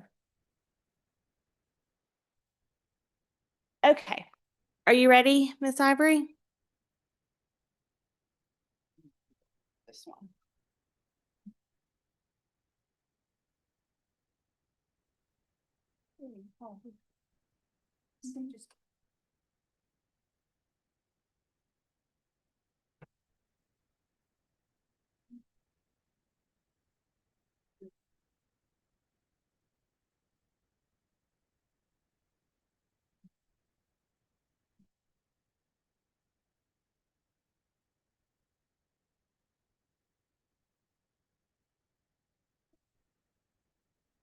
All right, I am ready. I will start with Mary Frances Davis Baum, respondents RN license 234196.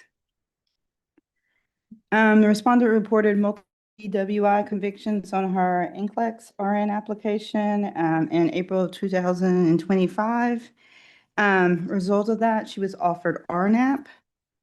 In violation 1787-309A2, that she's guilty of a crime and she entered a one-year contract starting on June 26, 2025. And which stated that in part of the contract, she admitted to the violation that that it was a violation of the Nurse Practice Act.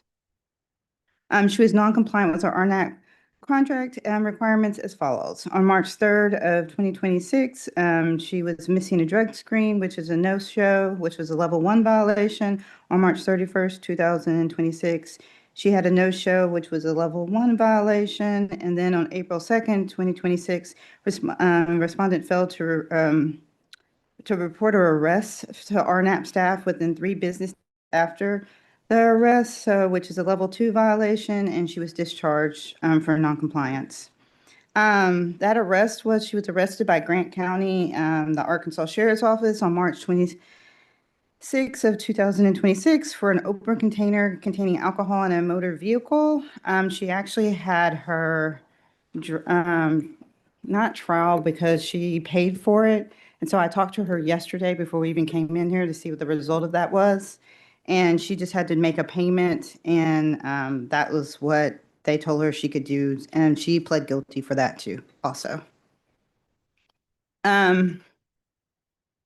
For this one, the recommendations that we had were 1-year probation, support group 2 per week, the course substance abuse bundle, therapy, and no civil penalty for this one. Are there any questions? No, ma'am. Okay, I'm going to move on to the next one.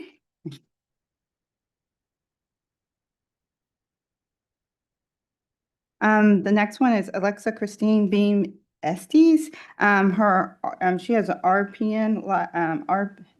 APRN license A004752 and RN license R084654. This investigation was initiated after the board received a complaint from a Dr. Berman. The complaint reported that the respondent attended an interview for employment and showed signs of impairment to the point that she sent an email later and asked to schedule the interview. It was obviously she didn't remember that she had the interview. So she just was kind of slurring her words, appeared to fall asleep during her responses.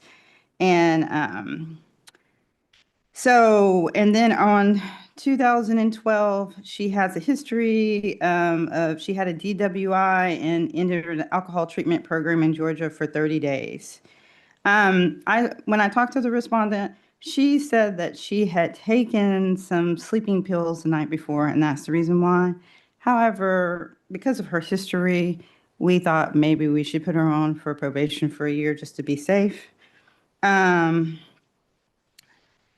so we suggested that we consider this an A4 violation, probation for 1 year, 2 support groups per week, the substance abuse bundle, therapy, and then no civil penalty for her. Are there any questions on this one?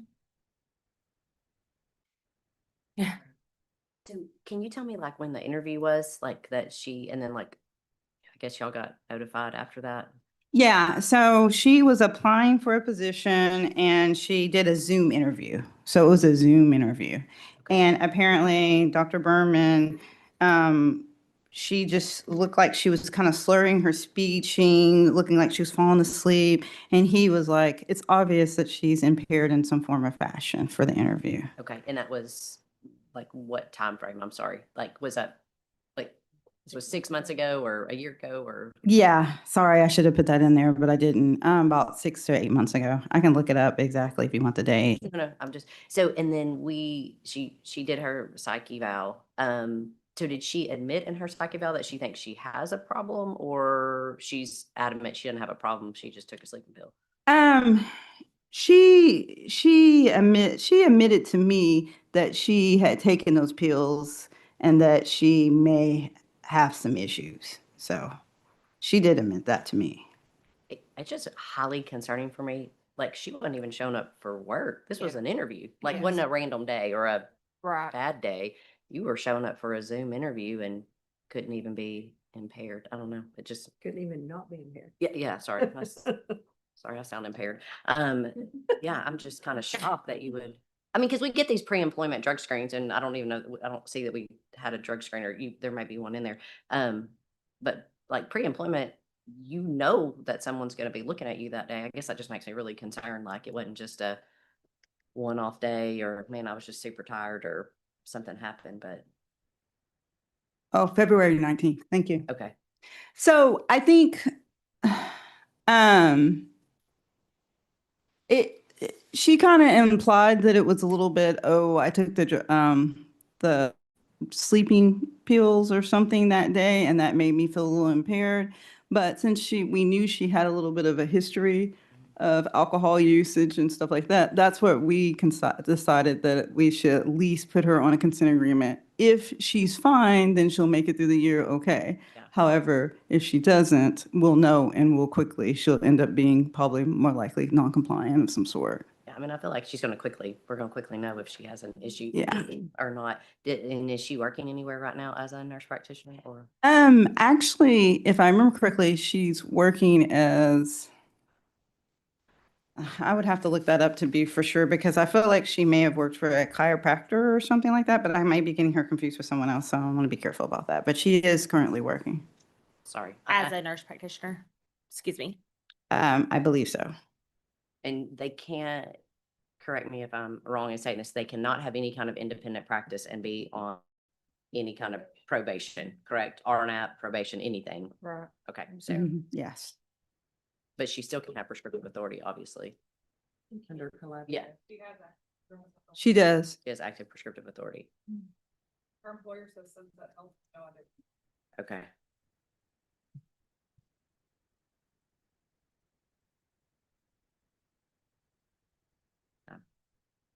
I truly trust you, Jennifer. Yeah, and I feel like we're gonna do really well, and maybe we were just had a really, really bad day, but that makes me concerned that you can't even show up for a pre-employment situation impaired. But I think we'll get it. Usually what we've noticed is that if they get impaired, they're going to show up within that first year. Yeah. And then So, quickly. Okay. yeah. Okay, sorry. Yeah, that's fine. I'm going to pull my Because you're asking questions and I would like to be able to get on my computer, but I don't have it up.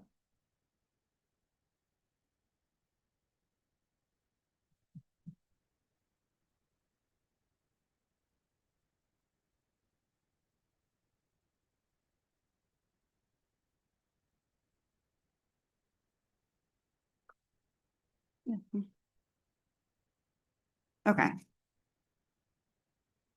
The next person is Kennedy Taylor Holt James. License number, APRN CMP 226561. And, also, RN license R106042. Okay. Respondent is the holder of, she was reported acting impaired during an emergency situation while working in labor and delivery. Her employment drug screen came back positive for THC, and then respondent was terminated. She was offered RNAP and, which shows that a violation of 1787-309A6, which is guilty of unprofessional conduct, and Rule 17 CAR 126-102-8P, which states unprofessional conduct is failing to refuse a drug screen as requested by employer or the State Board of Nursing. She entered into an 18-month contract on April 10th of 2025. And she became non-compliant. On July 28th of 2025, she had a positive drug screen for THC. And then on November 19th of 2025, she had a positive drug screen for ETG and ETS. Those were both level 1 violations. And then on March 5th of 2026, she also had a positive drug screen for THC, which is a level 1 violation. And then on March 19th of 2026, she had a positive drug screen for THC, which is a level 1 violation. On March 26th of 2026, she was discharged for noncompliance from RNAP due to 4 level 1 violations within a 12-month period. We put our recommendations is that she does 18 months probation, which was the same as RNAP. Her support group, no support groups, because she wasn't on one before that too. And then substance abuse bundle and the nurse and professional behaviors. Those are the 2 courses that she had for RNAP. She had not finished those courses, so we just put those back on for her, and therapy also for her. Are there any questions on her case? I'm gonna ask the same question. We'll be seeing her again. Yeah, I mean, yeah, she immediately went on RNAP. I guess my first question is, so was she working in a labor and delivery situation as a nurse practitioner? I guess it's just kind of probably an oddity, but maybe not. Do you know if that as an RN and she somehow got her? We have to look at the original complaint, because how it works is that we get the complaint and then they're asked to be put on RNAP. So we don't do a full investigation if they go on to RNAP. So there may be some limited that Kim Hooks may remember something about her, but as far as that, we just have what's on there. See here. Let me see that. Yeah, labor and delivery. Yeah. So I can read you the original complaint that Kennedy was reporting as acting impaired during an emergency situation on labor delivery. The following is a statement from the staff nurse that witnessed the behavior. During a critical situation on 12/23/2024 at approximately 6:30 at labor delivering OR and during the recovery period, where a patient suffered a significant blood loss due to a urine artery rupture, Kennedy James, RN, was unable to perform her duties as a nurse proficiently and professionally. Her behavior and inability to follow commands as given by the doctor, as well as a strong marijuana aroma, filled the OR with her presence, strongly suggesting she was underneath the influence of marijuana and other substances. She was delayed in her responses, could barely keep her eyes open, and at one time she was observed losing her balance. I'm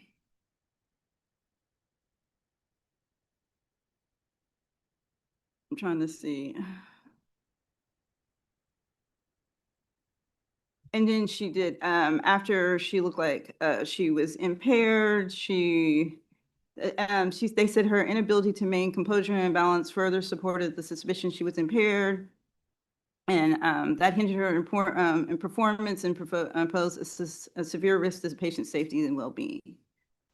And I think it's significantly a little bit longer. But I don't know if you want me to read all No, of but it, but that's what brought her into. So I kind of wondered if like in that 1224, she was still acting as an RN and graduated and got her nurse practitioner like in 2025, that might. Kennedy James. Oh, here's your thing. I might use to let me see. What up? So even, what'd you say? Well, she's all inactive right now because when you're in RNAP, when you could become non-compliant, you are inactive until we reinstate her. So right now she can't work. So is her, Her APRN was issued January 2025. okay, that's what kind of, so, but was the APRN, while she was in RNAP, was the APRN, did she was she working as a nurse practitioner once she became into RNAP? Because that's kind of all would be. No, she worked as an RN while she was in RNAP. Okay, so, and so she's never applied for a collaborative practice agreement or.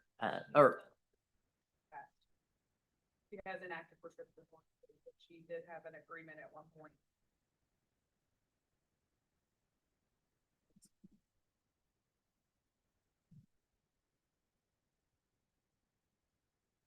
Well, and my one thing too, I mean, maybe I'm looking at this wrong, but like, so she tested on March 5th, 2026 for positive for THC, then she turned around and tested again, positive March 19th. You know, we all probably are kind of aware that marijuana stays in your system for a while. So if she tested twice, I would kind of think, well, you would be downward. Like I tested positive, oh, I'm in trouble. And then I'm back, but no, she went up. So she was only 8 nanograms per deciliter and then 20 nanograms per deciliter. So it wasn't like I tested once because I used marijuana and then it was still in my system, but coming out. And You smoke some more. am I reading that? No, Maybe you're y'all- reading it right. That's correct.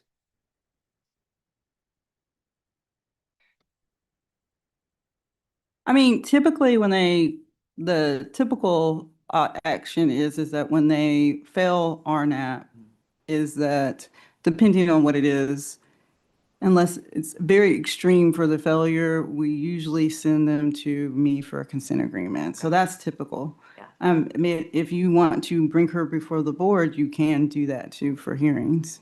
If So that's, I guess my question will be like, once again, like, if we go into this consent agreement, like how much, because you guys do in RNAP, y'all do these level 1 violations and then they kind of quickly come to us, which is good. I mean, if we're not compliant, I guess my concern is if she immediately went non-compliant, I don't know that she's done a whole lot to change her life. And then we're going to let her reinstate all of her stuff. Like I just don't want it to, she can sit out here for a year, 2 years, still practicing, being non-compliant. I mean, I guess that's my concern is like, she barely became, I mean, she was. so, I- Her original APRN licensure, she worked briefly in urgent care, but then she was working as an RN when the complaint. Oh, okay. Sorry, I'm not. no, so was in RNAP. She became non-compliant. At this point in time, she cannot work until the board gives her approval underneath something like a consent agreement. So she cannot work right now until then. But I understand that. I guess my concern is like, I think I love the RNAP where you get so many violations and then like we're stopping you. But in the world of going into a consent agreement, I think almost the negative piece for the safety of the public is that, you know, we give her a lot of due diligence of like, we sent you a card and, you know, you failed to show up for this test or you tested positive and then we're gonna, you know, she's gonna have to come before us probably is what's gonna happen. Then, you know, we have to set you for a hearing date and then you get 30 days to, you know, like, I guess my concern is like, she hasn't been compliant at all, really. I mean, I guess, I don't know, maybe I'm being overly, but I mean, like you tested not only did you didn't just test positive on a drug screen, like you were obviously impaired so much that it, got turned in high levels of THC, and then immediately went into RNAP, but then you were very non-compliant. And so I guess I just don't want to allow her to go back into practice, and then we start this immediate non-compliance, but then that draws out for a year to 2 years of us, before she ever comes back before us, I guess is my concern. Like, she makes me very nervous that she's going to be non-compliant very quickly, but then it's going to take forever to Compile the 4 violations for the level 2. Yeah, because they don't have that same. Oh, that's level right, that's right. 1 or level 2. No. So, well, the issue that you're talking about is, do you want a quicker determination to go to hearing? Yeah, I mean, I think that's, I think if she goes on probation and then immediately starts being non-compliant, like, do we suspend her practice? I mean. Well, every person that goes before, somebody reviews it and then they determine, okay, this person should go for hearing or go for consent agreement. Then I get it and I write the consent agreement up for it. Yeah. So I think maybe as a board, if you're concerned that we aren't catching these people and they're coming to you earlier, then we may need to talk about what you want to see come before hearing faster. But at this point, there's due process. Yes, So that's why yeah. it takes longer. Yeah. When they're in RNAP, they've waived that because they agree that as soon as they're non-compliant, they go inactive. Yeah. We can't do that on a consent agreement, and your concerns are, Yeah. I understand your I mean, concerns. you guys do this all day, like y'all do these agreements, you kind of understand what they're doing. I guess it just makes me concerned that she has an RN license, a nurse practitioner license. I guess we're kind of working in dual roles, but obviously impaired, not just outside of work. We were impaired in work, goes on RNAP, knows you've got to be compliant, and immediately not immediately, April to July, but then keeps having violations. I guess that's just Do you want to see her, Right. Cassie? Would you What do recommend y'all think, she guys? comes for hearing? Y'all think that third meeting? I mean, we may come to the same decision and give her the exact same thing if she comes before us. I guess it just is, we go back to the process of the whole due process piece of it, and it could get extended a whole lot longer, so. If you have a hearing, you have the option of suspended for a certain period of time while she's Mhm. being monitored. Because she's already had a Yeah. psych eval, because that's And- what got her into or allowed her, she had to do that to get into RNAP, so. Right. She would have to comply with monitoring to get off the suspension period. Yeah. That's an option, so. Would you feel more comfortable with that and just having her I'm just one, but in front of you voice, I to, just- yeah, I mean. Yeah. Yeah. I mean, we may Jennifer? come back and have her sit here and we do the exact same thing, which is, we But can you'll, just leave it like it is, but. So, and I think we Might talked, scare some poo-poo in her. I do think we talked one time about, but it doesn't really, Hmm. even Okay, if we do the violations, kind of like you guys do in RNAP, if we did that with consent agreements, or we kind of do, like, there's, how many times have they missed check-ins, but we still have to give them due process, which just kind of extends the timeline, right? That Right, we can't automatically suspend the license. Yeah. Doesn't matter that, yeah, unless there's something that happens so egregious that you call us for a summary suspension, right? Right. Okay.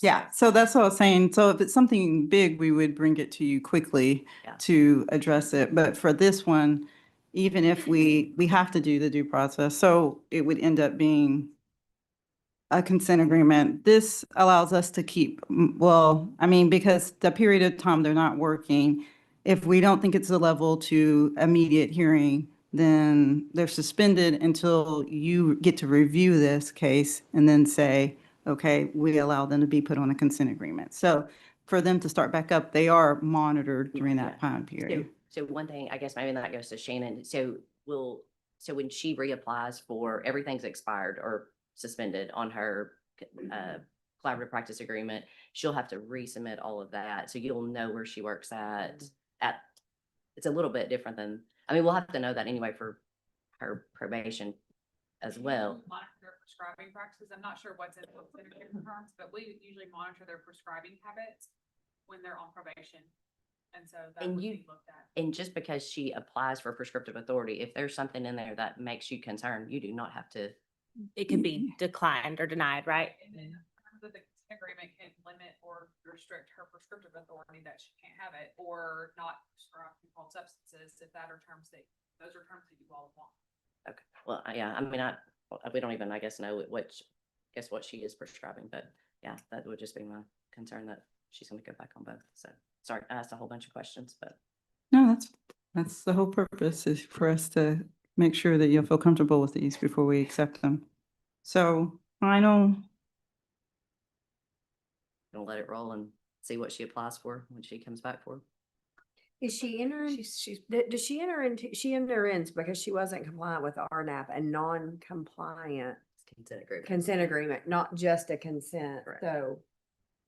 yeah, so if you're in RNAP and you become non-compliant, and as you know, there's different levels, so you quickly, you can know if you're non-compliant or not, that then their license is inactive until we bring a consent agreement or hearing before the board. Then at that time, we present them. If you don't, then if you are okay with it, then we ratify them and then they can start working again. Okay. Yeah. So she hasn't been working. No, well, we just since. limited to where she can practice when we do this? Yes. Yes, On that it's, same- it's on the same, same- yeah. Yeah, she's limited on her practice locations and everything else like that. That's in a typical consent agreement. I'm sorry. I mean, I think we either bring her in, or I know we've done some before, where we just kind of gave direction. If we start going non-compliant, there's kind of a short, lack of a better word, short leash, like, like we're not doing a normal, let it drag out. If we're non-compliant, we're coming. Or they're just proposing a consent agreement. I think that Shannon and Jennifer have heard some of the concerns. Like she hasn't received a consent agreement yet, right? Yeah, well, I mean, no, well, she has and she signed for it, but it has to be ratified by the board. So if you say no to this one and say, we want to make some adjustments to it, I just bring it back to her and present it to her again. Instead of bringing her in, maybe you make that call to ratify, make some changes, stipulations. Well, to Philip's point, can we do that? Can we have it on a shorter leash than? I mean, is there amendments we can make to that? We've done a Get couple. quicker check that. Um, we do? Yeah, you can. We can give her, I can give you her consent agreement and you can look over it. What I can do is just pull it back and say that you have some concern and you want to make adjustments to it. That's all. To be quite honest, we can do that if you want to. But what are the things that you are concerned about that you would like for us to possibly adjust to the consent agreement? I just think like if she goes non-compliant with these positive drug screens again, like, then do you limit like just, what do we check? I mean, you still have to do the due process. That's the problem, I mean, and I know you can't change that. Is your concern that it'll take longer for us to find out that she's non-compliant? Correct. Yes, that's my concern. Okay. Yeah. That we're a year down the line of her being non-compliant before anything's done again, because she's already gone non-compliant for a period of time. So if she came here, we have different options that I think that, suspend, you can, I think we need to bring her in. I think the amount of heartburn, just the I think the more we talk not about it, feeling 100% confident, let's just bring her in. It's easy. So let's pull her off the consent agreements to be ratified. Is there any concerns with that?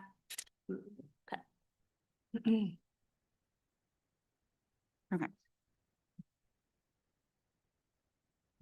All right. So, all right. So we're gonna move on to the next one. Charity Dawn Cooper Smith, license number R 077128.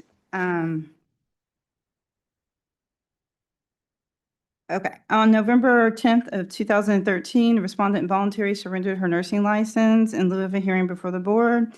She has a history of cocaine and marijuana substance abuse and entered into rehab around December of 2013. On September 9th of 2015, she was found guilty of violating the Arkansas Code annotated 1787-309A2, A4, and A6, and her license was placed on probation for 5 years. Then she kind of was put on, she became non-compliant with her consent agreement, and she failed to submit a drug screen in 2017. And then also she had some dilute specimens during that time period. And she also did not follow the requirements of that. So then she voluntarily surrendered on October 31st of 2017. And so now she is requesting reinstatement. She requested reinstatement on February 10th of 2025. She completed all requirements for reinstatement, which included 3 months of drug screens, which she passed. Does anyone have any concerns about this one? For our recommendations, we wanted to put her on probation for 4 years, support groups 2 times per week, the course substance abuse bundle, no therapy, and no civil penalty on this one.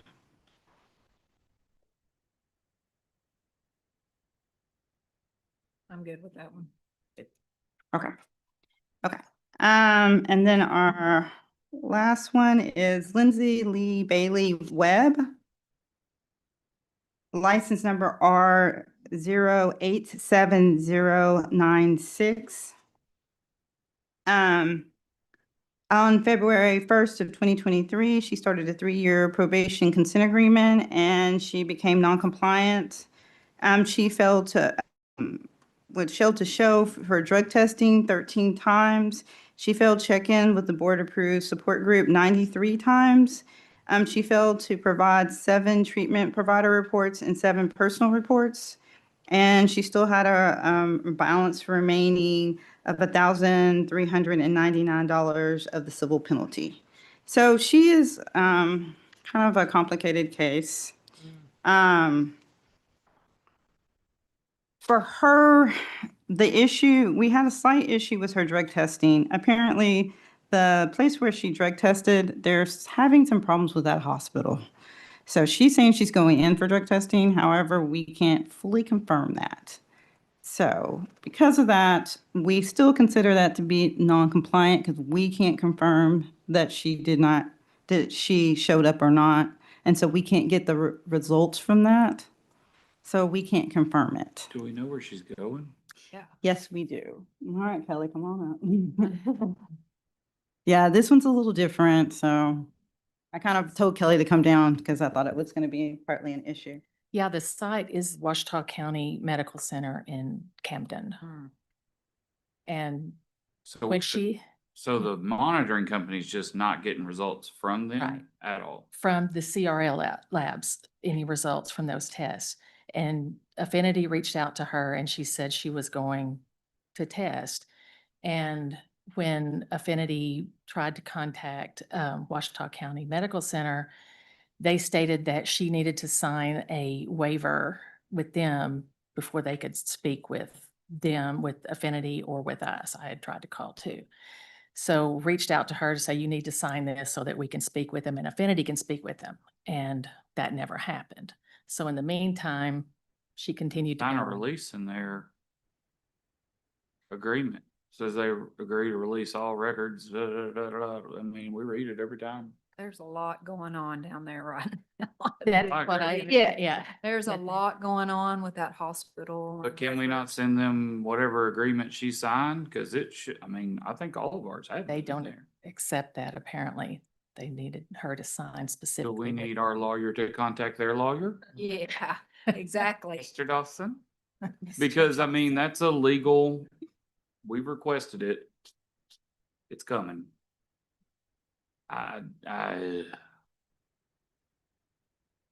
But wish then I she still just failed to check in like 93 times. Well, yeah, that's the other issue. There's a lot more going on. I agree. Yeah, there is a lot more going on because I also spoke with her about that and I said, you know, this is a lot to me to bring before the board, honestly. You know, like you've got to explain to me why you're missing 93 times and what is going on. Apparently she went through a very serious divorce. That's what she says. And she moved out and she just fell apart. That's what she But said. did So she for a contact anybody? I mean, I agree, 93 times. I know. It's a lot. I agree. There's some What- communication issues. Yeah. So I explained to her that this is a lot and that I wouldn't, you know, there's a very high likely chance the board may not accept this because 93 times is a lot. But so that is partly the reason. Now, the treatment provider reports, there was some miscommunication on that also, which I explained to her that you have to communicate what is happening when you go. Just because you talk to your treatment provider and you think you're not supposed to go anymore doesn't mean that the board knows. So that was the reason why that's an issue for that. So there was a lot of excuses for a lot of stuff going on here. However, but for the drug testing at the facility, that was kind of a little bit of the issue. So Has she paid any on her civil penalty or was that her full civil penalty? she paid very little, I think, in the beginning, but I need to double check. It's okay. She has some.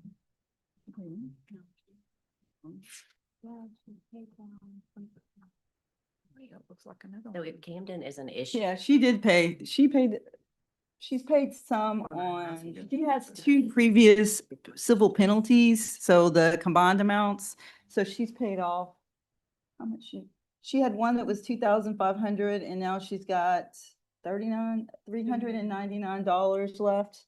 And then she still has one that was $1,000 that she still hasn't paid. So So if, like, if we're gonna put her back, I just don't want you to be back in the same situation. So if the only place for her to test at is this Washita facility.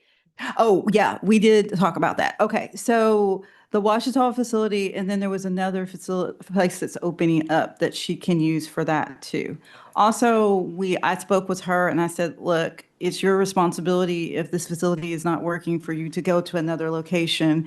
If we do get the approval for more time frame for the testing, there is another facility that is just like not that far from Camden that she can go to also. So, and also, I also mentioned to her that the DNA authenticated will also be an option for her too. Yeah. And so she is looking into that also.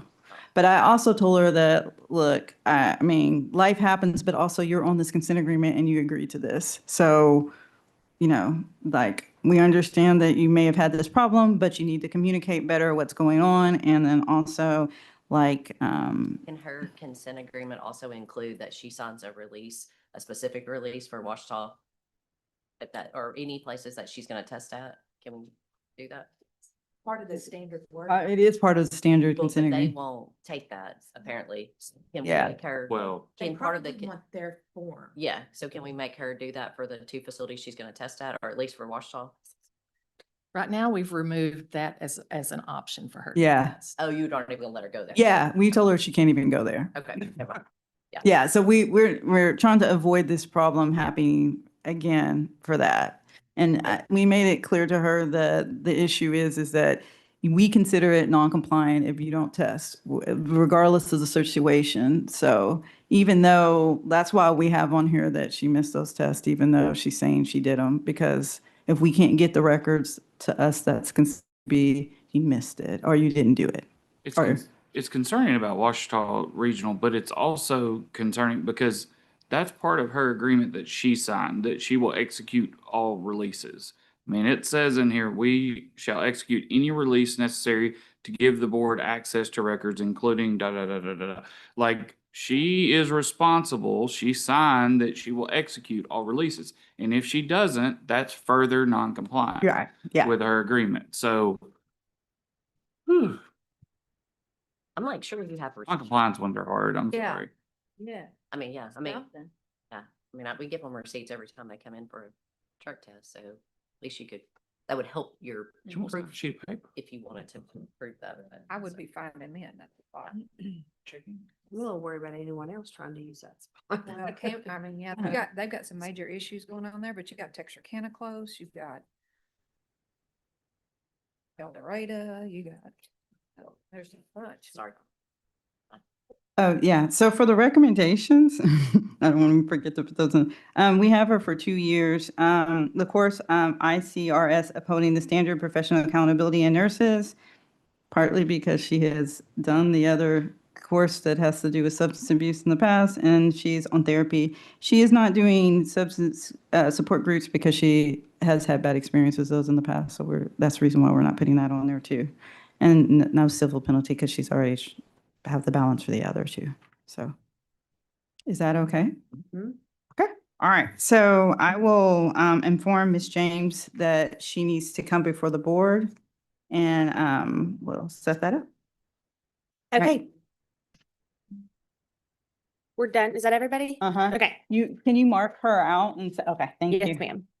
So I do have a motion before the board, and that is that the Arkansas State Board of Nursing ratify all of the consent agreements that were presented with the exclusion of Kennedy Taylor Holt James, which will be removed, and she'll be brought before the board for a hearing.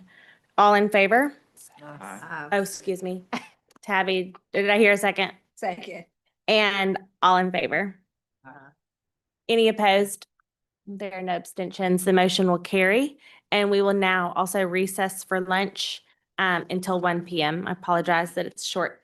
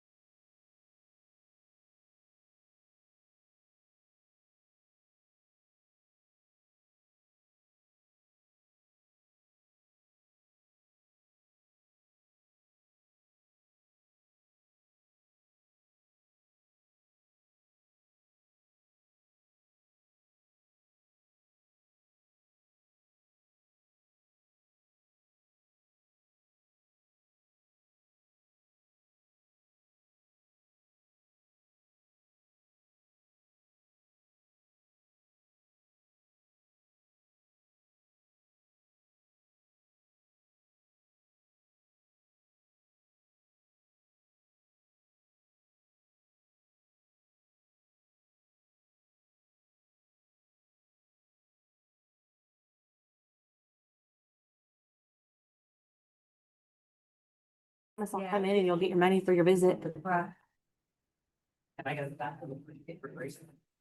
Yeah, my computer's still doing something.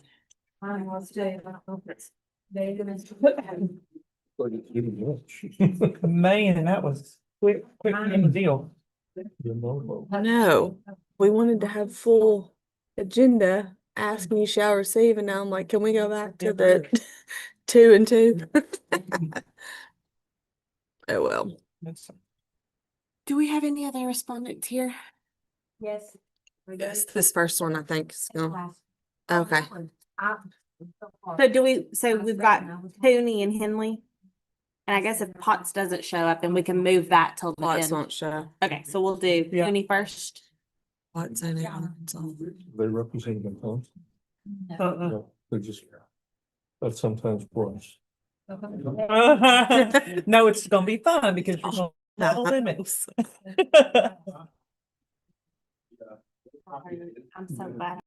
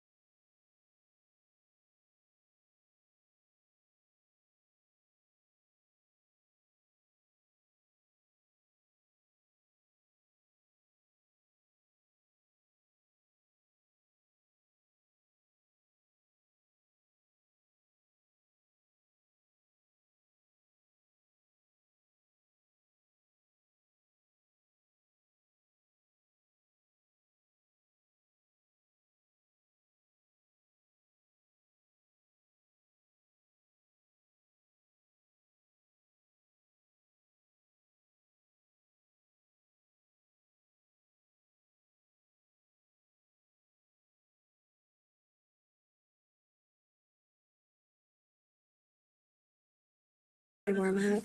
Yeah. Cause I have to see where I set my purse.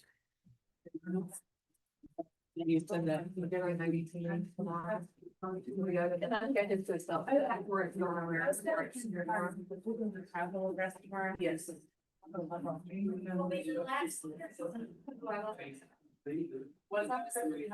Hey, Ally, Veronica ran to get her migraine aborted real quick downstairs.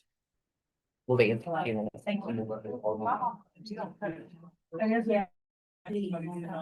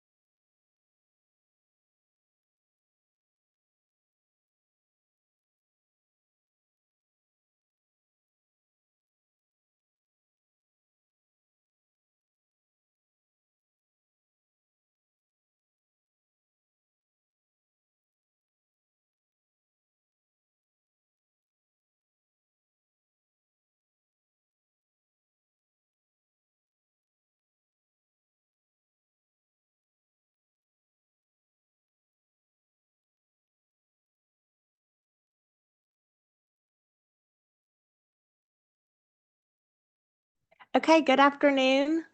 Believe everyone is back, and I would like to call the Board of Nursing back into session. I would like to remind everyone that this is being recorded, so please wait until you have been addressed to speak and speak clearly and directly into the microphone. I would like to go ahead and begin by reading our mission statement. The mission of the Arkansas State Board of Nursing is to protect the public and act as their advocate by effectively regulating the practice of nursing. And with that, I will turn it over to our hearing officer, Mr. Moulton. Thank you, Madam President. The next item on your agenda today is filed before the Arkansas State Board of Nursing in the matter of Carlisa Renee Littman Gray Riddles Cooney. Did I get that, all that correct, ma'am? All right, turn on your microphone. All right, and you are Ms. Cooney, is that correct? Yes, sir. All right. And you've read the order and notice of hearing, correct? Yes, sir. And you're ready to proceed this afternoon, correct? Yes, sir. And you're representing yourself, right? Correct. Okay. Mr. Dawson, would you be so kind as to identify yourself for the record, please? Yes, David Dawson, legal counsel for the board. And I'm going to go ahead and take judicial notice of the statutes and the rules that are governing this hearing. Arkansas Code annotated sections 17-87-309A6. And as I go through this, I don't see another reference. But I do see a reference, obviously, to the Arkansas Administrative Procedures Act.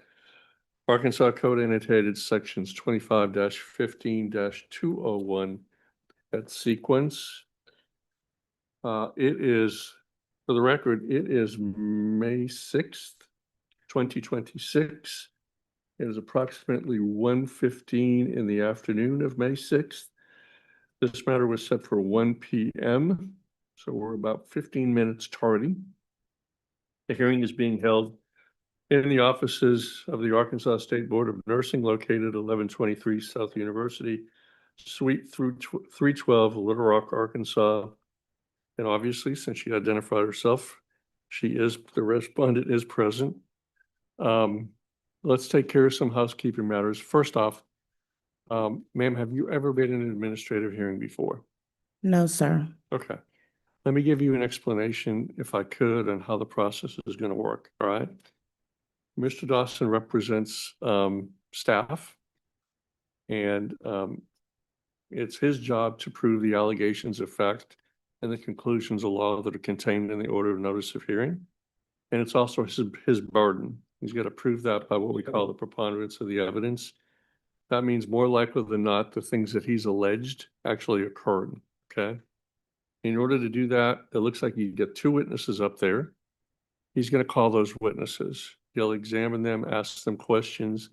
After he's done asking questions of those witnesses, because you are representing yourself here this afternoon, I'm going to give you, and you have the opportunity to ask those witnesses questions too. You don't have to if you don't want to. It's not going to be held against you. But if you would like to ask questions, I'm going to give you that opportunity, okay? Once he's done with his presentation, it'll be your turn. And I'm going to let you explain to the board what transpired, why you think you disagree with the allegations that are contained in the order of notice of hearing. After you're done with your explanation, Mr. Dawson will probably ask you some questions. And what's different about an administrative process as opposed to what you might see in a courtroom is kind of think of me as a trial judge running the hearing for the benefit of the board and you. But at the end of the day, I don't make the decision, they do. So they have the opportunity to ask some questions too, okay? You have brought with you somebody that's hiding right behind you. I cannot see him. Sir, I assume, is he here for moral support? Is he going to testify? What's your plan, ma'am? He is a character witness as well as a witness while I was at Okay. school. And since I know you're not schooled in the idea of doing a direct examination, when it's your turn, I'm just going to let him come up and tell his side of the story as well, as opposed to forcing you to ask him some questions. But it'll be the same process. Once he's done with his testimony, Mr. Dawson may ask him some questions. The board may ask him some questions too. Once all the testimony is in, what happens at that point is the board starts their deliberations. Okay, I turn it over to them. They deliberate, they discuss matters, they make a decision, and then they formally announce that decision with a motion and a vote. Okay? You're allowed to stay for those deliberations if you'd like. If you don't want to stay for them, that's fine. You can leave. Just don't wander too far because they are not going to finalize their decision until you're back in the room, okay? Housekeeping matters, Mr. Dawson, what do we have in terms of exhibits from you on this matter? I saw that you, looks like we got 7, is that right? Yes. All right. Would you please go over those with the board? All right, I move to enter into evidence the following exhibits. Number 1 is the order and notice of hearing. Number 2 is the Nurse Practice Act. Number 3 are the rules of the board. Number 4 is the Postal Service report regarding delivery of notice for the hearing.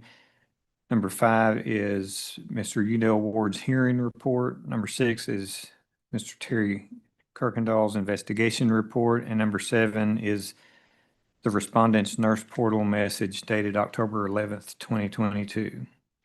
All right, move the admission of those 7 exhibits, Mr. Dawson. Yes. Do you mind if I just call you by your very last name, Ms. Cooney? Can I just call you that? Yes, that's Okay. Ms. Cooney, do you have any objection to the admission of exhibits 1 through 7? Staff's exhibits 1 through 7? No, I did not. All right, thank you, ma'am.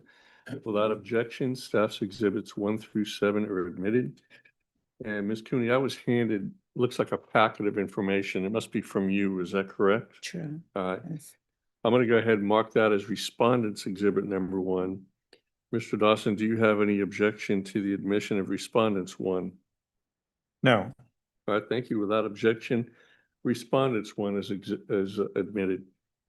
Ms. Cooney, if you could just give me a really brief synopsis. What are these documents? Why do you want the board to take a look at these documents? It is a combination of my job description as well as text messages, emails, and photos of my time at Turnkey, in which I had extensive harassment and discrimination issues with some of the staff members, for and foremost, Ms. Batson. Thank you, ma'am. So as we go through this process, if at any time you have a question about what's going on, what's happening, raise your hand, got my attention. My job as the hearing officer, as I said, was to run the hearing for the benefit of the board, but it's for your benefit too, okay? Particularly since you are representing yourself here this afternoon. So if you think you're not getting a fair shake in front of this tribunal, I'm not doing my job, all right? And it's really important. You have a court reporter right next to you. She's transcribing everything. It's for your benefit. It's for the benefit of the board. If you are inclined to give what we call nonverbal responses to questions, nodding your head or something like that, I'll stop the proceeding and remind you to give a verbal response. I'm not trying to be mean. I'm just trying to get a good, okay? I understand. Why don't we, you want to waive opening statement, Mr. Dawson? Or you want to proceed with this one? I'll waive opening All right. statement. Since he's waiving his opening statement, ma'am, I'm going to ask you, Ms. Cooney, if you would do the same thing. I tell everybody all the time, it's been my experience after a couple of thousand of these at this point, your opening statement's going to echo exactly what you're going to tell the board, so you'll just be saying it twice. Is that okay? Yes, that's All right, fine. thank you so much. Board members, do you need an opportunity to review any of these exhibits that have been produced at this point? I know Ms. Cooney's is a relatively, thin packet. You want 5 minutes to go off the record? Are you okay? Been previously uploaded to the drive, so Okay. we've reviewed them. They've already reviewed them? All right, But I don't think we needed any additional time. not a problem whatsoever. Well then, Mr. Dawson, how about your first witness, sir? Oh, let me go ahead and Thank you. swear everybody in. Yeah. Ma'am, Ms. Cooney, would you be so kind as to raise your right hand? And sir, in the back there, since you're going to be testifying, folks, would you be so kind? Do you swear or affirm the testimony you're about to give in this hearing is going to be the truth, the whole truth, and nothing but the truth? I do. I do. All right, thank you all very much. Mr. Dawson. Thank you. I call Udell Ward. Udell Ward, Arkansas State Board of Nursing Chief Investigator. Good afternoon, Mr. Ward. Would you start by going through the respondent's license history, please? Yes, sir. Carlissa Renee Riddles Cooney. She graduated June 18th, 2012 from Baptist Health School of Nursing, Little Rock, Arkansas with her RN diploma. And she also graduated June 1st, 2011, Baptist Health School of Practical Nursing in Little Rock, Arkansas with her PN diploma. Ms. Cooney was issued Arkansas RN license number 091883. It was issued by exam August 7th, 2012 and expires June 30th of 2026. She was also issued Arkansas LPN license number L052314.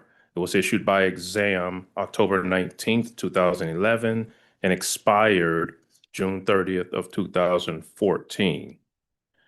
Previous discipline for the respondent includes 1, in Arkansas, August 24th, 2016, there was a surrender of license. 2, in Arkansas, April 11th, 2018, probation consent agreement for 2 years. 3, in Arkansas, May 1st, 2020, action cleared. And 4, December 31st, 2024, letter of reprimand. There's no other license or discipline history noted in nurses. Was today's hearing requested by respondent to appeal that December 31st, 2024 letter of reprimand? Yes, sir. Okay. Did you prepare an investigation report that's been previously identified as exhibit number 5 to explain the reasoning for the issuance of the letter of reprimand? Yes, sir. Okay.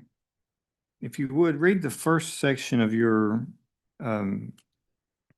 report. It goes just a little bit over onto the second page.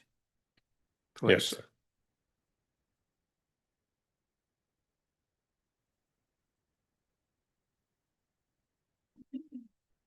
On November 17th, 2022, Tara Kirkendall, a contract investigator, submitted an investigative report to the Arkansas State Board of Nursing.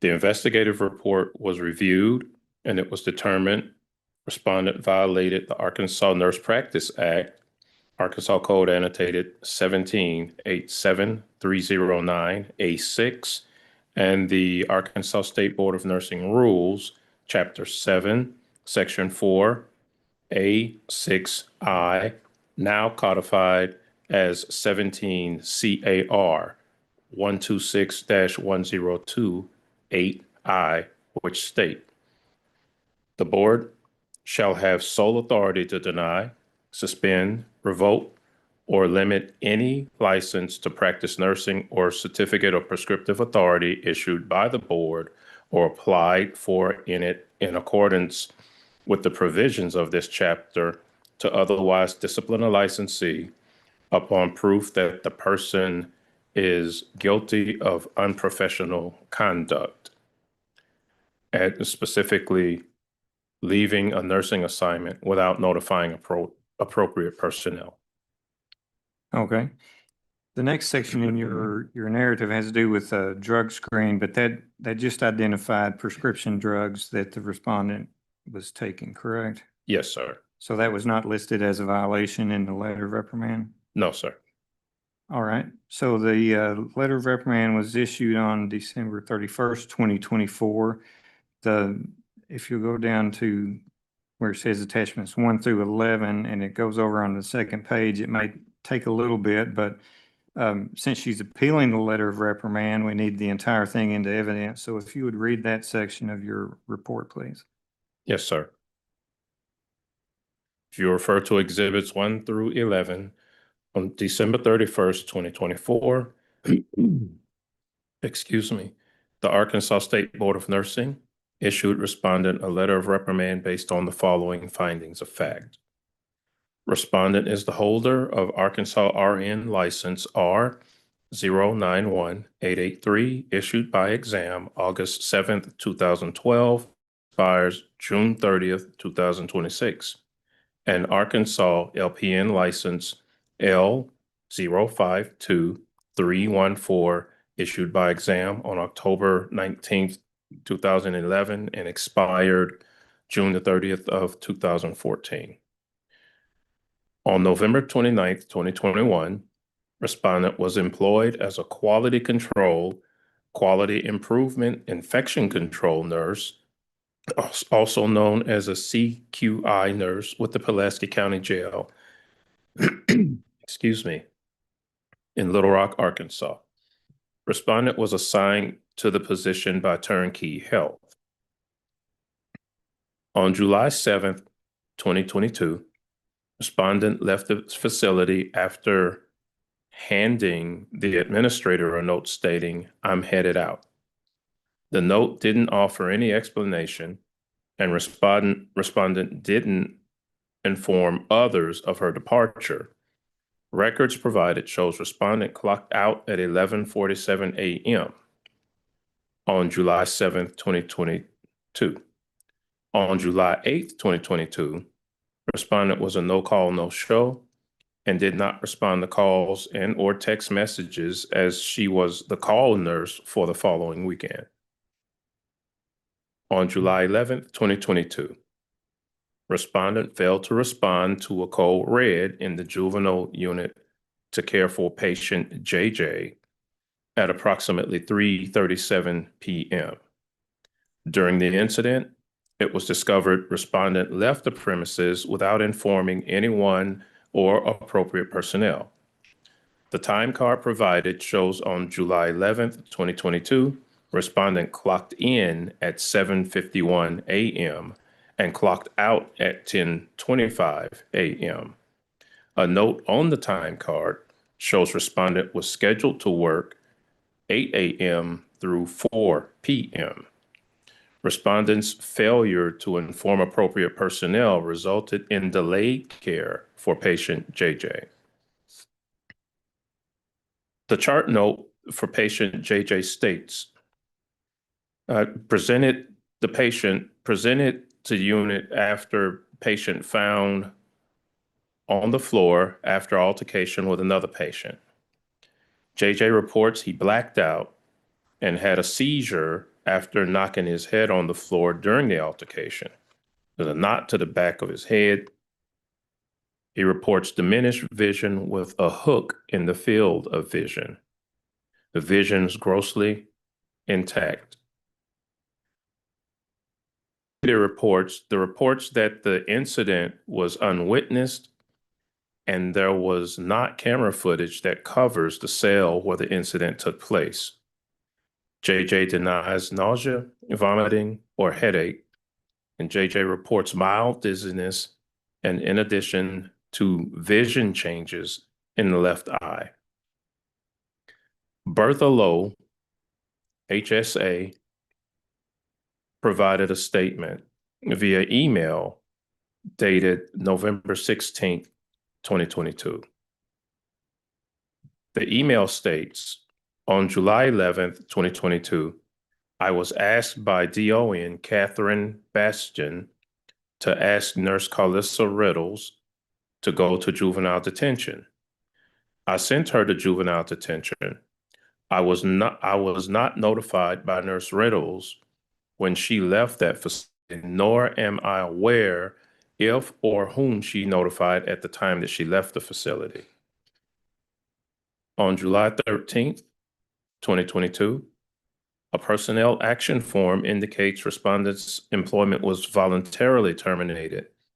Respondent was determined to be ineligible for rehire after she abandoned her shift on July 11th, 2022, and not reporting for duty on July 12th and 13th, 2022. The document also indicates respondent did not complete her 2-week notice. On February 2, 2023, Melissa Rusenberger, RN Control Investigator with Arkansas Department of Health Pharmacy Services, submitted a professional drug screen, which indicates respondent tested positive for fluoxetine at greater than 100 nanograms per milliliter, fluoxetine metabolite at 432 nanograms per milliliter, and diphenhydramine at 303 nanograms per milliliter. Respondent was to provide evidence of completion of the course of the following courses within 6 months. The first course being the ICRS Righting a Wrong, Ethics and Professionalism in Nursing, and the second course was Nurse and Professional Behaviors. And the letter of reprimand was sent to respondent via certified mail at the last known address on file with the board.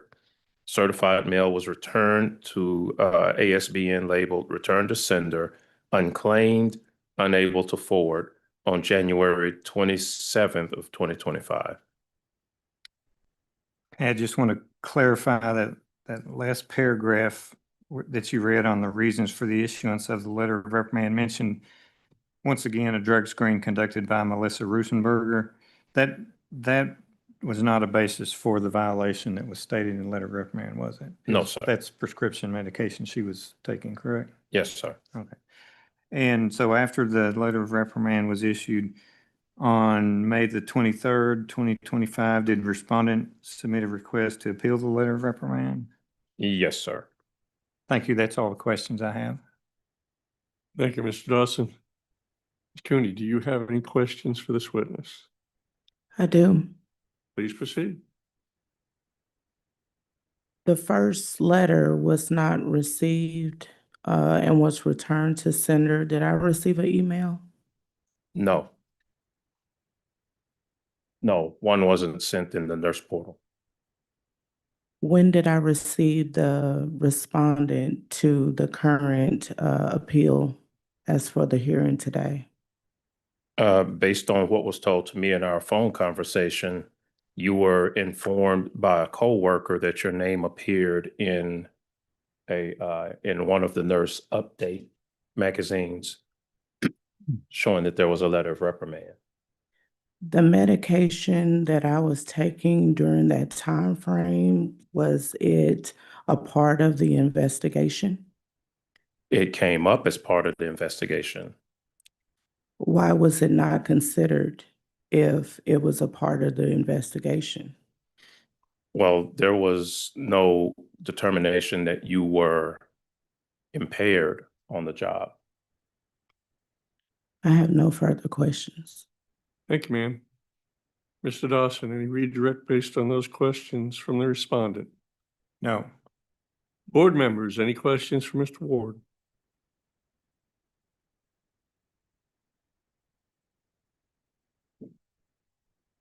All right, sir, thank you very much for your testimony. Mr. Dawson, your next witness, please. Thank you. I call Investigator Terry Kirkendall. Terry Kirkendall, Contract Investigator, Arkansas State Board of Nursing. Ms. Kirkendall, did you receive an assignment to investigate a complaint in this matter? Yes, sir, I did. And after receiving the assignment, did you conduct an investigation and produce a report outlining the findings of your investigation? Yes, sir. I believe your report's been entered into evidence as exhibit number 6. What was the cost of your investigation? $608.45. Okay. I want to go through your report, and I may have break it down into sections a little bit, and then may have a few questions about some of the attachments. What did the complaint state? Received the order to investigate on October 11th, 2022. The investigation was prompted by an anonymous complaint to the Arkansas State Board of Nursing. The respondent, while employed by Turnkey Health and assigned to the Pulaski County Juvenile Detention Facility, allegedly left work early on July 7th, 2022. It was alleged she gave the administrator, who was in a meeting, a note that did not explain her reason for leaving. On Friday, July 8th, 2022, the respondent was a no-call, no-show. Allegedly, she did not respond to calls or texts from the administrator, forcing another nurse to cover call that weekend. It was also alleged on the afternoon of July 11th, 2022, a code red was made and the respondent did not respond to care for the injured patient. It was later discovered that she left work without notifying anyone, thus abandoning her job assignment. This caused a delay of care for the injured juvenile patient who was hospitalized for his injuries. A payroll document showing the respondent clocking out on the dates above was included, as well as her previous disciplinary documentation. So after receiving that complaint, did you review records from Turnkey Health? I believe they're attachments 21 to 28 of your report. Yes, sir, I did. And what was your summary regarding that in those two paragraphs? Documents provided by Turnkey included an email dated 7/6 of 2022 from the respondent to Turnkey HR, and explains the respondent is experiencing issues with the director of nursing, and that on several occasions, the DON was disrespectful in her behavior and distribution of assignments. She concludes the email with she is requesting to file a formal complaint and request the proper paperwork. A copy of a text messages was included with the paperwork, and it indicates the respondent notifies ML that she's getting her 2-week notice as of July 8th, 2022, and that she would provide written notification upon returning to work. Lastly, a personnel action form dated 7/13 of 2022 is included, indicates the respondent is not eligible for rehire and that she did not complete her 2-week notice. The respondent allegedly abandoned her shift on 7/11/2022 and was a no-call, no-show on 7/12 and 7/13 of 2022. Okay, and on attachment 28, is this the personnel action form where it states the reason for termination of employment? That is correct. At the bottom. And it says shift abandonment on 7/11/22. It also, yes, it does state that, and it also states no call, no show, 7/12 and 7/13. Same as above, did not complete 2-week notice. Okay. Now, I may ask this in a couple of places, it looks like, but on the next page of attachment page 29, is this a message that respondent sent to board staff and one of the board staff sent it to you as the investigator? Debbie Fletcher? That is correct. Page 29 says, ASBN Legal Support Specialist Debbie Fletcher provided a statement sent from the respondent to the ASBN through the nurse portal. The respondent advised that she has numerous text messages between herself and the administrator that proves her behavior was not erratic and that she is not responsible for injuries to patients when she is not present. The respondent further states she was unhappy and left without notice due to a hostile work environment, which was not addressed by her administrator. So in that last sentence, she admits that she left without notice, correct? Correct. And that phrase without notice is significant, correct? Correct.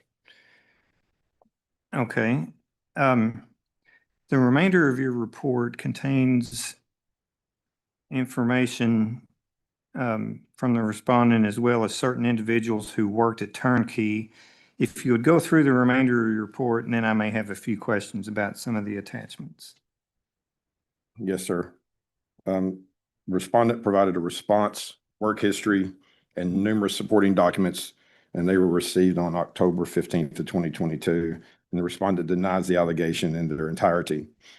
The respondent states during her last 4 months of employment, she was the CQI nurse/infection control, and that her job description is clear. The respondent states she was not obligated to perform direct care via the job description. However, it should be noted that the job description page provided by the respondent states, under essential functions, number 13, may perform shift duties, perform direct patient care, utilizing established procedures, policies, and standards as directed by the Director of Nursing. And that's page 31. The job description also states in 17, perform other duties within scope of practice as assigned. The respondent in her response does not really address leaving work abruptly on the 7th, other than to say that she was so afraid of the outlandish allegations to the nursing board that when she arrived at work, she urinated herself in the parking lot and she took pictures of her wet pants, assumedly in the parking lot of her work. However, she doesn't address why she did not return to work. In her email response to me dated 10/15/22 at 9:56 p.m., page 40, Batson says she is including a series of texts between myself and our on-site supervisor for both and myself. However, in her email to me on 10/14/2022 at 8:54 p.m., page 30, it states, I have continuous emails and text messages from myself to my supervisor as well as her administrative assistant that detail complaints of harassment from my direct supervisor, Batson. The respondent did forward emails dated July 6, 2022 to Turnkey HR, where she inquired about filing a complaint against Batson for being disrespectful and for her distribution of assignments. The respondent provided an email sent to other members of the treatment team requesting them to provide personal accounts of situations in which she was treated unfairly and references of character, page 37 through 39. In one email, the respondent submitted dated October 15th, 2021 at 9:21 p.m. She states that she didn't pursue any further action with HR Turnkey due to no one providing written statements supporting her complaint, and that's on page 33. Finally, the respondent stated in her email dated October 15th of 2022 at 10:24 p.m., she alleges that Batson apologized to her, but that soon after she was silenced by a visit from our regional manager, Kara Black of Turnkey, page 56. During a telephone call with Black on 10/24 of 2022, she stated that she did have a meeting with the respondent due to her being disrespectful towards Batson, and that the meeting was not to silence the respondent, but to get her to communicate in a more effective and professional manner. Black stated that she would provide a written statement regarding this meeting with the respondent. Several days later, I did receive a statement from Kara Black, the Turnkey Vice President of Clinical Operations. Black states that she has several interactions with the respondent, as she was also the interim DON at the Pulaski Detention Center. The first negative interaction with the respondent was several months in employment when her and another nurse had a verbal disagreement at the nurse's station.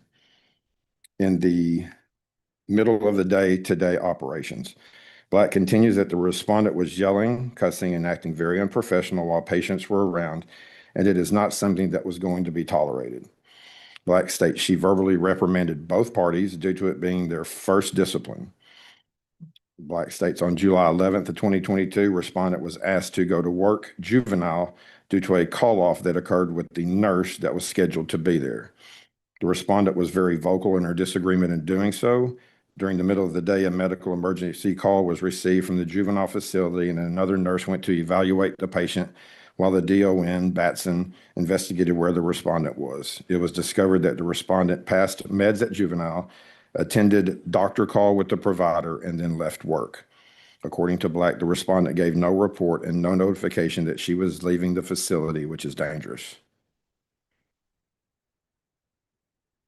Additional documents were received in response to the subpoena to Turnkey. The documents were submitted by Catherine Batson, Director of Nursing at the Pulaski County Regional Detention Facility for Turnkey Health.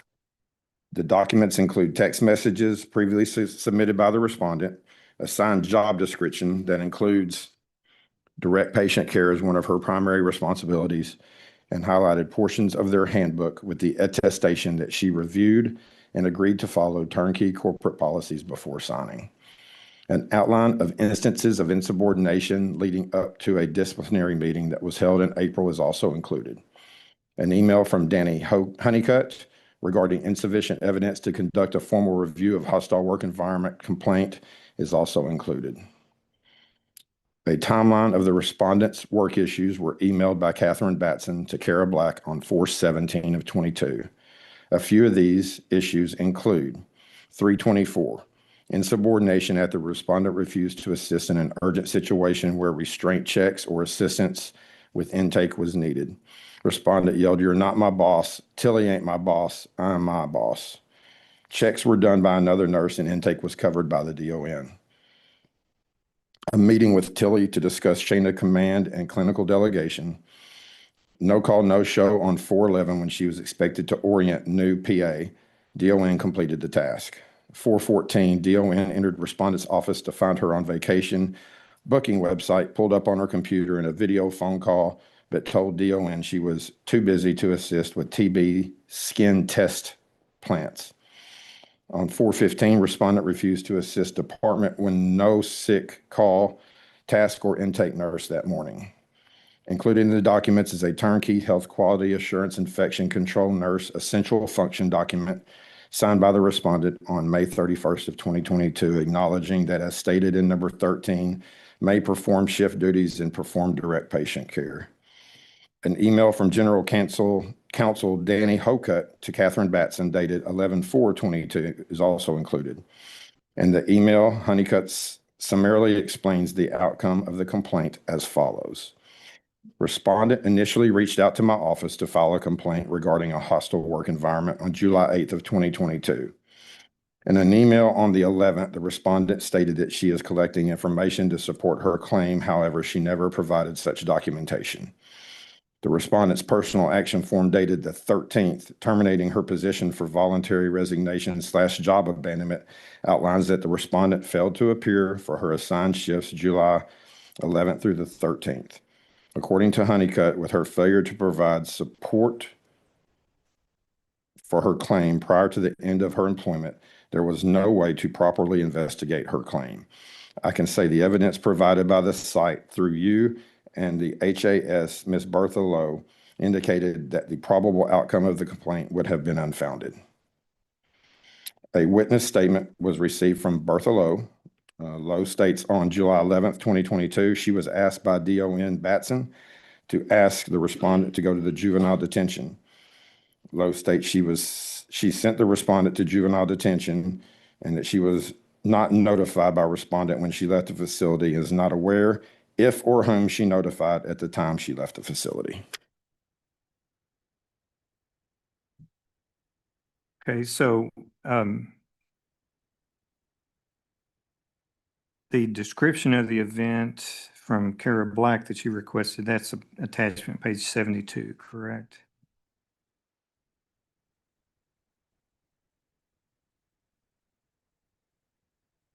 Yes, that is correct.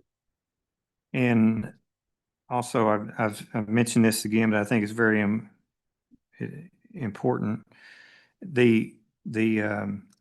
You said that the respondent gave you attachment page 31, which is her turnkey job duties descriptions. And you noted that number 13 includes that she may have to perform shift duties or perform direct patient care, correct?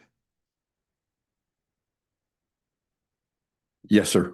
And Ms. Batson also gave you that same job duty list as attachment page 76, correct?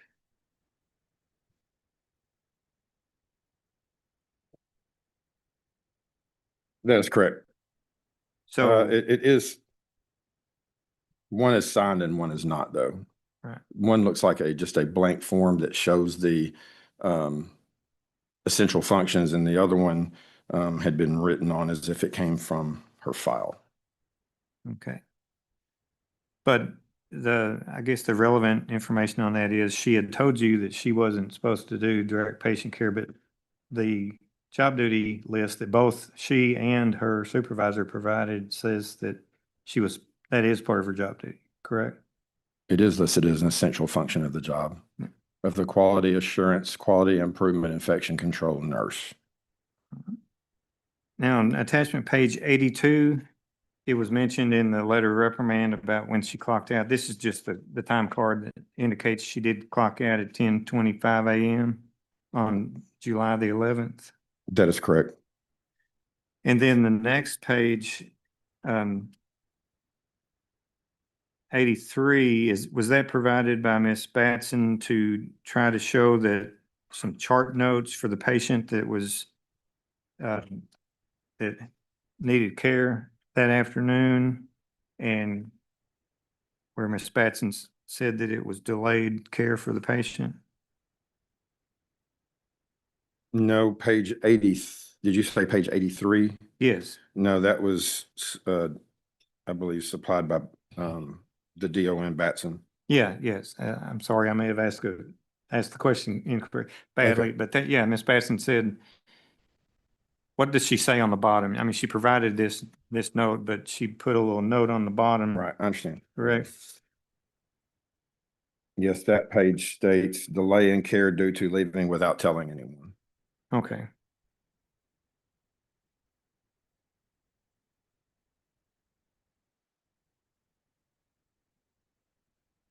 So from your investigation, did it appear that the respondent left on July the 11th before the end of her shift and she didn't give notice to anyone that she was leaving? That's correct. And then the next 2 days when she was scheduled to work, she didn't show up for those 2 days? According to all the documentation, that she was in no call, no show. Thank you. That's all the questions I have. Thank you, Mr. Dawson. Ms. Cooney, any questions for this witness? Yes. Please proceed. Did they provide any actual written assignment sheet as far as like me being formally assigned to the juvenile unit on that particular day of the 8th? No, it was it was said that it was a verbal assignment.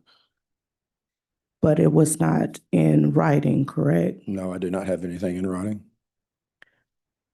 The verbal, I guess, assignment that Batson supposedly gave Lowe, correct? Correct. And this was supposedly via verbal to me Yes, from Ms. Batson.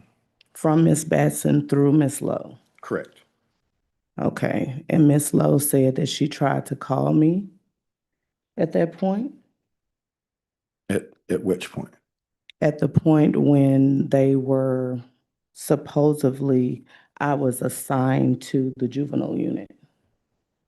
No, they tried to call you after they weren't able to find you, if I remember reading that correctly just a second ago. It says that you were sent there, and she said that she didn't know anything else other than she doesn't know where you went after that or anything. But it was supposedly verbal, correct?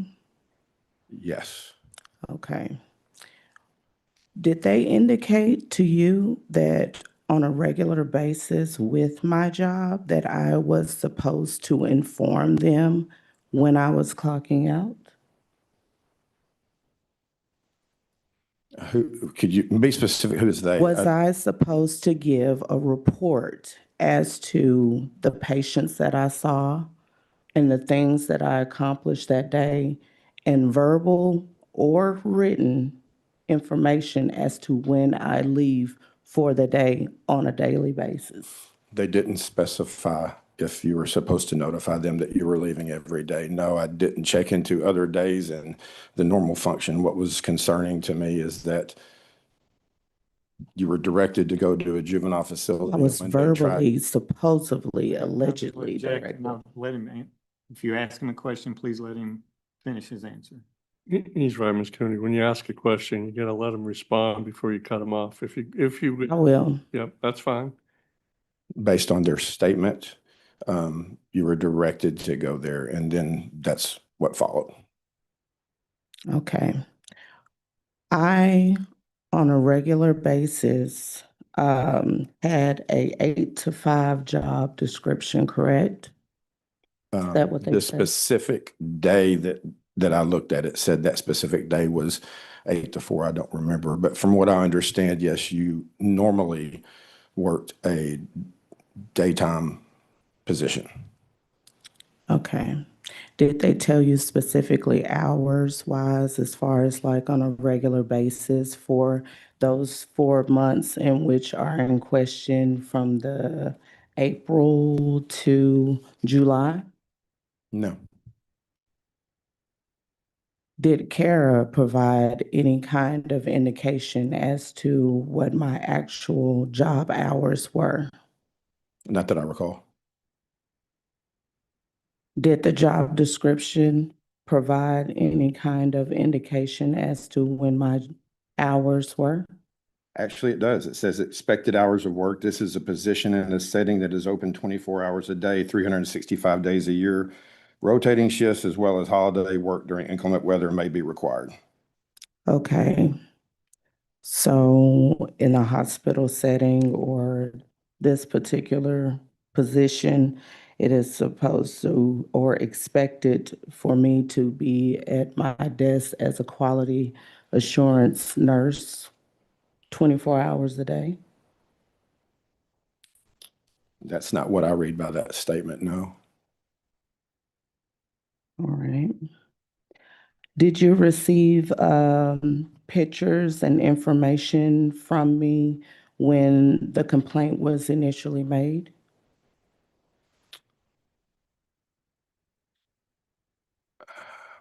When the complaint was initially made, no, you couldn't have provided me pictures when the complaint was actually made. Do you mean when I contacted you or you were Yeah. notified of the investigation? When I was notified It of, provided me numerous documents, absolutely. okay. How long did it take for the investigation from my perspective to the perspective of the complaint to be completed?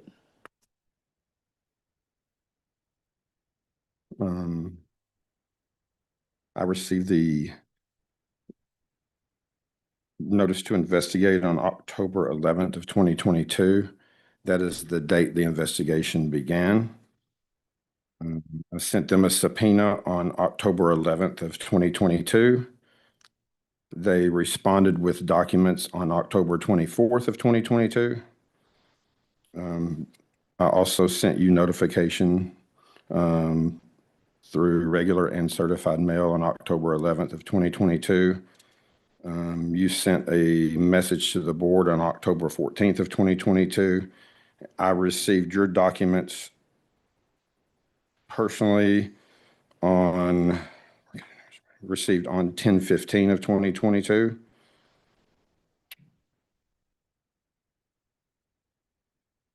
I received additional documents from Kara Black on 10/26.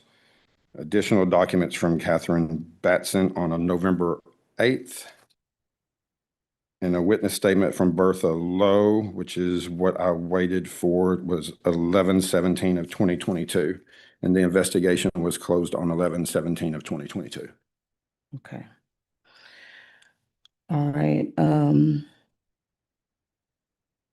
Did they provide any additional information as far as my job performance prior to being promoted to quality improvement? Other than the disciplinary stuff they noted, no. Did they have any kind of documents submitted for disciplinary action, or this was all verbal?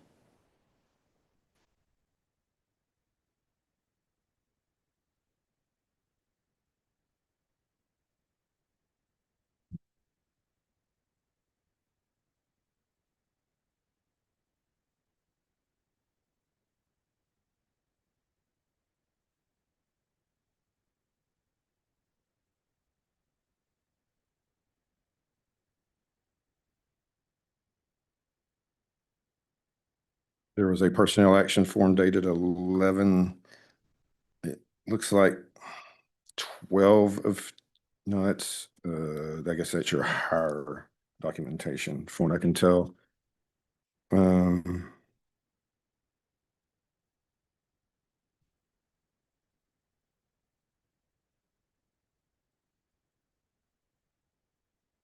No, there was no other disciplinary documentation that they provided, Other than verbal statements, correct? other than what they wrote in their statements about what took place. That's correct. In Kara Black's statement, did she indicate why she promoted me from being a regular staff and as to why she decided to promote me to quality assurance nurse? No, ma'am, I wasn't investigating your promotion. I was investigating the allegations that were made. Correct. However, in so doing, would you indicate or at least acknowledge the fact that I worked there as a staff nurse and then was promoted on November 29th? There may be documentation in here, but I don't remember those specific dates, no. No further questions. Thank you, ma'am. Mr. Dawson, any redirect? No. Board members? Ms. Petty? Mr. Kirkendall, Yeah. I'm on, can't tell, okay. I'm so loud, I can't tell when the mic's on, when it's not. Hey, I just kind of wanted to make sure and see if you have memory of how we received a couple of these things. So on your exhibits, I think that, well, it starts on page like 90 and then it runs for a while. It's the employee handbook, basically. So is that something that the respondent sent to you, or do you know, did that come, it all kind of runs together on our PDF document? That came from the Director of Nursing, Catherine Batson. Okay, and would that, so that would be the person who probably did the starring of certain items throughout there? Okay. All right, I was just seeing where that Yeah. came from. Thank you. Any other question? Any other questions from the board?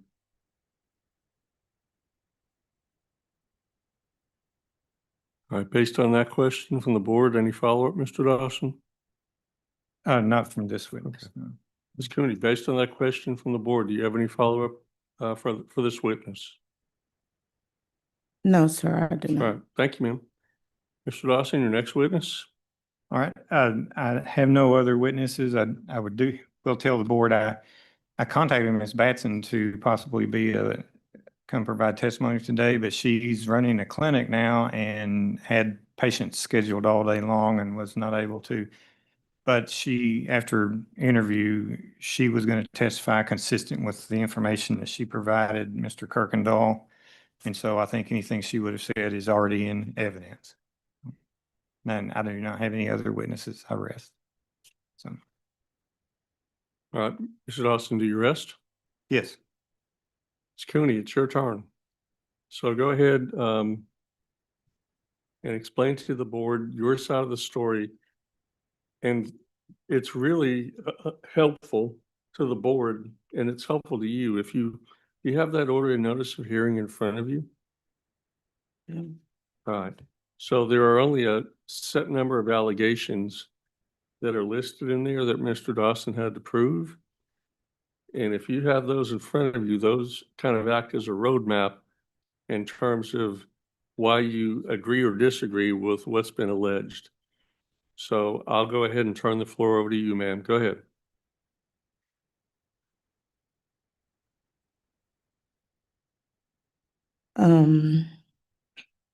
I just want to say that I was promoted November 29th of 2021 after being there for maybe 4 months or so. And my job performance up until that point was obviously good enough to be appointed the QA nurse. With that being said, I do not believe that the patient's or assignment was ever indicated. If it was not in writing, I do not have it. I have all of the documents from my employment there at Turnkey, and the statement I'm hitting out and all of that as far as like a note indicating such, I do not have either. We formally communicated majority of the time via text message or emails, considering we are moving about the jail in different areas.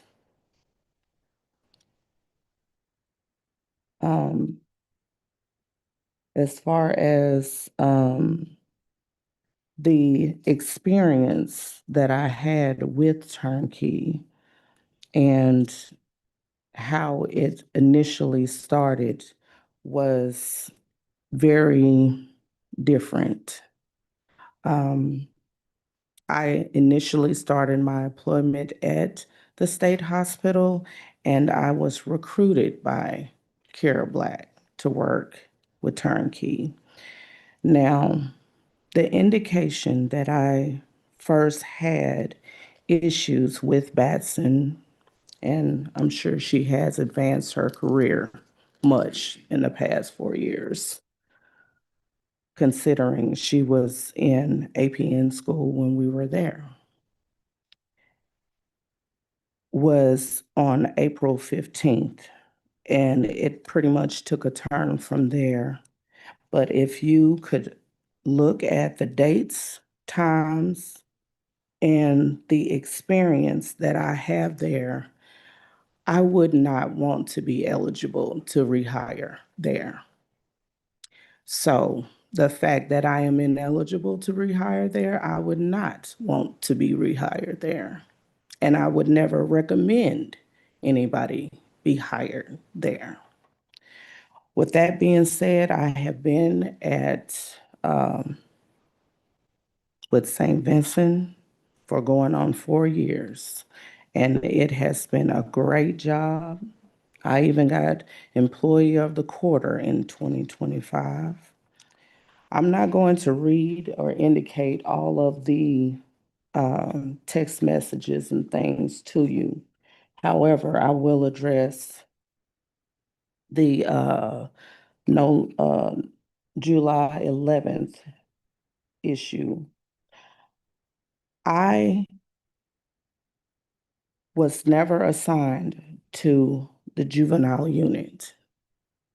I was never assigned.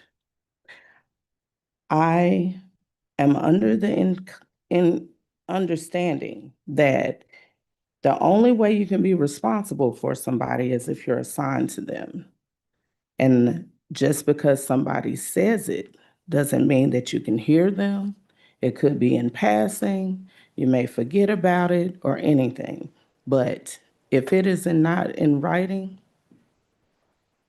and not a part of my day-to-day job, how am I supposed to know? Now, as far as my hours were concerned, whether Kara can admit to it or not, when I first started, and if they would have provided my time card from my employment as the QA nurse, if they provided my time card, I used to start my day at 6 o'clock sometimes, and I would help them out on the floor before I started my own job as far as like taking care of immunizations and different things like that. But of course, they didn't provide a time card for my entire, and you would indicate that my hours were never 8 to 5 or 8 to 4. And I wasn't required to inform anyone when I was leaving for the day, just as they weren't me, because I was considered to be administrative staff. I literally had an office. And maintained records for the staff, for the employees, and sometimes for the prisoners as well, with their their personal health and different things like that. So that's what I can provide for you. And if they have nothing in writing indicating that I was actually assigned on July 11th, I don't know what to say. I hope that the young man was okay. I'm assuming it was a young man, but Ms. Cooney, why don't I do this? If it's okay with you, I'm gonna see if Mr. Dawson may have some questions for you. Mm-hmm. And then after he is done, the board may have some questions for you too, okay? Okay. All right, Mr. Dawson? Is my microphone, thank you. I'm not as loud as Mr. Petty, so I need the microphone. I'm the opposite sometimes. So good afternoon. On the attachment, page 72 to Mr. Kirkendall's report is from testimony came from Ms. Black. And she says on that middle paragraph there, on July the 11th, Nurse Riddles was asked to go and work juvenile due to a call-off that occurred with the nurse that was scheduled to be over there. Nurse Riddles was very vocal in her disagreement in doing so, but ultimately went as per the request of Nurse Batson, the Director of Nursing. And you're claiming that didn't occur? You think that's incorrect? What I am claiming is that she may have asked me to go over there to help the doctor with their rounds, not to be assigned to the juvenile. The way she worded it here was asked to go and work juvenile. That would be incorrect. Okay. I ask you about your statement. You provided a statement, and I'm guessing after you heard or you learned that a complaint had been filed and you were under investigation. And in your statement, it was sent through the nurse portal to the board. And in your statement, you say, I left without notice and did not return.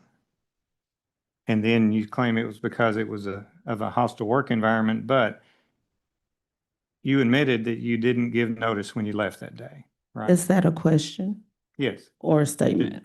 Did you admit that you I did not give admitted, notice when you left that day? I admitted that I never give notice when I leave for the day. Never. Okay, and you were supposed to work the whole day, but you left early because you were mad, right? I left because it was a hostile work environment, but I did not have to inform anyone that I was leaving for the day because I've never informed anybody I was leaving for the day. Okay, when you leave at your normally scheduled time, that's true for most of us. And what time would that be? I'm going to finish my Okay. question. We leave at a normal time of day when we're scheduled. If you're, I think it said in here somewhere you were scheduled from 8 to 4 or 8 to 5. And so if you leave at the end of your schedule and you work the entire schedule, I understand you don't need to tell anyone you're leaving because someone else is scheduled to be there after you. But when you leave early, no one else is scheduled to be there to cover your duties during that time, correct? Is that a question? Yeah. Because that was more or less of a statement. Do you have any of my time cards? We have the one that's Not the one for that day, the history No. of my QA position, which is in question. I'm asking the questions, okay? Okay. I mean, you can answer the question that way and tell the board that there are other time cards if you want to explain that. You are asking me if I recognize the fact that I did not tell anyone that I was leaving for the day if I'm supposedly assigned for a specific time frame, correct? Correct. No, I did not indicate that because that is not what was indicatable throughout the time frame in which I was in this position. That's what I'm telling you. Okay, but your statement, do you agree that your statement says, I left without notice and did not return? I always leave without notice. I never tell anyone, hey, I'm gone for the day unless we are considered to be friends If or you're, considered to be, I'm sorry, I interrupted you. no, unless we're considered to be friends and was gonna go have coffee or something. I mean, why would I tell them I'm leaving for the day? Okay, if it wasn't an issue, then why did you put it in this statement for the board? Why did you want the board Because to know? they were saying that I left without notifying them. That I was responding to what they were saying. But, okay, what I'm getting at is you didn't tell anyone when you left, right? For I whatever reason. never tell anyone when I am leaving for the day. I simply lock up my office and I go home. I understand it, when you work a full shift, that's normal, but you left early, correct? Do we have an end to this? Like, I mean, I've answered your question. Did you leave early? I've answered your question. I think. I've answered your question. I don't. Did you Hold on. leave early? Hold on. I think the question's, honestly, Mr. Dawson, I think the question's been answered. And I don't know whether or not you're going to get a better answer than what you've already gotten. You are going back and forth like ping pong balls at this point. But, you know, you probably need to serve another point here if you could manage.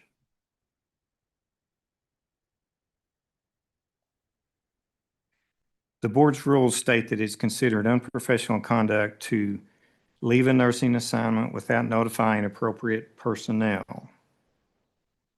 And when you state that you left without notice, you didn't notify appropriate personnel, did you?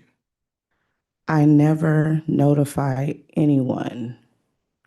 And furthermore, I was not assigned.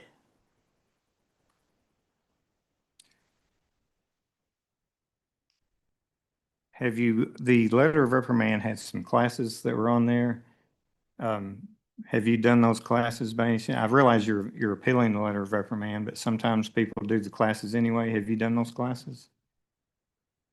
No, I have not. The letter of reprimand that I received was delayed due to the fact that I was not notified accordingly.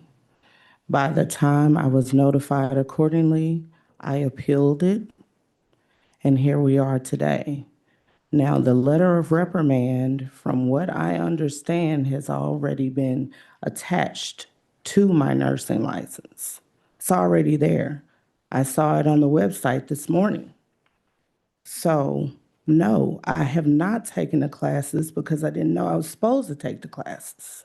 It's not I required. didn't know that until after I got the notification.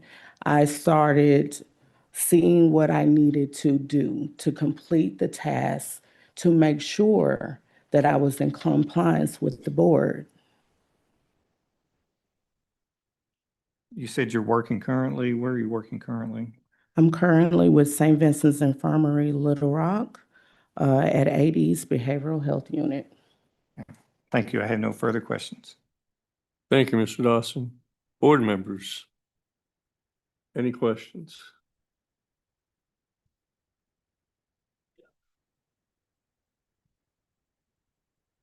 Okay. All right. Okay, Ms. Cooney, hey, how are you? Hello. Just kind of wanted to ask a couple of questions and not to reiterate anything we've already heard. Just want to make sure that we kind of understand everything before we make a decision. So, you keep talking about how you weren't assigned to do this. So what was the process? How were assignments usually given out by supervisors throughout the facility or throughout Turn Point? It really depends on what is prioritized at the time. For instance, I would come in at 6 o'clock in the morning sometimes just to help with MedPass if someone called in. Mind you, there are several different pods that require a lot of preparation for their medications to go out and be given at a certain time frame. So it really depends. And then sometimes you may need somebody to go to intake and take care of that, or, and different things like that. In some areas, you may need more nurses to support than others. So it wasn't atypical to have days where you're not doing your normal job duties. I think we're all nurses. We all, I mean, Right, kind of you do what's right. needed every day. It was never a time where you wasn't, I guess, needed to do or help out here or help out there. And majority of the time, the nurses don't mind. But an actual assignment is where it's actually written. You have a clipboard that has a certain person's name beside it, and you check that clipboard to figure out what you're going to do for the day, the ones that are actually assigned. Sure, but as that rotates throughout the day, that doesn't mean you're not caring for those patients. So That's true. so you're saying every time anyone in that facility is assigned to take care or to provide nursing care for any of those patients, that it is in writing and on a clipboard?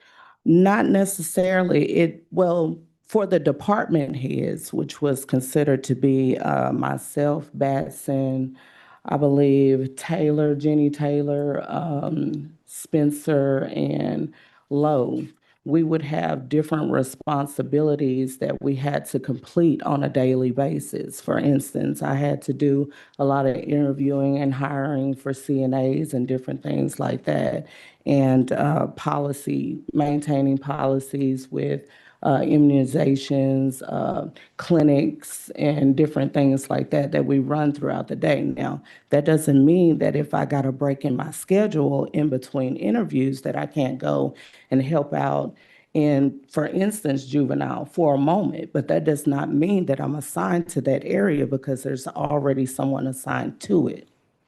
Okay. So when you, I know you say you didn't always work 8 to 4 or whatever that was. And you've made it very clear that you never told anybody when you were leaving. Did you get this employee handbook that was shared with us? I mean, you gave us the job description. We've discussed that multiple times, but this handbook, did you receive that? I believe I did. If I did, it was when I was initially hired, right, correct, as a floor nurse. Yeah, let me check. I think it had some here.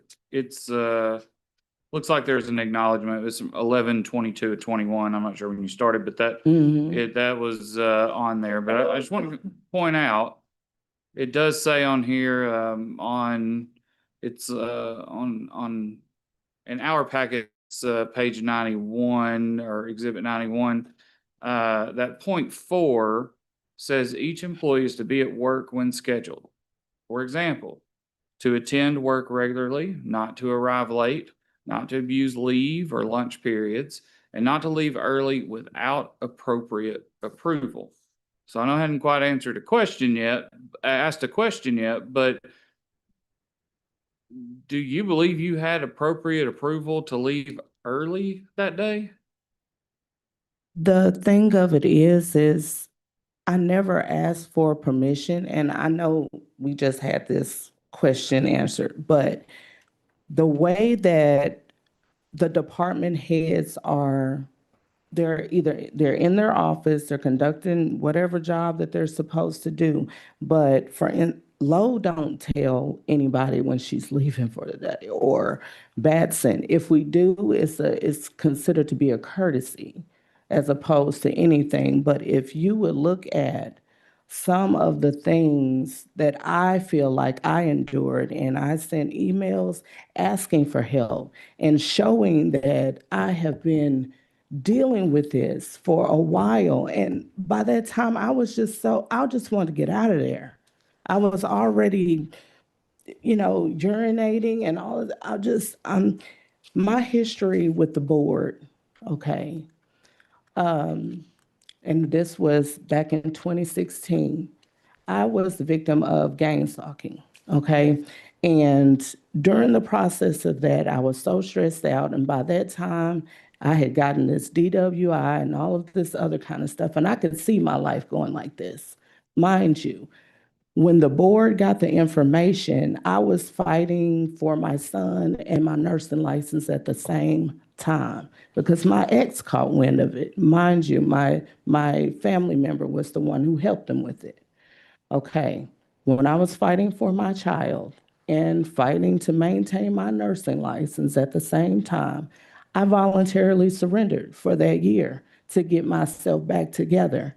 And ever since then, if I don't, or I have an issue with a job and I want to leave and do something else, whether they have or indicate that they have a problem with my job performance or whatever, they'll try to keep me there.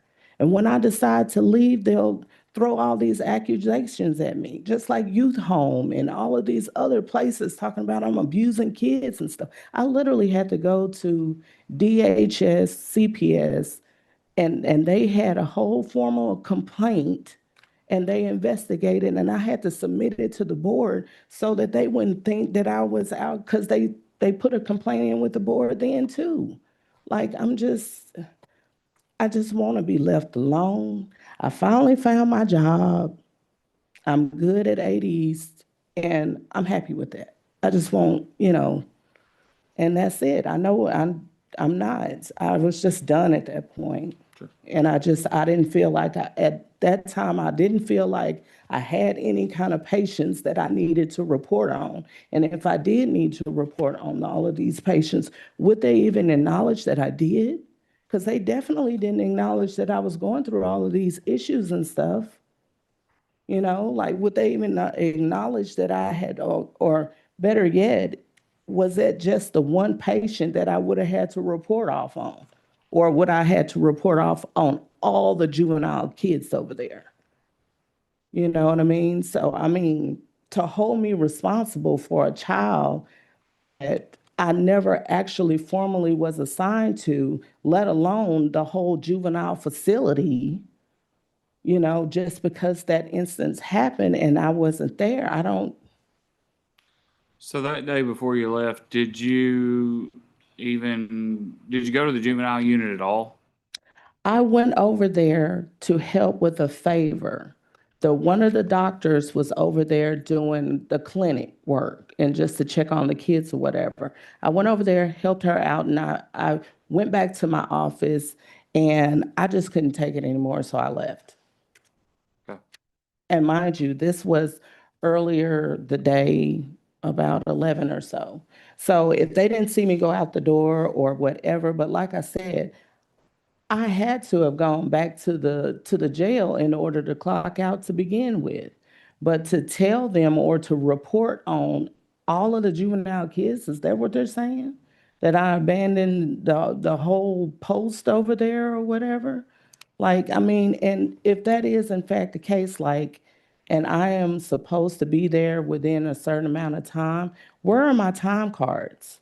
Where are my time cards? Because if that's the case, then I never should have been coming in early and helping pass the meds. I should have only been there from 8 to 4. You know what I mean? So, but they didn't provide that. And I can't go and get it. So, just because I'm not familiar with the facility at all. So, we've talked about the juvenile facility. I take it that's a separate kind of wing. It's a whole separate building. Whole separate building. Yeah. In that building, you said you went over to help the doctor with clinic. Are there other nurses as well? Were the only nurse and the They doctor? do have some more or less staff, but it's minimal. It's got some deputies over there, and then they got some people that kind of sit and watch the kids. And I think they do have like a medical personnel, but they're not like certified. They're like a medical assistant or something like There's that. not like a nurse on that unit every shift. No, they don't. They just go back and forth as indicated with a situation. It would literally be over the walkie-talkie. And a matter of fact, and if this was supposedly my assignment, we all have walkie-talkies. So anybody could get on the walkie-talkie and say, hey, you know, you're assigned to so-and-so, so-and-so, and then put it on the book. You know what I mean?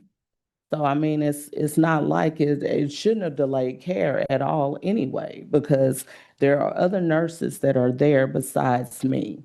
And I never said that, that I wouldn't take a clinical position or not take care of patients or whatever. What I said is her assignments were unfair. They were unfair, and she was always on or trying to get me to do stuff other than what I was supposed to do. And then on top of that, yelling and disrespecting me. I don't know where they got that from, where I was yelling at her, but. Okay. All right. Appreciate your answers. Thank you.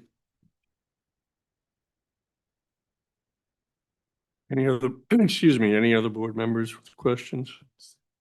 So kind of to follow up, and I don't want to just continue to hash this out, but on days when like there is a nurse that called in and that's what you went over to the juvenile services on that day. So on days like that do you, on other days, not just that the 11th day, would you be more knowing that you had to float in and out to do more clinical roles instead of your role as like what your like more desk job was? Was that common that you knew like, hey, I'm going to get called out? No, it wasn't very common for juveniles. Juveniles was, once you done the clinic portion of it and made sure they had their meds or whatever, you didn't really have to go back over there too much, which is one of the reasons why they would probably do like an assignment for juvenile in combination with something else, Okay. like another assignment. Okay, so, but like you went over there and helped that morning Mhm. and then went back to your like desk role or whatever would be typical. Right. But you know, but you knew that the facility was short-staffed and that potentially, if something else came up, if a physician needed you to go back over there and do clinic or something like that, there was not a medical person over there. And so at some point, someone might get called over there if that was needed, just even for basic That's things. possible, but at that point, whenever they indicate a code red or anything like that, it would be all hands on deck anyway. Yeah, just So like it wouldn't be just myself like, oh my gosh, I gotta hurry up and run over here. It should have been a lot more than just me. Okay, like a code in the hospital, like the whole Right. team may respond. Right. So, I mean, you say, I work more of an administrative role. I don't tell people when I come in and come out, but you did provide us with text messages even of a situation. I think it was on page 57 of what's scanned in for our documents, where you send a text and actually include a photo. Sorry, scrolling back up. Yeah, it's in there too. And I think your text is to Miss Lowe about you had the intention of coming to work today, and this is dated July 7th at 6:39 a.m., which you're saying you get to work early. You get there potentially before that 8 o'clock time shift. But I pulled in the parking lot, and then I ended up going to the bathroom myself. I guess I got so nervous. So, and you sent pictures of, I'm assuming that is you with pants that are wet. So, Right.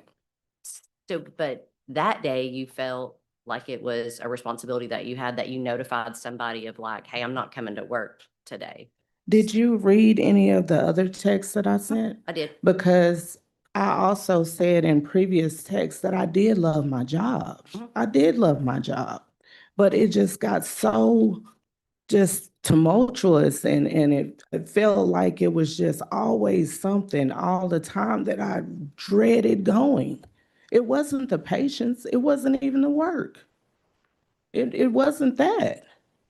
But I still want to take care of my patients. I mean, I feel like Philip said earlier, we're all nurses. I mean, so, we understand that. But you kind of alluded to earlier with your testimony that like you never told people, like you didn't have that obligation to tell anybody when No, I didn't, but I wanted to make sure, because I think I had interviews that day too.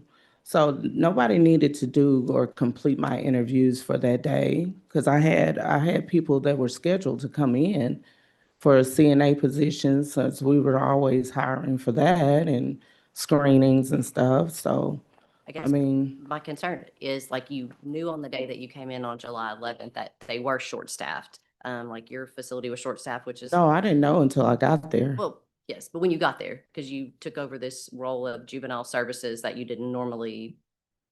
Well, I just done the clinic. Okay. So but like in that theory of, you knew that there was less people there working. So, but at that point, so potentially your role was a little different that day. Mhm. But then once you left or you clocked out at like 10 o'clock that morning, but there was nobody to tell that you were going to leave or any of that, like. As far as like, from my knowledge from previous interactions with the juvenile, they wouldn't have indicated that they needed some. That was just a rarity occurrence that actually happened that day. But with that being said, Low and the administrative staff, the non-support that I was getting, and getting so nervous that I'm losing bodily fluids. I mean, I didn't have any kind of loyalty to them at that point. I just wanted to go home. I just wanted to go home and be done with it altogether. I stopped fighting for it. I stopped fighting for it at that point because I didn't have anybody to back me up. I didn't have any kind of letters to offer to help support me within my job role. That I didn't even have my doggone time card to even show that I came in and helped support whenever I could or anything like that. Like, I mean, all I got is my license that I'm trying to maintain and take care of. Like, and once you get a blemish on there, it's stuck forever. It's on there, which is why I'm here today about, and most people probably wouldn't even care about a letter of reprimand, but I've been through so much that I'm just tired of people thinking that they can just throw accusations out there and be like, hey, well, she already got all this stuff on there. They're going to believe it. Here, write the statement for me. And that's just it. I'm tired of that. I mean, I think that's why we're here today, just trying to compile all this and to hear your side of it. And I appreciate it. I really do. I really do. I think that was the question I was going to ask, because I was looking through your copies here and you had sent an email out to some of your coworkers asking them to provide personal accounts of situations. And we don't have that. We don't have any. I know you don't. And then, and I go look on your last day, which, July 11th, you left early and there was some, tension going on, but you didn't show up. You did not show up the 12th and the 13th. You abandoned your job. You was a Right. no call, no show. Right. So that is abandonment. Whether you're in the position you're in or the patient care, like Philip said earlier, we all take care of the patients no matter what, but you go in and pass meds early. You're taking care of patients every day, but you abandon, you give your 2 weeks, right? Yes. Okay. Why you couldn't work out those 2 weeks, I understand it might've been a little hostile environment between you and Ms. Batson, but there's professionalism here as a nurse. And when you give those 2 weeks, you need to be obligated because that helps you later on getting jobs down the road, as you know. But you abandoned your job. You were a no call, no show. If you're a supervisor and one of your employees was a no call, no show, how would you feel? I would step in. How would you feel about the person that was the no call, no show? You would step in. Yeah, we would all step in and have to do the job we have to do if they call in. But how would you feel? I would actually submit some kind of disciplinary action, but there would be writing on it. You're exactly right. It would be writing. So, and that's what I'm trying to say is you abandoned your job the last 2 days, actually 2.5 days, from the way I see it. And, yes. Okay. I think that's all I have. Thank you. Anything else from the board? Based on those questions from the board, Mr. Dawson, any follow-up? No, sir. All right. Ms. Cooney, how about your husband, his testimony? Do we have another chair up there, Mr. Dawson, that we can shift them into?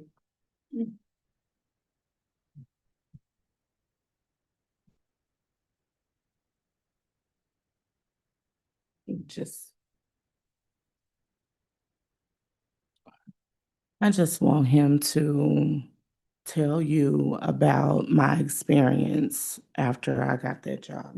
Yes, ma'am. Sir, would you be so kind as to identify yourself for the record? What's your name? Bruce Cooner, All right. and I'm a husband of Carlos Cooner. And what can you tell the board in terms of, I gather, what your wife might have gone through leading up to these events? Go Well, it ahead, was- sir.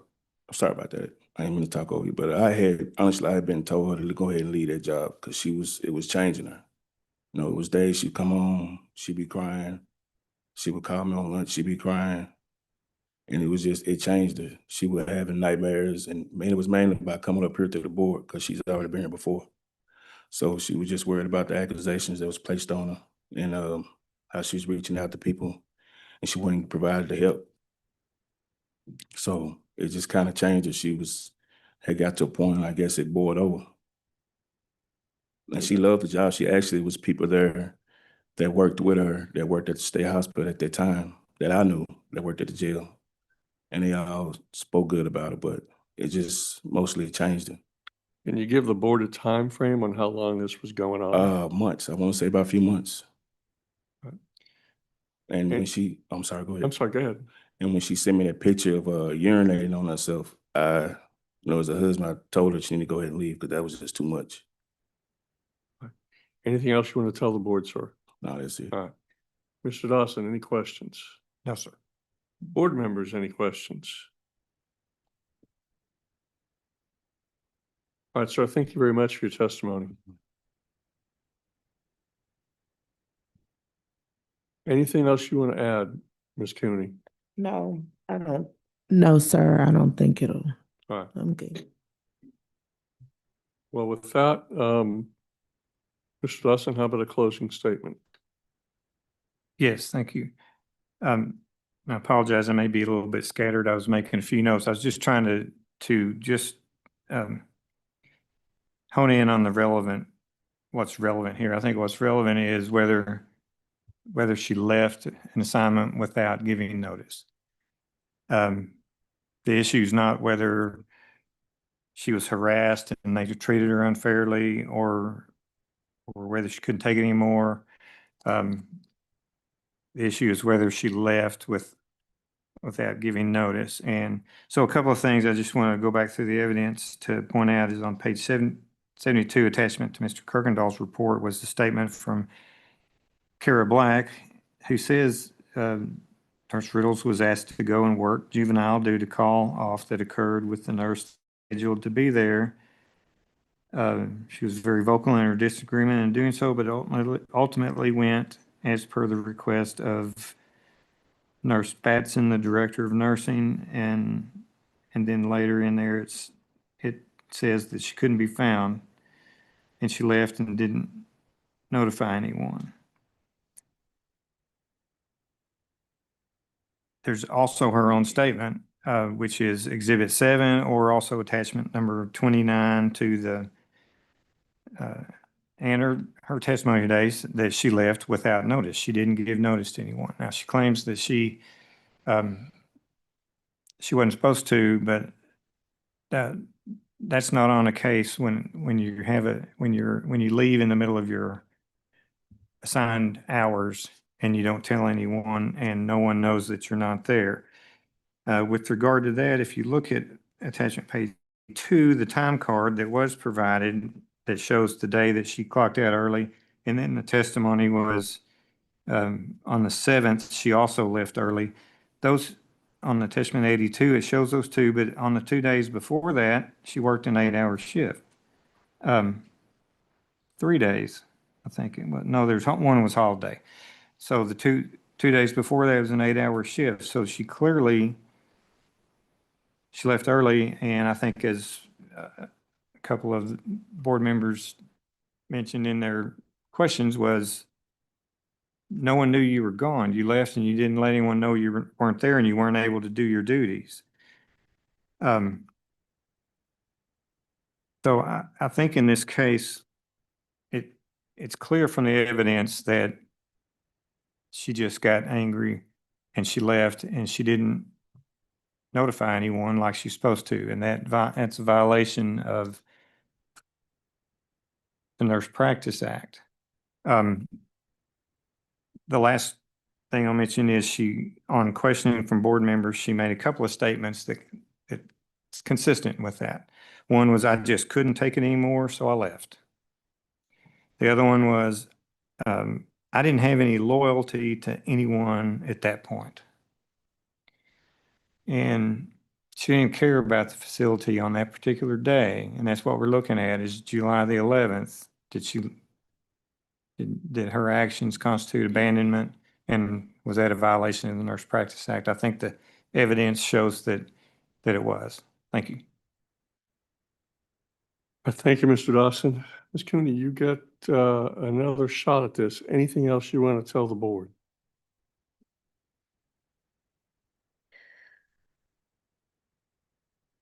I don't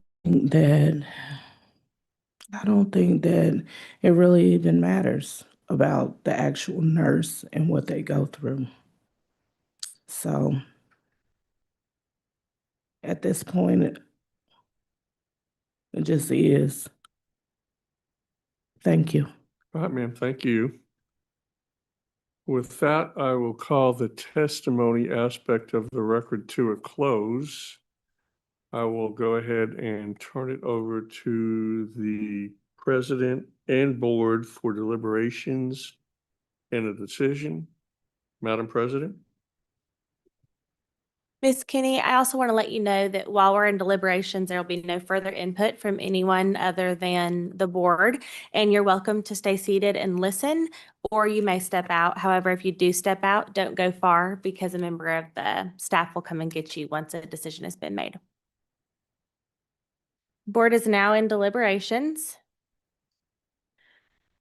I just kind of summarize. I know it's been kind of a long hearing. We are here because the respondent is appealing the LOR, which was due to a violation of A68. I think that the findings of fact and the testimony that we have provide evidence of that. Is there any questions about the timeline, comments, any discussion that's needed at this point? Do I hear a motion?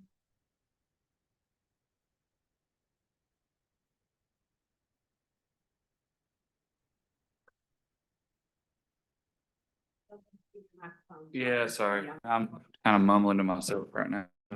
It was a purposeful mumble. Blah, blah. So when I look at she says she left a nurse's assignment without proper, so we call that Report. abandonment. Sure, yeah. Yeah, we say that.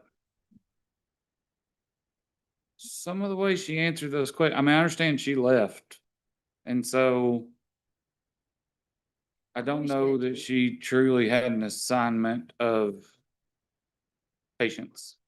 So I don't disagree. And could we, can we issue a different LOR? So, or this is because the order notice? Yeah, keep it or go away. That's my only thing is the thing that gave me pause is when I asked her who's usually on that unit. I don't think there was any reason for her to tell us an untruth about who was usually on that unit. That's not a normal assignment. Sounds like the doctor goes over there and rounds on whoever, and she went to help the doctor. I don't know that there's always somebody that, did she, I mean, what do you think, Tabby? And maybe I took that the wrong way. No, I feel like I hate it that her and her supervisors had contention. I think that's really what this is about. Oh, sure. And 100%. we're not always privileged to have great bosses. And I wished that she would have protected her license instead of letting someone push her into bad decisions. It seems to me if the choice was hers and she wanted to go help, she went.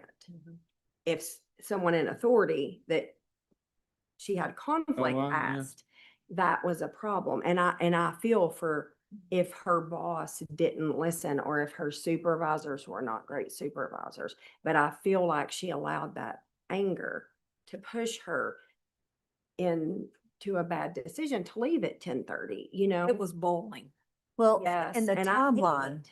the timeline of making the formal complaint against the DON. And you know what, as well as I do, once that formal complaint is there, person that they tell it goes straight to the DON and says, just to let you know. So everything that happened after that, she turned that complaint in, just gave them fuel to just And I throw on hate there that. and do what they I hate wanted to that. do with her. But she's responsible for her license and they're responsible for theirs. And I wish they could have worked it out. I do. I also, I don't know, I was thinking this did read a little bit differently, but it does read as leaving a nursing assignment without notifying appropriate personnel. Doesn't say anything about patient assignment. I mean, your job duties as assigned is your assignment. Yeah, Most job duties That's what I'm having a are hard time. written. yeah, she was a Sorry. QI nurse. We're doing it again. Sorry. Sorry. Thank you.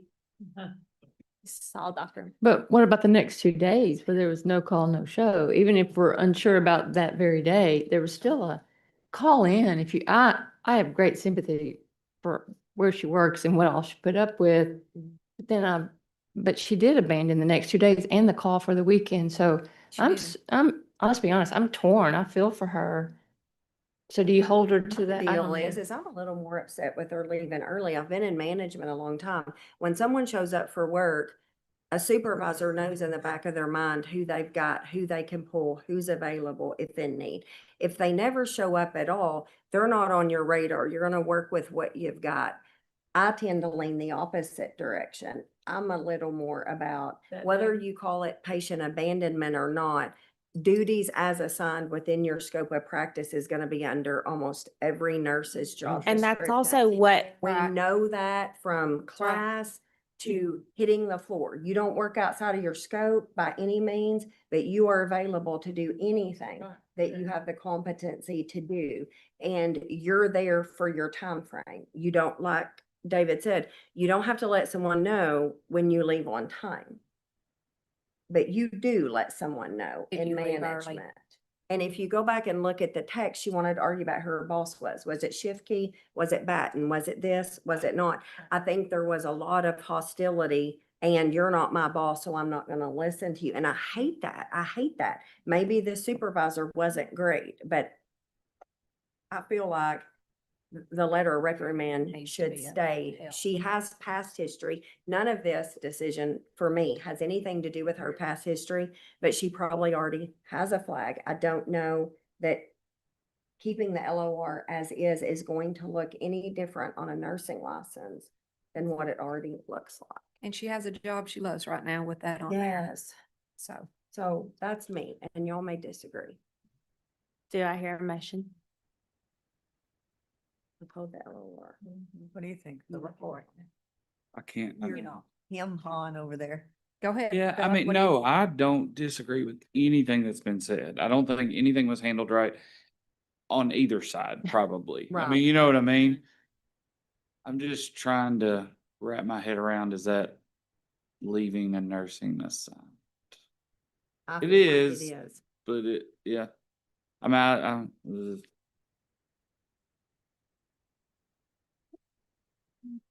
How many LORs that I would be, she flip my hairs and back to next time. Sure. You know. Oh, I'm sorry. No comedy shows left around.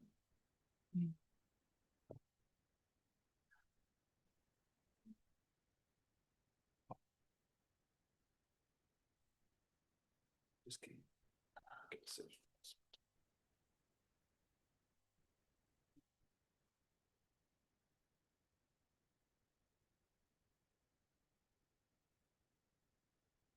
Yes.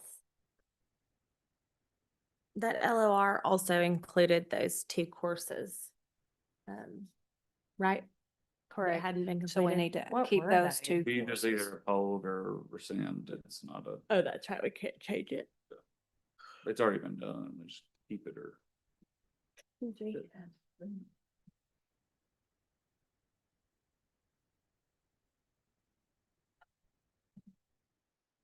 So we're gonna uphold the letter of reprimand. What day was it issued? On December the 31st, 2020. Is that correct?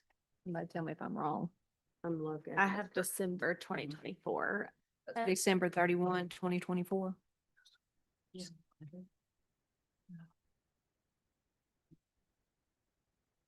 Have another.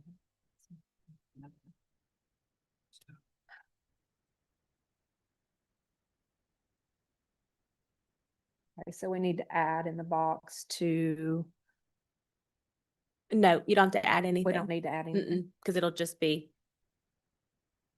to either uphold what's Oh, already been So, okay. provided or to rescind it. There you go. I do have a motion before the board, and since we're not reading it separately, do we need to? We're gonna need to do it twice, or you're gonna have to bring her in, Okay. Madam President, and do it once. But you need to do it in front of her because she is present. Whatever the Could pride we of have the somebody board is. grab her, please?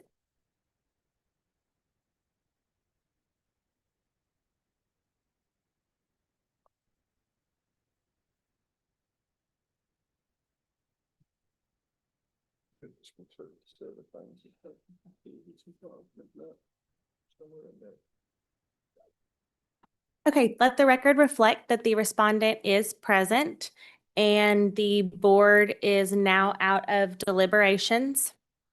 We do have a motion before the board due to the fact that the findings of fact and the allegations in the order and notice of hearing have been confirmed. And with that, the Arkansas State Board of Nursing moves that the respondent and the letter of reprimand, which was issued on 12/31 of 2024, be upheld. Do I hear a second? A second. All in favor? Uh, Any opposed? Nay. Opposed. Okay, go ahead. Sorry. That's okay. All right, that wasn't unanimous. There was one no vote, two no votes. Apologize. We should do a roll call? Or Yeah, why don't you go ahead and do a roll call? Keisha. All right, I'll ask the court reporter, are you sufficiently informed about the vote, Madam Reporter? All right, then I don't think you need to do a roll call as long as it's confirmed by the reporter. We're gonna go ahead and mark as, help me out here, Mr. Dawson, what exhibit is this one? I'm sorting through the papers goodness. here and I find the cheat sheet. 8. 8, all right. We'll go ahead and mark as exhibit 8. The decision of the board, you want to go ahead and move that into evidence, correct? Yes. All right, motion is granted. Exhibit 8 is made part of the record. Ms. Cooney, I don't want you to leave until you get a copy of this, because they will make a copy of it and provide it to you. And then, I'm going to instruct the board to further formally memorialize the decision of the board. Please make certain that Ms. Cooney gets a copy of that decision, along with a cover letter that notifies her of her appeal rights. Any further questions or comments from the board on this matter? All right, if not, I'll call this hearing to a close and we are off the record. And ma'am, you can get with staff if you would like, and they can inform you about what the process is moving forward. Let me also note, in terms of your appeal rights, you have 30 days. Is it from service, Mr. Dawson? I think from service, right? Yes, from receiving the Okay. findings of fact So and conclusion. so you have 30 days from being served in order to appeal this, all right? You appeal it to Pulaski County. Do you reside in Pulaski County, ma'am? No, sir. Okay, what county do you reside in? Saline. Okay, so you can appeal it either to Pulaski County or Saline County, the county that you reside, okay? Mhm. All right. With that, I will call this hearing to a close. Thank you all very much. Thank you. take a quick recess. Are we going to do The, Hensley? The last one has. because she's present. Okay. So we'll be moving to Henley next. Yeah, but. When you want us back, also. 6 months.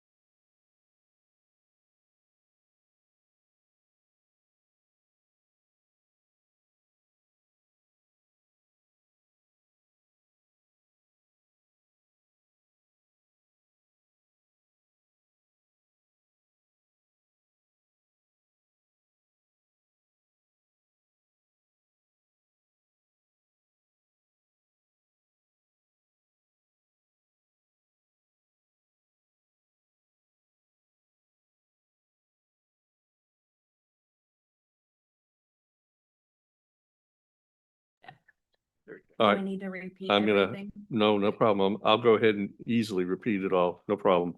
All right, we are back on the record.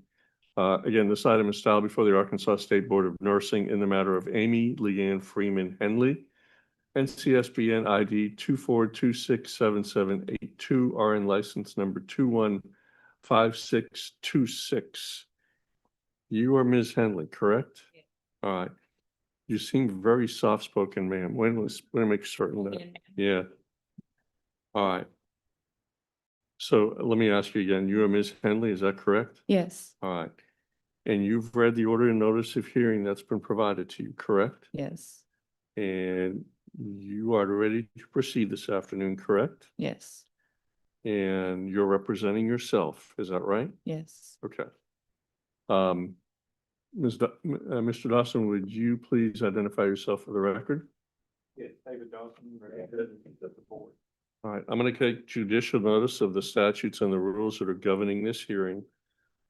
Arkansas Code annotated section 17-87-309A6. Arkansas Code annotated section 1787- that right? 302A6. And the Arkansas Administrative Procedures Act, sections 25-15-201 at sequence. Ms. Henley, have you ever been in an administrative hearing before? No, Okay. So let me explain to you how the process works, all right? Mr. Dawson represents staff. He's a staff attorney. So he has what they call the burden of proving the allegations of fact and the conclusions of law that are contained in the order of notice of hearing, okay? He's going to go first because he does have the burden. He's going to call a witness, maybe two. I just see one sitting up there. He's going to question that witness. And then once he's done with questioning a witness or multiple witnesses, every single time he's done with a witness, you'll have the opportunity to ask that witness questions as well because you're representing yourself. And I understand you're probably not schooled at all in judicial niceties and how to do that, but I'm going to give you a bunch of leeway in order to do it. However, if you don't want to do it, it's not going to be held against you, okay? This is not, Perry Mason TV show gotcha kind of thing, but because you are representing yourself, you do have that opportunity, okay? Once he's done with his presentation, it'll be your turn to explain to the board what transpired, what happened, whether you agree or disagree with any of the allegations that are contained in the order of notice of hearing, okay? Once you're done with your explanation, Mr. Dawson will probably ask you some questions. And what's different about an administrative hearing, unlike anything you've probably seen in terms of trial stuff, is think of me as a trial judge and think of the board as the jury. I'm not deciding anything. I'm just running the process. They're the ones that are making the actual decision. And because of that, under the law, they have the opportunity to ask questions too. So my guess is they are probably going to be asking you some questions, okay? When the testimony is done and in, I turn it back over to the board, they go into deliberations, and then they make a decision. Now, while they're deliberating, you can stay for those deliberations if you want, or you can leave. It's up to you. If you decide to leave, please don't wander too far, because once they actually make a decision, they want you in here, because under the law, again, they need to tell you what the decision is, all right? You brought somebody with you here this afternoon, correct? Is this individual here for moral support or to provide some testimony to the board? moral support. Moral support. Everybody needs some moral support. Is he related to you? He's my husband. We Okay, that's actually what I got figured, married. but I never want to assume. How about I take care of some other housekeeping matters if that's okay? And before I forget, as we go through this process, if at any time you don't understand what's happening, you have a question, again, my role as the hearing officer is to run this procedure. And it's to keep you informed, okay? So if you don't understand what's happening, or you think you're not getting a fair hearing from this board, you need to let me know, okay? Because it's my job to make certain you get one, all right? Mr. Dawson, how many exhibits do you have with this one? I have 5 on the list that I gave you, but I have an extra one too. Okay. So Would you be so kind as to inform the board what they are? yes, Exhibit 1 is the order and notice for hearing. Exhibit 2 is the Nurse Practice Act. Exhibit 3 are the board's rules. Exhibit 4 is the Postal Service report regarding service of the notice for hearing. Exhibit 5 is Lisa Wooten hearing report. And Exhibit 6 is course completion certificate. I think it states in the order and notice as one of the violations that she didn't complete the substance abuse course, but we did receive that after the order and notice went out, And that was indicating that the respondent has completed that course, and that's exhibit number 6. So I moved to enter those into evidence. All right, thank you very much. Ms. Henley, I need to ask you if I could, because you were representing yourself. Do you have any objection to the admission of staff's exhibits 1 through 6? No. I understand. All right, so the answer was no? Yes. Okay, thank you very much. Without objection, staff's exhibits 1 through 6 are admitted. Besides those documents, Ms. Henley, did you bring anything else with you this afternoon that you would like the board to take a look at? No. Okay, just that last report that Mr. Dawson referenced, that you completed the course, is that right? Yes. Okay, and that was your document? Yeah, I Okay. turned them in on Affinity. Okay. Waive opening, Mr. Dawson? Yes. All right, thank you. He's waiving his opening. That kind of tells the board what's going to happen. Normally, you would have an opportunity to do an opening. I'm going to ask you to waive it as well, because it's been my experience that your opening statement, what you're going to tell the board, is exactly what you're going to tell them again down the road. You'll just be doing it twice. So is it okay if you waive your opening as well, ma'am? Yes. All right, thank you. Anything else I need to address? Oh, thank you, Director or Assistant Director. Pam, would you be so kind as to raise your right hand? I do have to swear you in. Do you both swear or affirm the testimony you're about to give in this hearing is going to be the truth, the whole truth, and nothing but the truth? I do. I do. All right. And Ms. Henley, one other thing, you are very soft-spoken. So if I remind you to speak up, I'm not trying to be mean. I just want people to hear what you have to say. And if you do have a habit of giving a non-verbal response, like a nod of the head or something like that, I may stop it to remind you to give a verbal response, because I have a court reporter right next to you who's transcribing everything for your benefit and for the benefit of everybody here. And she can't transcribe a nod of the head, if you understand that, okay? Mr. Dawson, please, your first witness. Thanks, sir. I'll call Lisa Wooten. Lisa Wooten, Assistant Director, Arkansas State Board of Nursing. Would you please go through the respondent's license history? Yes. Amy Leanne Freeman Henley graduated May 15th, 2021 from the University of Arkansas at Little Rock with her associate degree in nursing. She was issued Arkansas RN license 215626, a single state license by exam, on June 8th, 2021, and it expires on May 31st, 2027. Previous discipline includes in the state of Arkansas on May 15th, 2024. She entered into a consent agreement by the board for probation for 1 year for violation of ACA 1787-309A6. And there's no other license or disciplinary history reported in nurses. Is the respondent's failure to fully comply with the June 4th, 2025 consent agreement the reason for this hearing? Yes. I'm sorry, I may have had the wrong date. May 15th, 2024 consent agreement, is that when it was?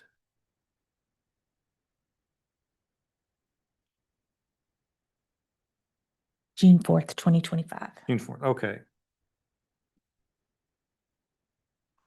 Did you produce a report outlining the areas where respondent has been non-compliant? I did. It's dated April 10th, 2026. All right, I think your report has previously been entered into evidence. Would you go through the report and explain to the board the I think you have the reasons for the consent agreement and then the areas where she's failed to comply. Yes. So if you'll refer to attachment 1 through 31, on June 4th, 2025, the Arkansas State Board of Nursing ratified a consent agreement placing respondents RN licensure on probation for 1 year for violation 1787-309A6 and ASBN Rule 17 CAR 126-1028P based on the following findings of fact. Respondent holds Arkansas RN license number 215626. An investigation was initiated by respondent's self-report to the board on August 2nd, 2024, that she was cited for open container and drug paraphernalia in Kilgore, Texas. The Kilgore Police Department incident report stated an officer stopped respondent for a traffic stop and discovered an open alcohol container and drug paraphernalia in her vehicle.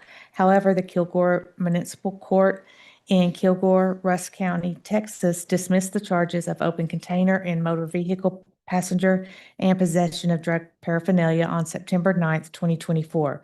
On September 17th, 2024, respondent submitted to a urine drug screen by the Arkansas Department of Health Pharmacy Services. On September 30th, 2024, Pharmacy Services received respondent's urine drug screen, which indicated that respondent was positive for marijuana metabolite at 92 nanograms in ml.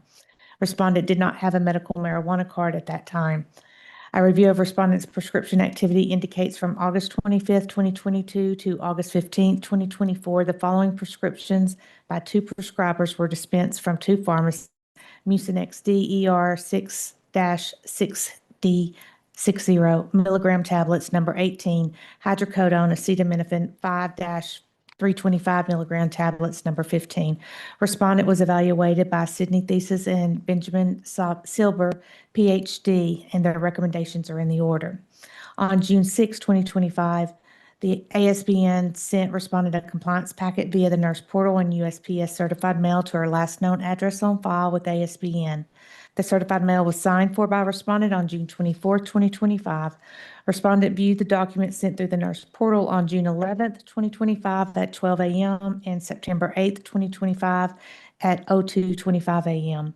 If you'll refer to attachment 32 on June 19th, 2025, an alert was placed on respondent's file indicating if respondent was non-compliant with the terms and conditions of the consent agreement, respondent must appear before the board.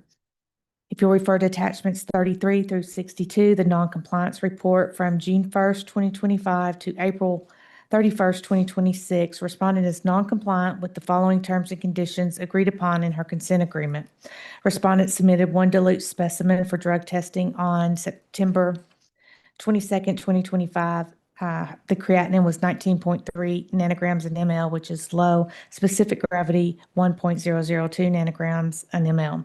Respondent submitted 3 specimens for positive ETG and ETS, which are alcohol metabolites. On February 19th, 2026, the ETG was 21,903 nanograms in ml and ETS 11,200 nanograms in ml. On February 5th, 2026, she was positive for ETG at 22,851 nanograms in ml and ETS at 5,234 nanograms in ml. On November the 6th, 2025, she was positive for the ETG at 790 nanograms in ml and ETS at 410 nanograms in ml. Respondent's PEth testing was positive as follows. On February 25th, 2026, her PEth test was positive at 422 nanograms in ml with a confirmation of 20 nanograms in ml. And then greater than 200 nanograms in ml is equal to heavy alcohol consumption or chronic alcohol use, at least 4 drinks per day, several days a week, per the Mayo Clinic PEth overview. Respondent submitted 1 specimen positive for a controlled substance. On February 19th, 2026, she tested positive for BZE, which is a cocaine metabolite, at 344 nanograms in ml, the confirmation level at 150 nanograms in ml. Respondent failed to submit the substance abuse bundle course certificate due on January 31st, 2026. And as we said earlier, she did provide that on April the 20th, 2026. And the certificate states it was completed on October 3rd, 2025.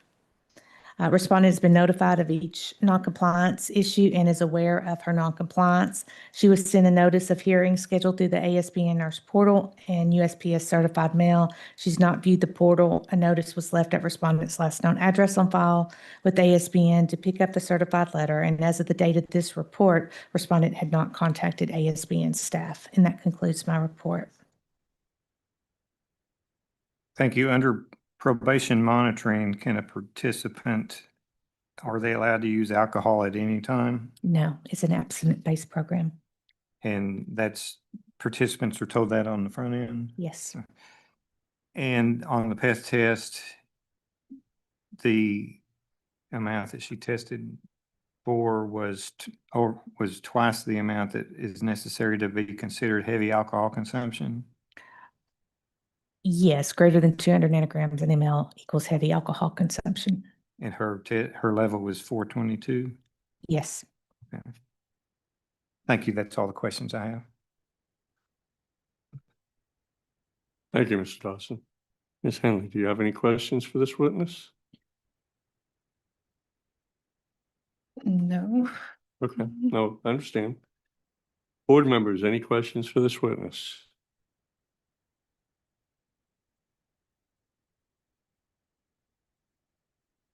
All right, thank you, Assistant Director. Mr. Dawson, any other witnesses? No, sir. All right, do you rest, sir? Yes. All right, thank you. Ms. Hanley, it's your turn. So do you have a copy of the order of notice of hearing in front of you, ma'am? Yes. All right. So there have been certain allegations that have been pled against you. You can go ahead and tell the board, if you could, whether or not you think they're true or not, and if they're not, why they're not. So I will go ahead and give you the floor. You can explain to the board what happened, what transpired, and in terms of what it is that you would like the board potentially to do for you moving forward, if you could. All right. And then after you're done with that explanation, Mr. Dawson's probably going to ask you some questions, and the board will too. Okay? Yeah. Go ahead, ma'am. As for the testing positive in February, yes, I did drink. I went to Mardi Gras with my sisters, a trip that we had planned for over a year, that we were going to make a sisters trip down there. And I'm a single mom. I was a single mom. I literally just got married last month, but been struggling financially, been struggling with keeping my probation and being able to afford it. Because of going on probation, I was working nights, but my job put me 3 to 11, Monday through Friday, lost the shift differential, struggling financially. It's put a bind between me and my kids because I never see my kids anymore. And my daughter's been dealing with a lot of mental health issues. And so the weeks prior leading up to the weekend that I went, we just had a lot. She's threatened suicide, everything, just dealing with a lot of mental health issues with her. And that Friday before we left for Mardi Gras, our grandma died. And so just a lot going on. And then I wasn't going to drink. I wasn't going to do anything at Mardi Gras. And then literally the day we got there, my phone got pickpocketed. Just everything that I had gone. And so I was like, I don't know what to do. So I did. I drank. I drank while I was at Mardi Gras. And I know that it was against the order. But I was just at my wit's end and I was safe. I had taken off work. I wasn't driving. I was with family. And I just needed a stress relief. And I did drink straight liquor while I was there. And I got tested the day after we got back.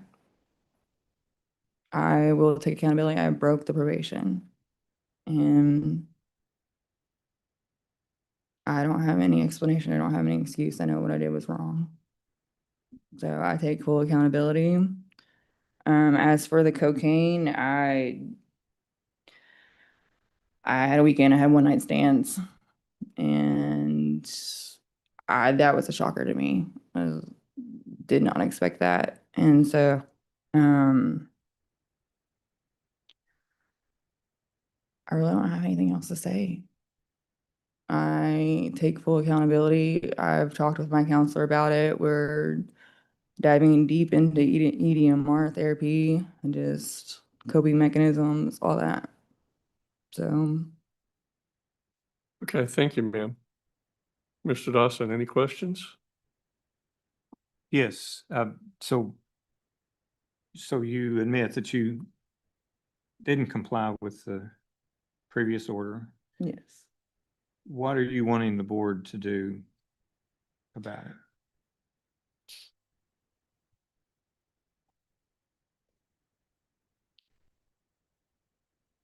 I don't know. I know there's gonna be consequences for my actions.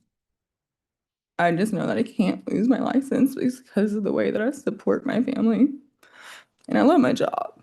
I'm a great nurse. I'm a mental health nurse, so and I feel like I'm a great mental health nurse because I can relate so much to my patients. And so all I ask is that I don't lose my license. Like, I'm sorry. so I'm already fearful that my job's gonna fire me if probation goes longer or my license gets suspended, but I will literally do whatever I have to keep my license, to keep my livelihood.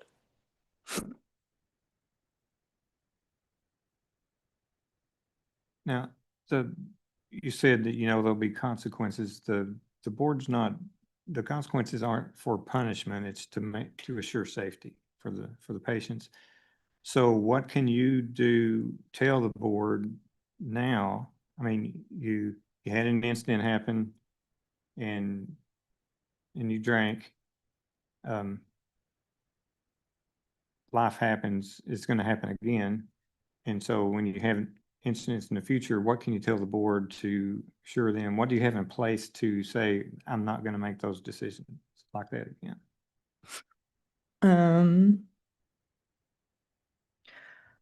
Honestly, him. We've been dating for 2 years and have gone through our struggles. And when I told him about this, that like I'm about to lose my license, he's been begging me to marry him for a while now, and I wouldn't do it just because I didn't want to give up my independence. And he's just like, let me help you. Stop being so stubborn. Stop trying to be the wonder mom and everything. And he's like, let somebody take care of you for once. And so I agreed to marry him. And now we're moving in together. And it's adjustment, everything. And that also, I've been going to therapy more. I just don't know that. Those are the steps that I've taken. I've started doing yoga, meditation, all that, just to help. What medication? Do it, meditation. Meditation. I'm sorry. That's okay. Good. I don't, the board may have some questions. I don't have any further questions. Thank you. All right, thank you, Mr. Dawson. Board members, any questions?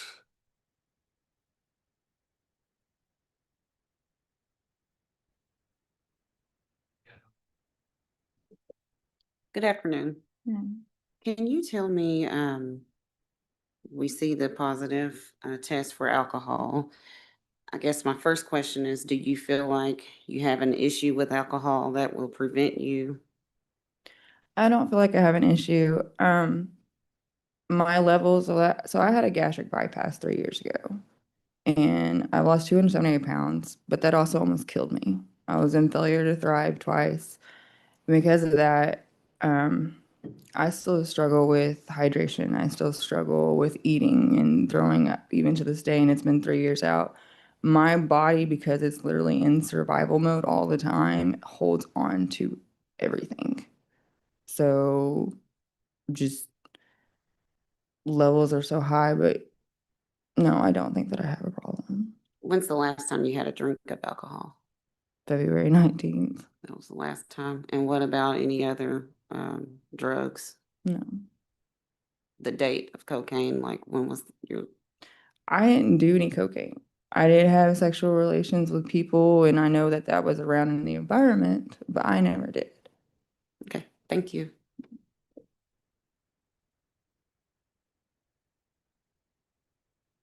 I just kind of still having a hard time with the timeline, I guess. So when did you go to Mardi Gras? When was the party? February 17th to the 18th. Okay. Oh, sorry. I wrote that on my wrong question. 217. So then you come back, you get tested. Alcohol, I don't understand the explanation on cocaine, but you're giving it twice, so I'm sure that's what you're going to stay with there. So I've got to ask, I'm sorry, but so with the cocaine on 219, was cocaine and alcohol. I mean, that cocaine is on the quantitative is showing over double the cutoff for cocaine. And so you're saying you didn't like ingest cocaine yourself, you got it through sexual relations with someone is how the cocaine happened. Okay. And then I guess they followed with a PET test because the PET to verify, because initially you'd said it was from NyQuil, I believe, is what the note said in there. But so the PET verified that. You're telling us today it was the party at Mardi Gras. So that's the 219 test, right? Yeah. So 25, just a couple weeks before that, I guess that was before the trip. Mm. So we had a positive alcohol on 25. Mm. What's going on there? That was the NyQuil. I was sick. I was sick, and I was just taking anything that I could just to go to work. I had called in, going to work, and then finally I went on the 10th and got antibiotics just to help it, and still sick. Okay. And then what about the 11/6? Honestly, don't know on that one.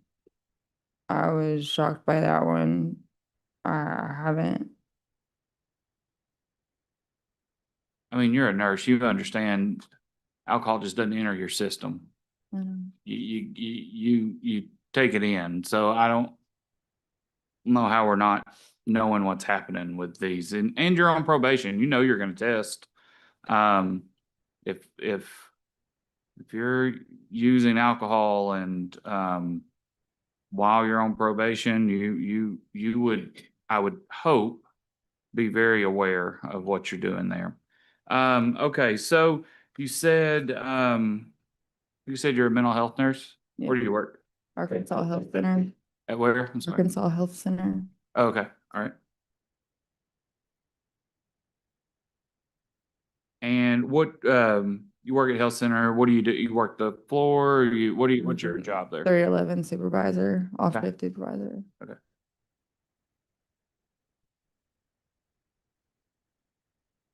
Okay, I think that's all I had. Thank you. Thank you. Any other board members' questions? So you still possess your medical marijuana card, but not No. utilizing that? Okay.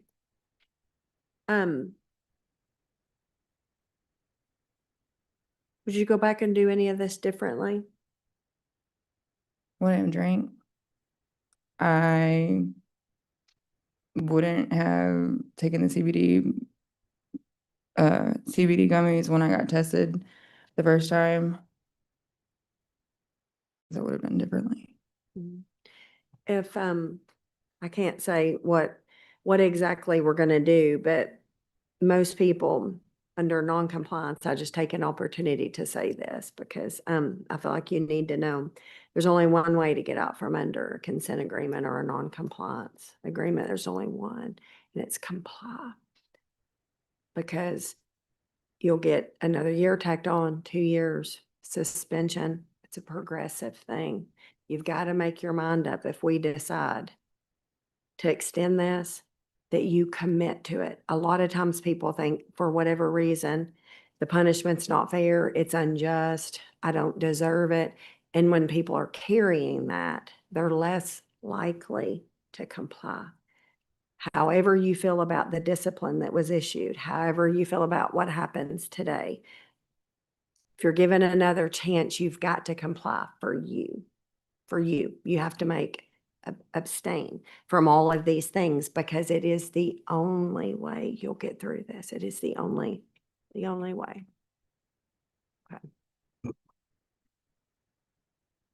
Anyone else? Any follow-up, Mr. Dawson? No. Right. Anything else you need to add, Ms. Henley? Okay. How about a close, Mr. Dawson? I'll waive closing. Okay. Thank you. I know I already asked you, but again, procedure and protocol requires me to ask you again, Ms. Henley, anything else you want to add before the board starts deliberating? No. All right. With that, then, thank you very much. With that, I will go ahead, call the testimony part of the record to a close. I will go ahead and turn it over to the board president and the board for deliberations. As I stated earlier, Ms. Henley, you can stay here for them if you'd like. If you want to leave, that's fine too. Just please don't wander too far because they're not going to formally announce a decision until you're present, okay? Mhm. What would you like to do? Would you like to stay or leave? I'll stay. You'd like to stay? Okay, good. Madam President? Thank you. I would just like to remind everyone that now that the board is in deliberations, there will be no further input from anyone other than the board. And with that, does anybody have any questions on timeline, findings of fact? Just to kind of go over it, the order and notice, there was the June 4th 1-year consent agreement. And then the violations with the 3 alcohol metabolite positives, a dilute specimen, and the failure to complete or submit the courses that were ordered.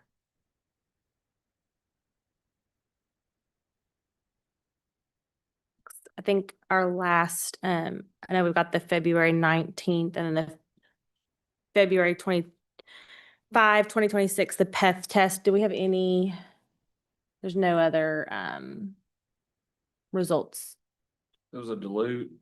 There was, after that? I'm sorry. Post February of 2026, because then we're, no. Okay. No, not Pfizer.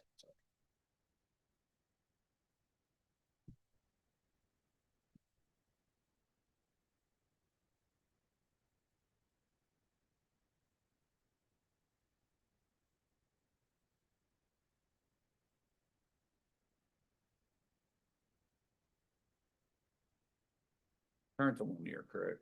current was a 1-year consent agreement. Probation, yeah, with monitoring. Yeah. Yeah. So obviously our options are suspension if anyone feels that that's appropriate, and then probation. We just need to talk about timeline for such.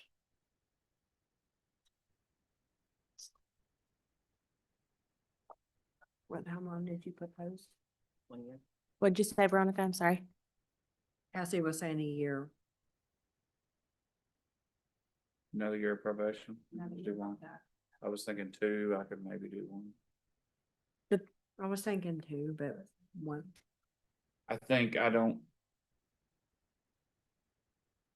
find, and I understand that's our testimony multiple times, but the cocaine is concerning. I don't find the explanation to be a common source of positive testing for cocaine. And so, I worry as life brings other stressors, do we go right back to some old habits? So I would do 1, but I'd feel better at 2 probably. Do I hear a motion? And because it's very recent. Yes, very recent. Like, it's not like one of those where we had some 3 years.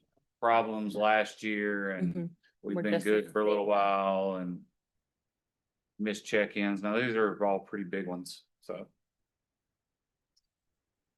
You feel like any more courses?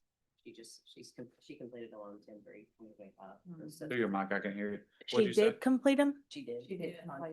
Yeah, they come back and said She that just she finished, submitted yeah. it. She completed. Gotcha. Okay. I don't know. Sorry. Debbie, what you think?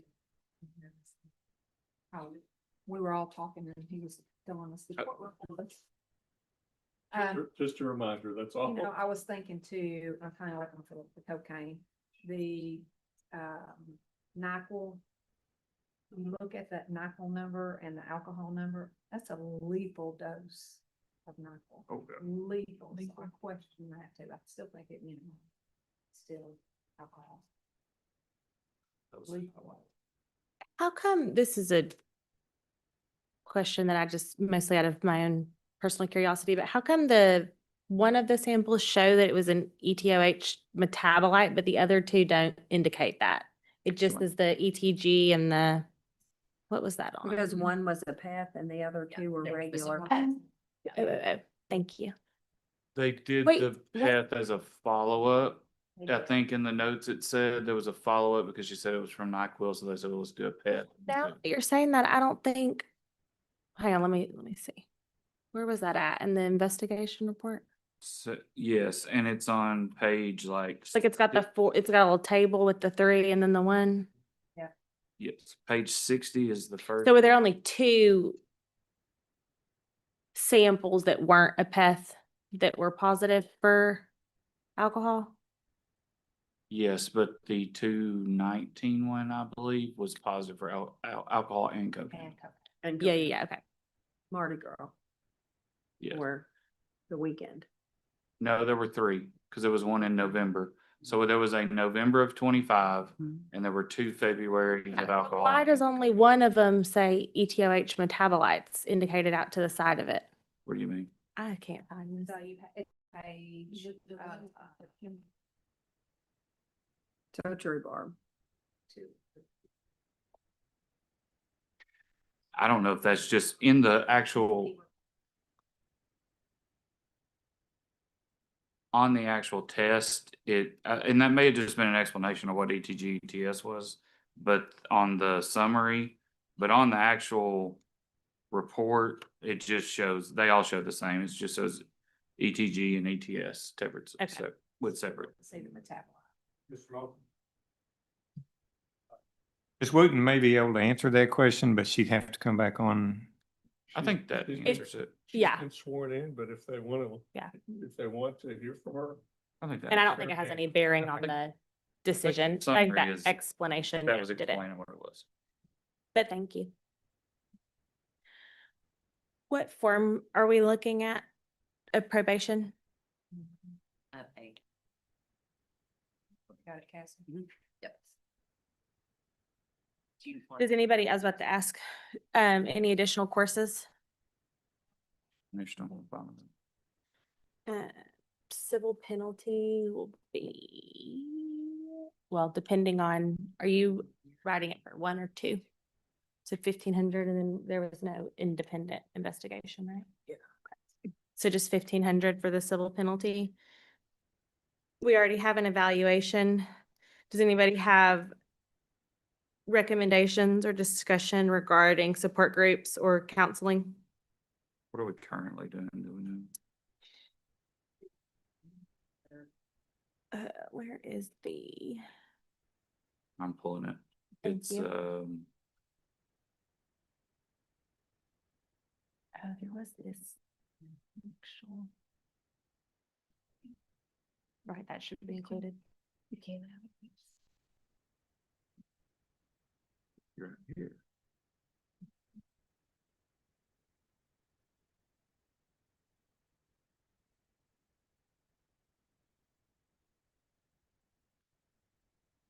Okay.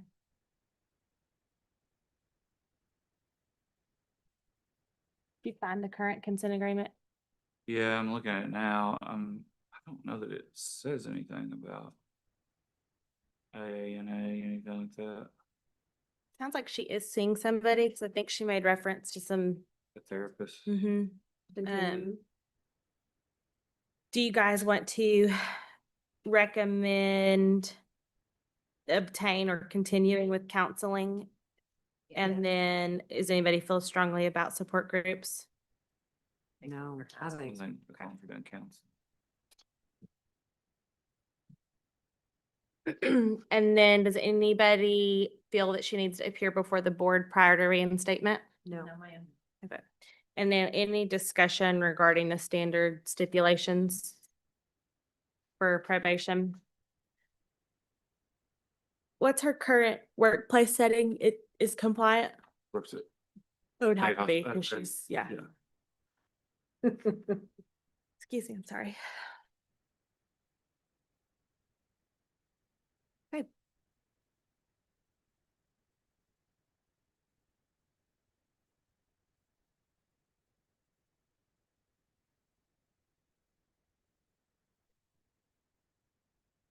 So 18 as well, because it's the.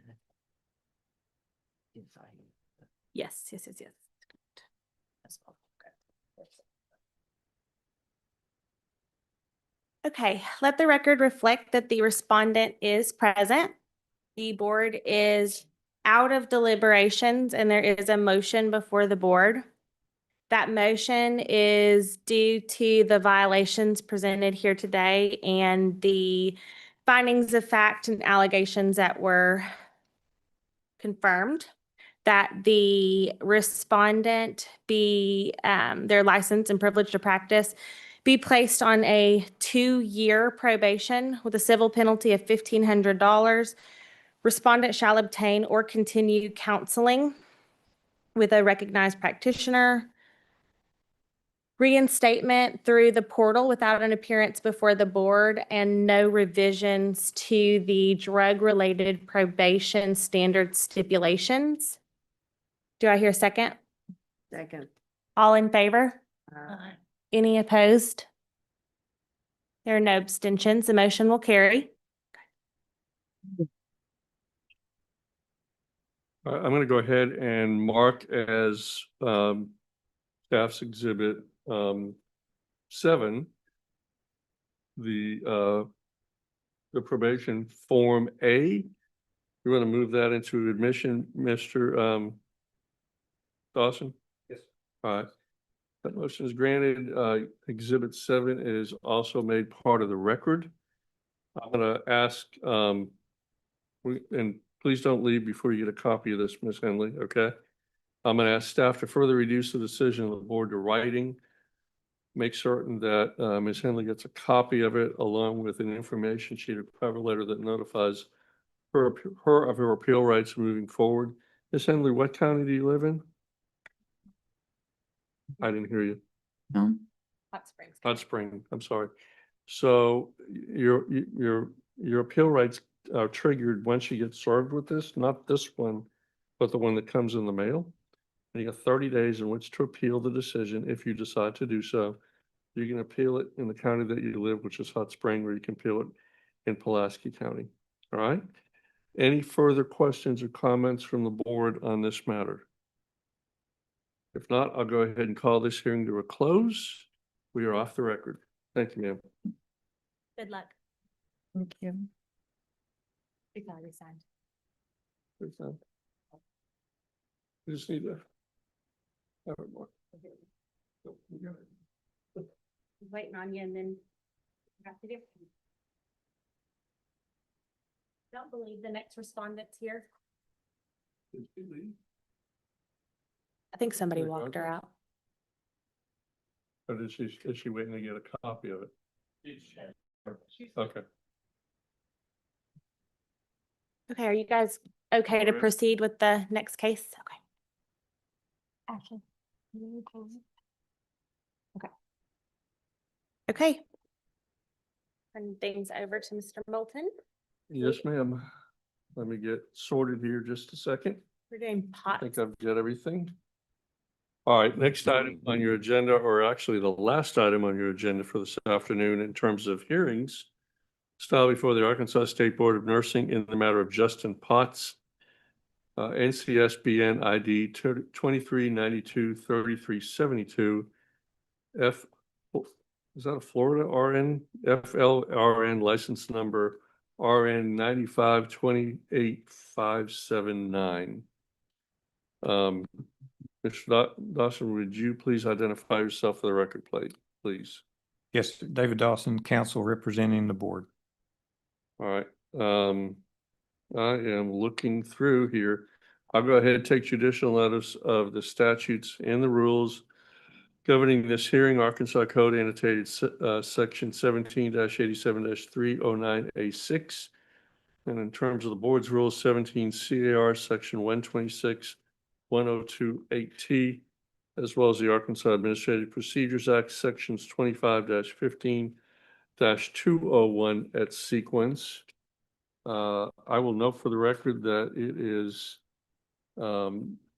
May 6th, 2026. Hearing is being held in the offices of the Arkansas State Board of Nursing located at 1123 South University, Suite 312, Little Rock, Arkansas.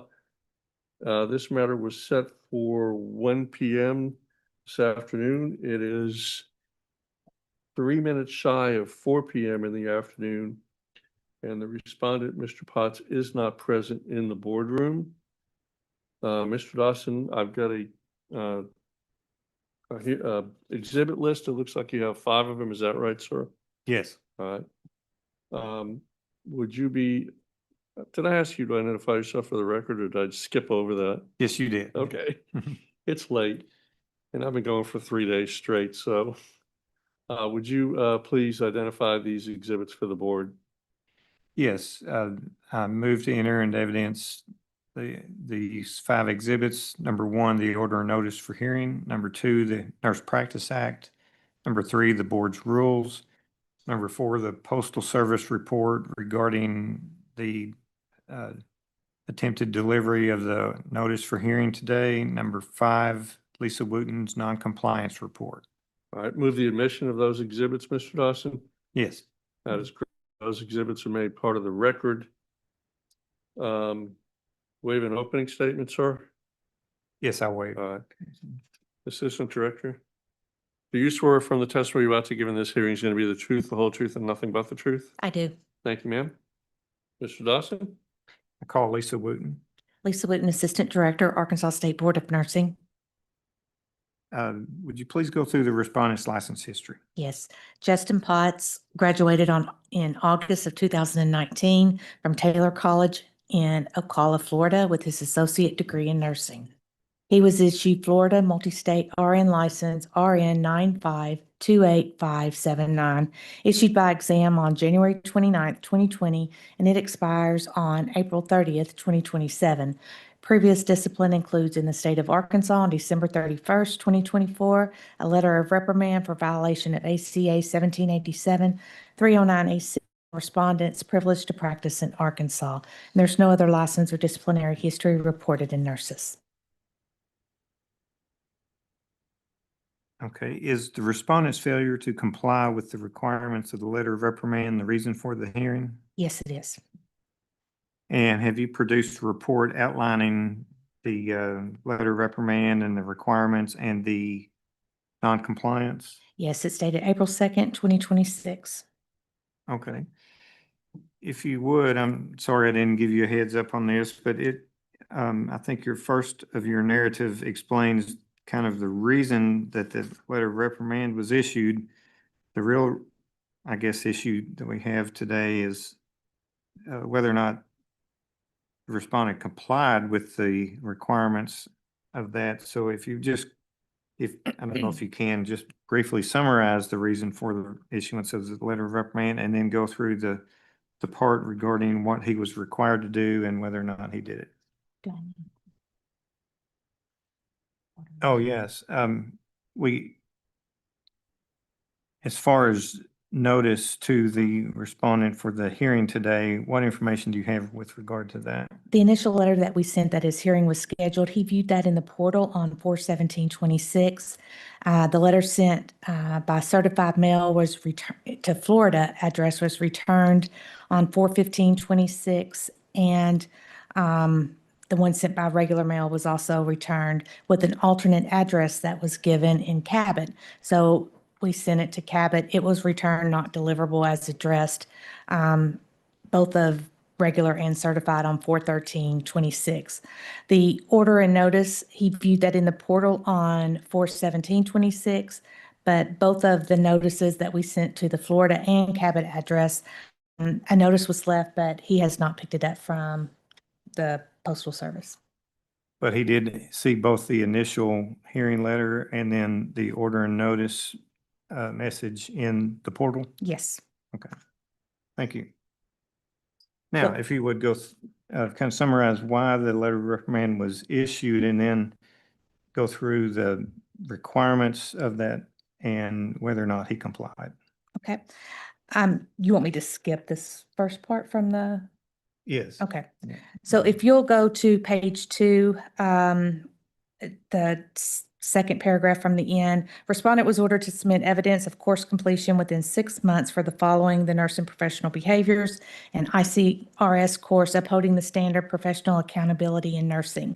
The letter of reprimand was sent by certified mail to respondent's last known mailing address in Cabot, Arkansas, on file with ASBN and through the ASBN nurse portal. The certified letter was returned unclaimed on January 21st, 2025. However, respondent viewed the message in the nurse portal on December 30th, 2024 at 2:09 p.m.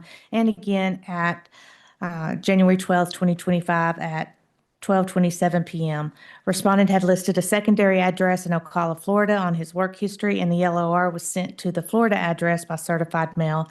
The second letter was returned to ASBN on January 29th, 2025, return marked sender, no such number. If you'll refer to attachment 18, on January 12th, 2025, respondent activated his monitoring account in Affinity. He has failed to upload the required course completion certificates for the 2 courses. If you'll refer to attachments 19 and 20, on August 12th, 2025, a notice was sent to respondent to his last known mailing address on file with ASBN and USPS certified mail and first class mail, notifying him to submit the course completion certificates by September 12th, 2025, or a hearing would be scheduled. He was also given the opportunity to voluntarily surrender his license. The letter was sent by USPS certified mail and returned with the forwarding address in Florida. The letter sent by USPS first class mail has not been returned to ASBN. If you'll refer to attachments 21 and 25, on April the 2nd, 2026, ASBN verified that respondent had not enrolled in the nurse and professional behaviors course, and a notice of hearing was scheduled, was sent to by USPS certified and first class mail to respondent's address on file in Cabot and to the Florida address on the USPS return letter received on August 12th, 2025. The notice was also sent through the through the ASBN nurse portal, and respondent has failed to view that message. As of the date of this report, respondent has failed to contact ASBN or submit the course completion certificates for the ordered courses. Now, my dates in my reports say he hadn't viewed the message, or that was as of the date of this report. So what I reported earlier of the order and notice in the hearing, that is accurate. That concludes my report. Okay, so in similar cases in the past, when someone's licensed in Arkansas, I know the board has suspended their license until they comply with the class requirements and complete the class. In this case, the licensee has a multi-state privilege to practice, so it would be the multi-state privilege that would be discipline, not a license, correct? Correct, because his license is in Florida, and that's not under our jurisdiction, but his privilege to practice is. Okay. And as far as the mechanism of suspension or cease and desist is, I know we've done it both ways, it can be done both ways, correct? So. Correct. He has not complied, so typically it would be suspend until he's compliant, but it's suspend his privilege to practice, and then Florida board would also be notified. Okay. Thank you. I have no further questions. Thank you, Ms. Dawson. Board members, any questions for the Assistant Director? He applied for endorsement. I'm guessing that was because, I'm just assuming, we didn't see the application. He's changed his primary address to Arkansas. I don't think he applied for. I think that's how it all started. When he applied for endorsement to Arkansas, that's where all this came from. I'm so sorry. You're correct.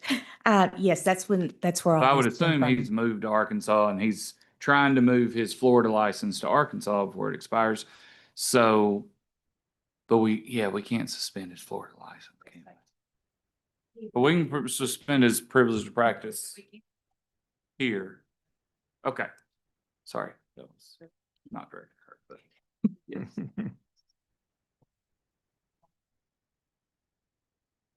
All right, any other questions from the board?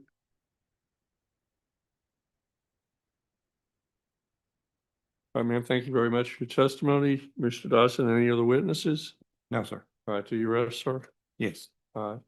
I will note again for the record, now it is about 10 minutes later, about 4:07 in the afternoon of May 6, 2026. The respondent still is not present in the boardroom of the Arkansas State Board of Nursing. Mr. Dawson, how about a closing statement? I'll waive closing. All right. Well, with that, I'll call the testimony part of the record to a close. I will turn the matter over to the board president and the board for deliberation and decision. Madam President. Thank you, sir. The board is now in deliberations, and I think this is, again, pretty clear cut. I know you got your questions answered. Was it B that we're doing? The motion copy? Oh, so what is it, D?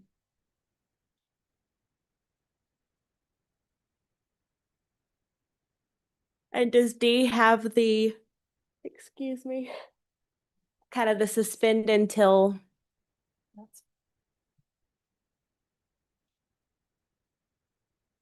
Oh, we just have to do a revoke privilege to, or suspend, revoke privilege to practice until completion of the required courses. Okay.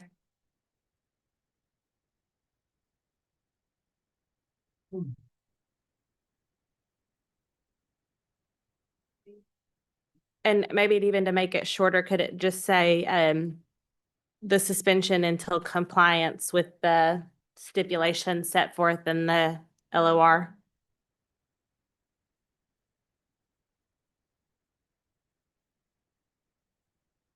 And that LOR was December 30th, 2024.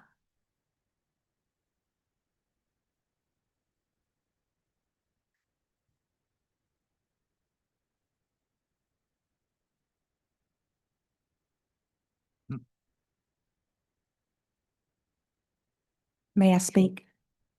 Motion F,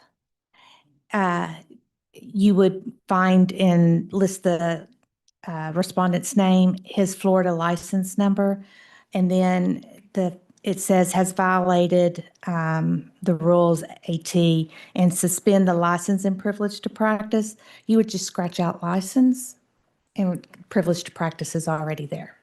If we've already started K, can we proceed with that, or do we need to switch to F? You need to make sure you write the Florida license number out, F is what you're multi-state saying. privilege to practice. Okay, we'll switch to F.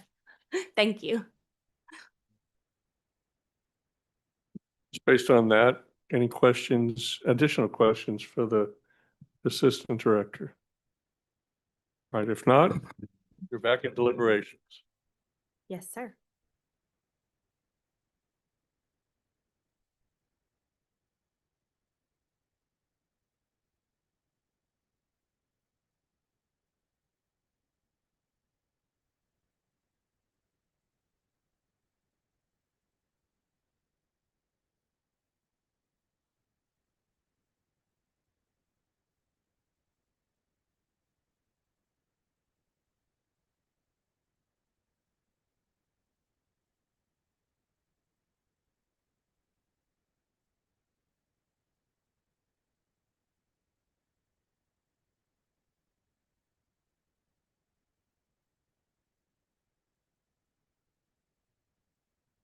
Oh, it wasn't an appeal to the LOR. Yeah, it's non-compliance.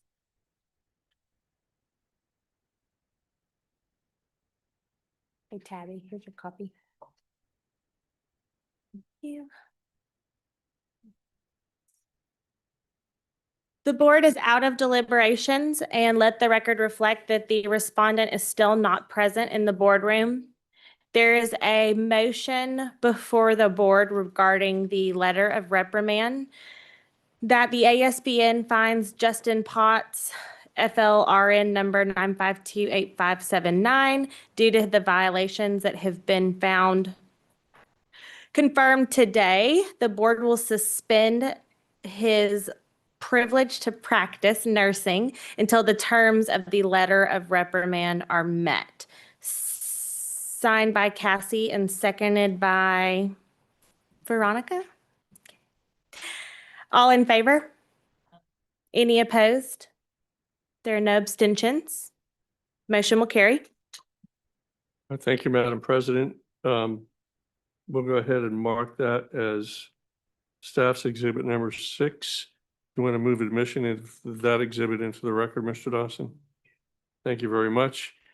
That is granted. Exhibit 6 is made part of the record. I will ask you to further reduce the decision of the board to writing. Certainly do your best to make certain that the respondent gets a copy of it, along with an information sheet or cover letter that notifies him of his appeal rights. If there are no further questions or comments from the board, I will call this hearing to a close. We are off the record.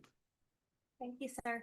You're ready. Board members, we have a very quick one business item, and then are we recessing till tomorrow or adjourning till next month? Tomorrow is not like an official meeting, right? Okay.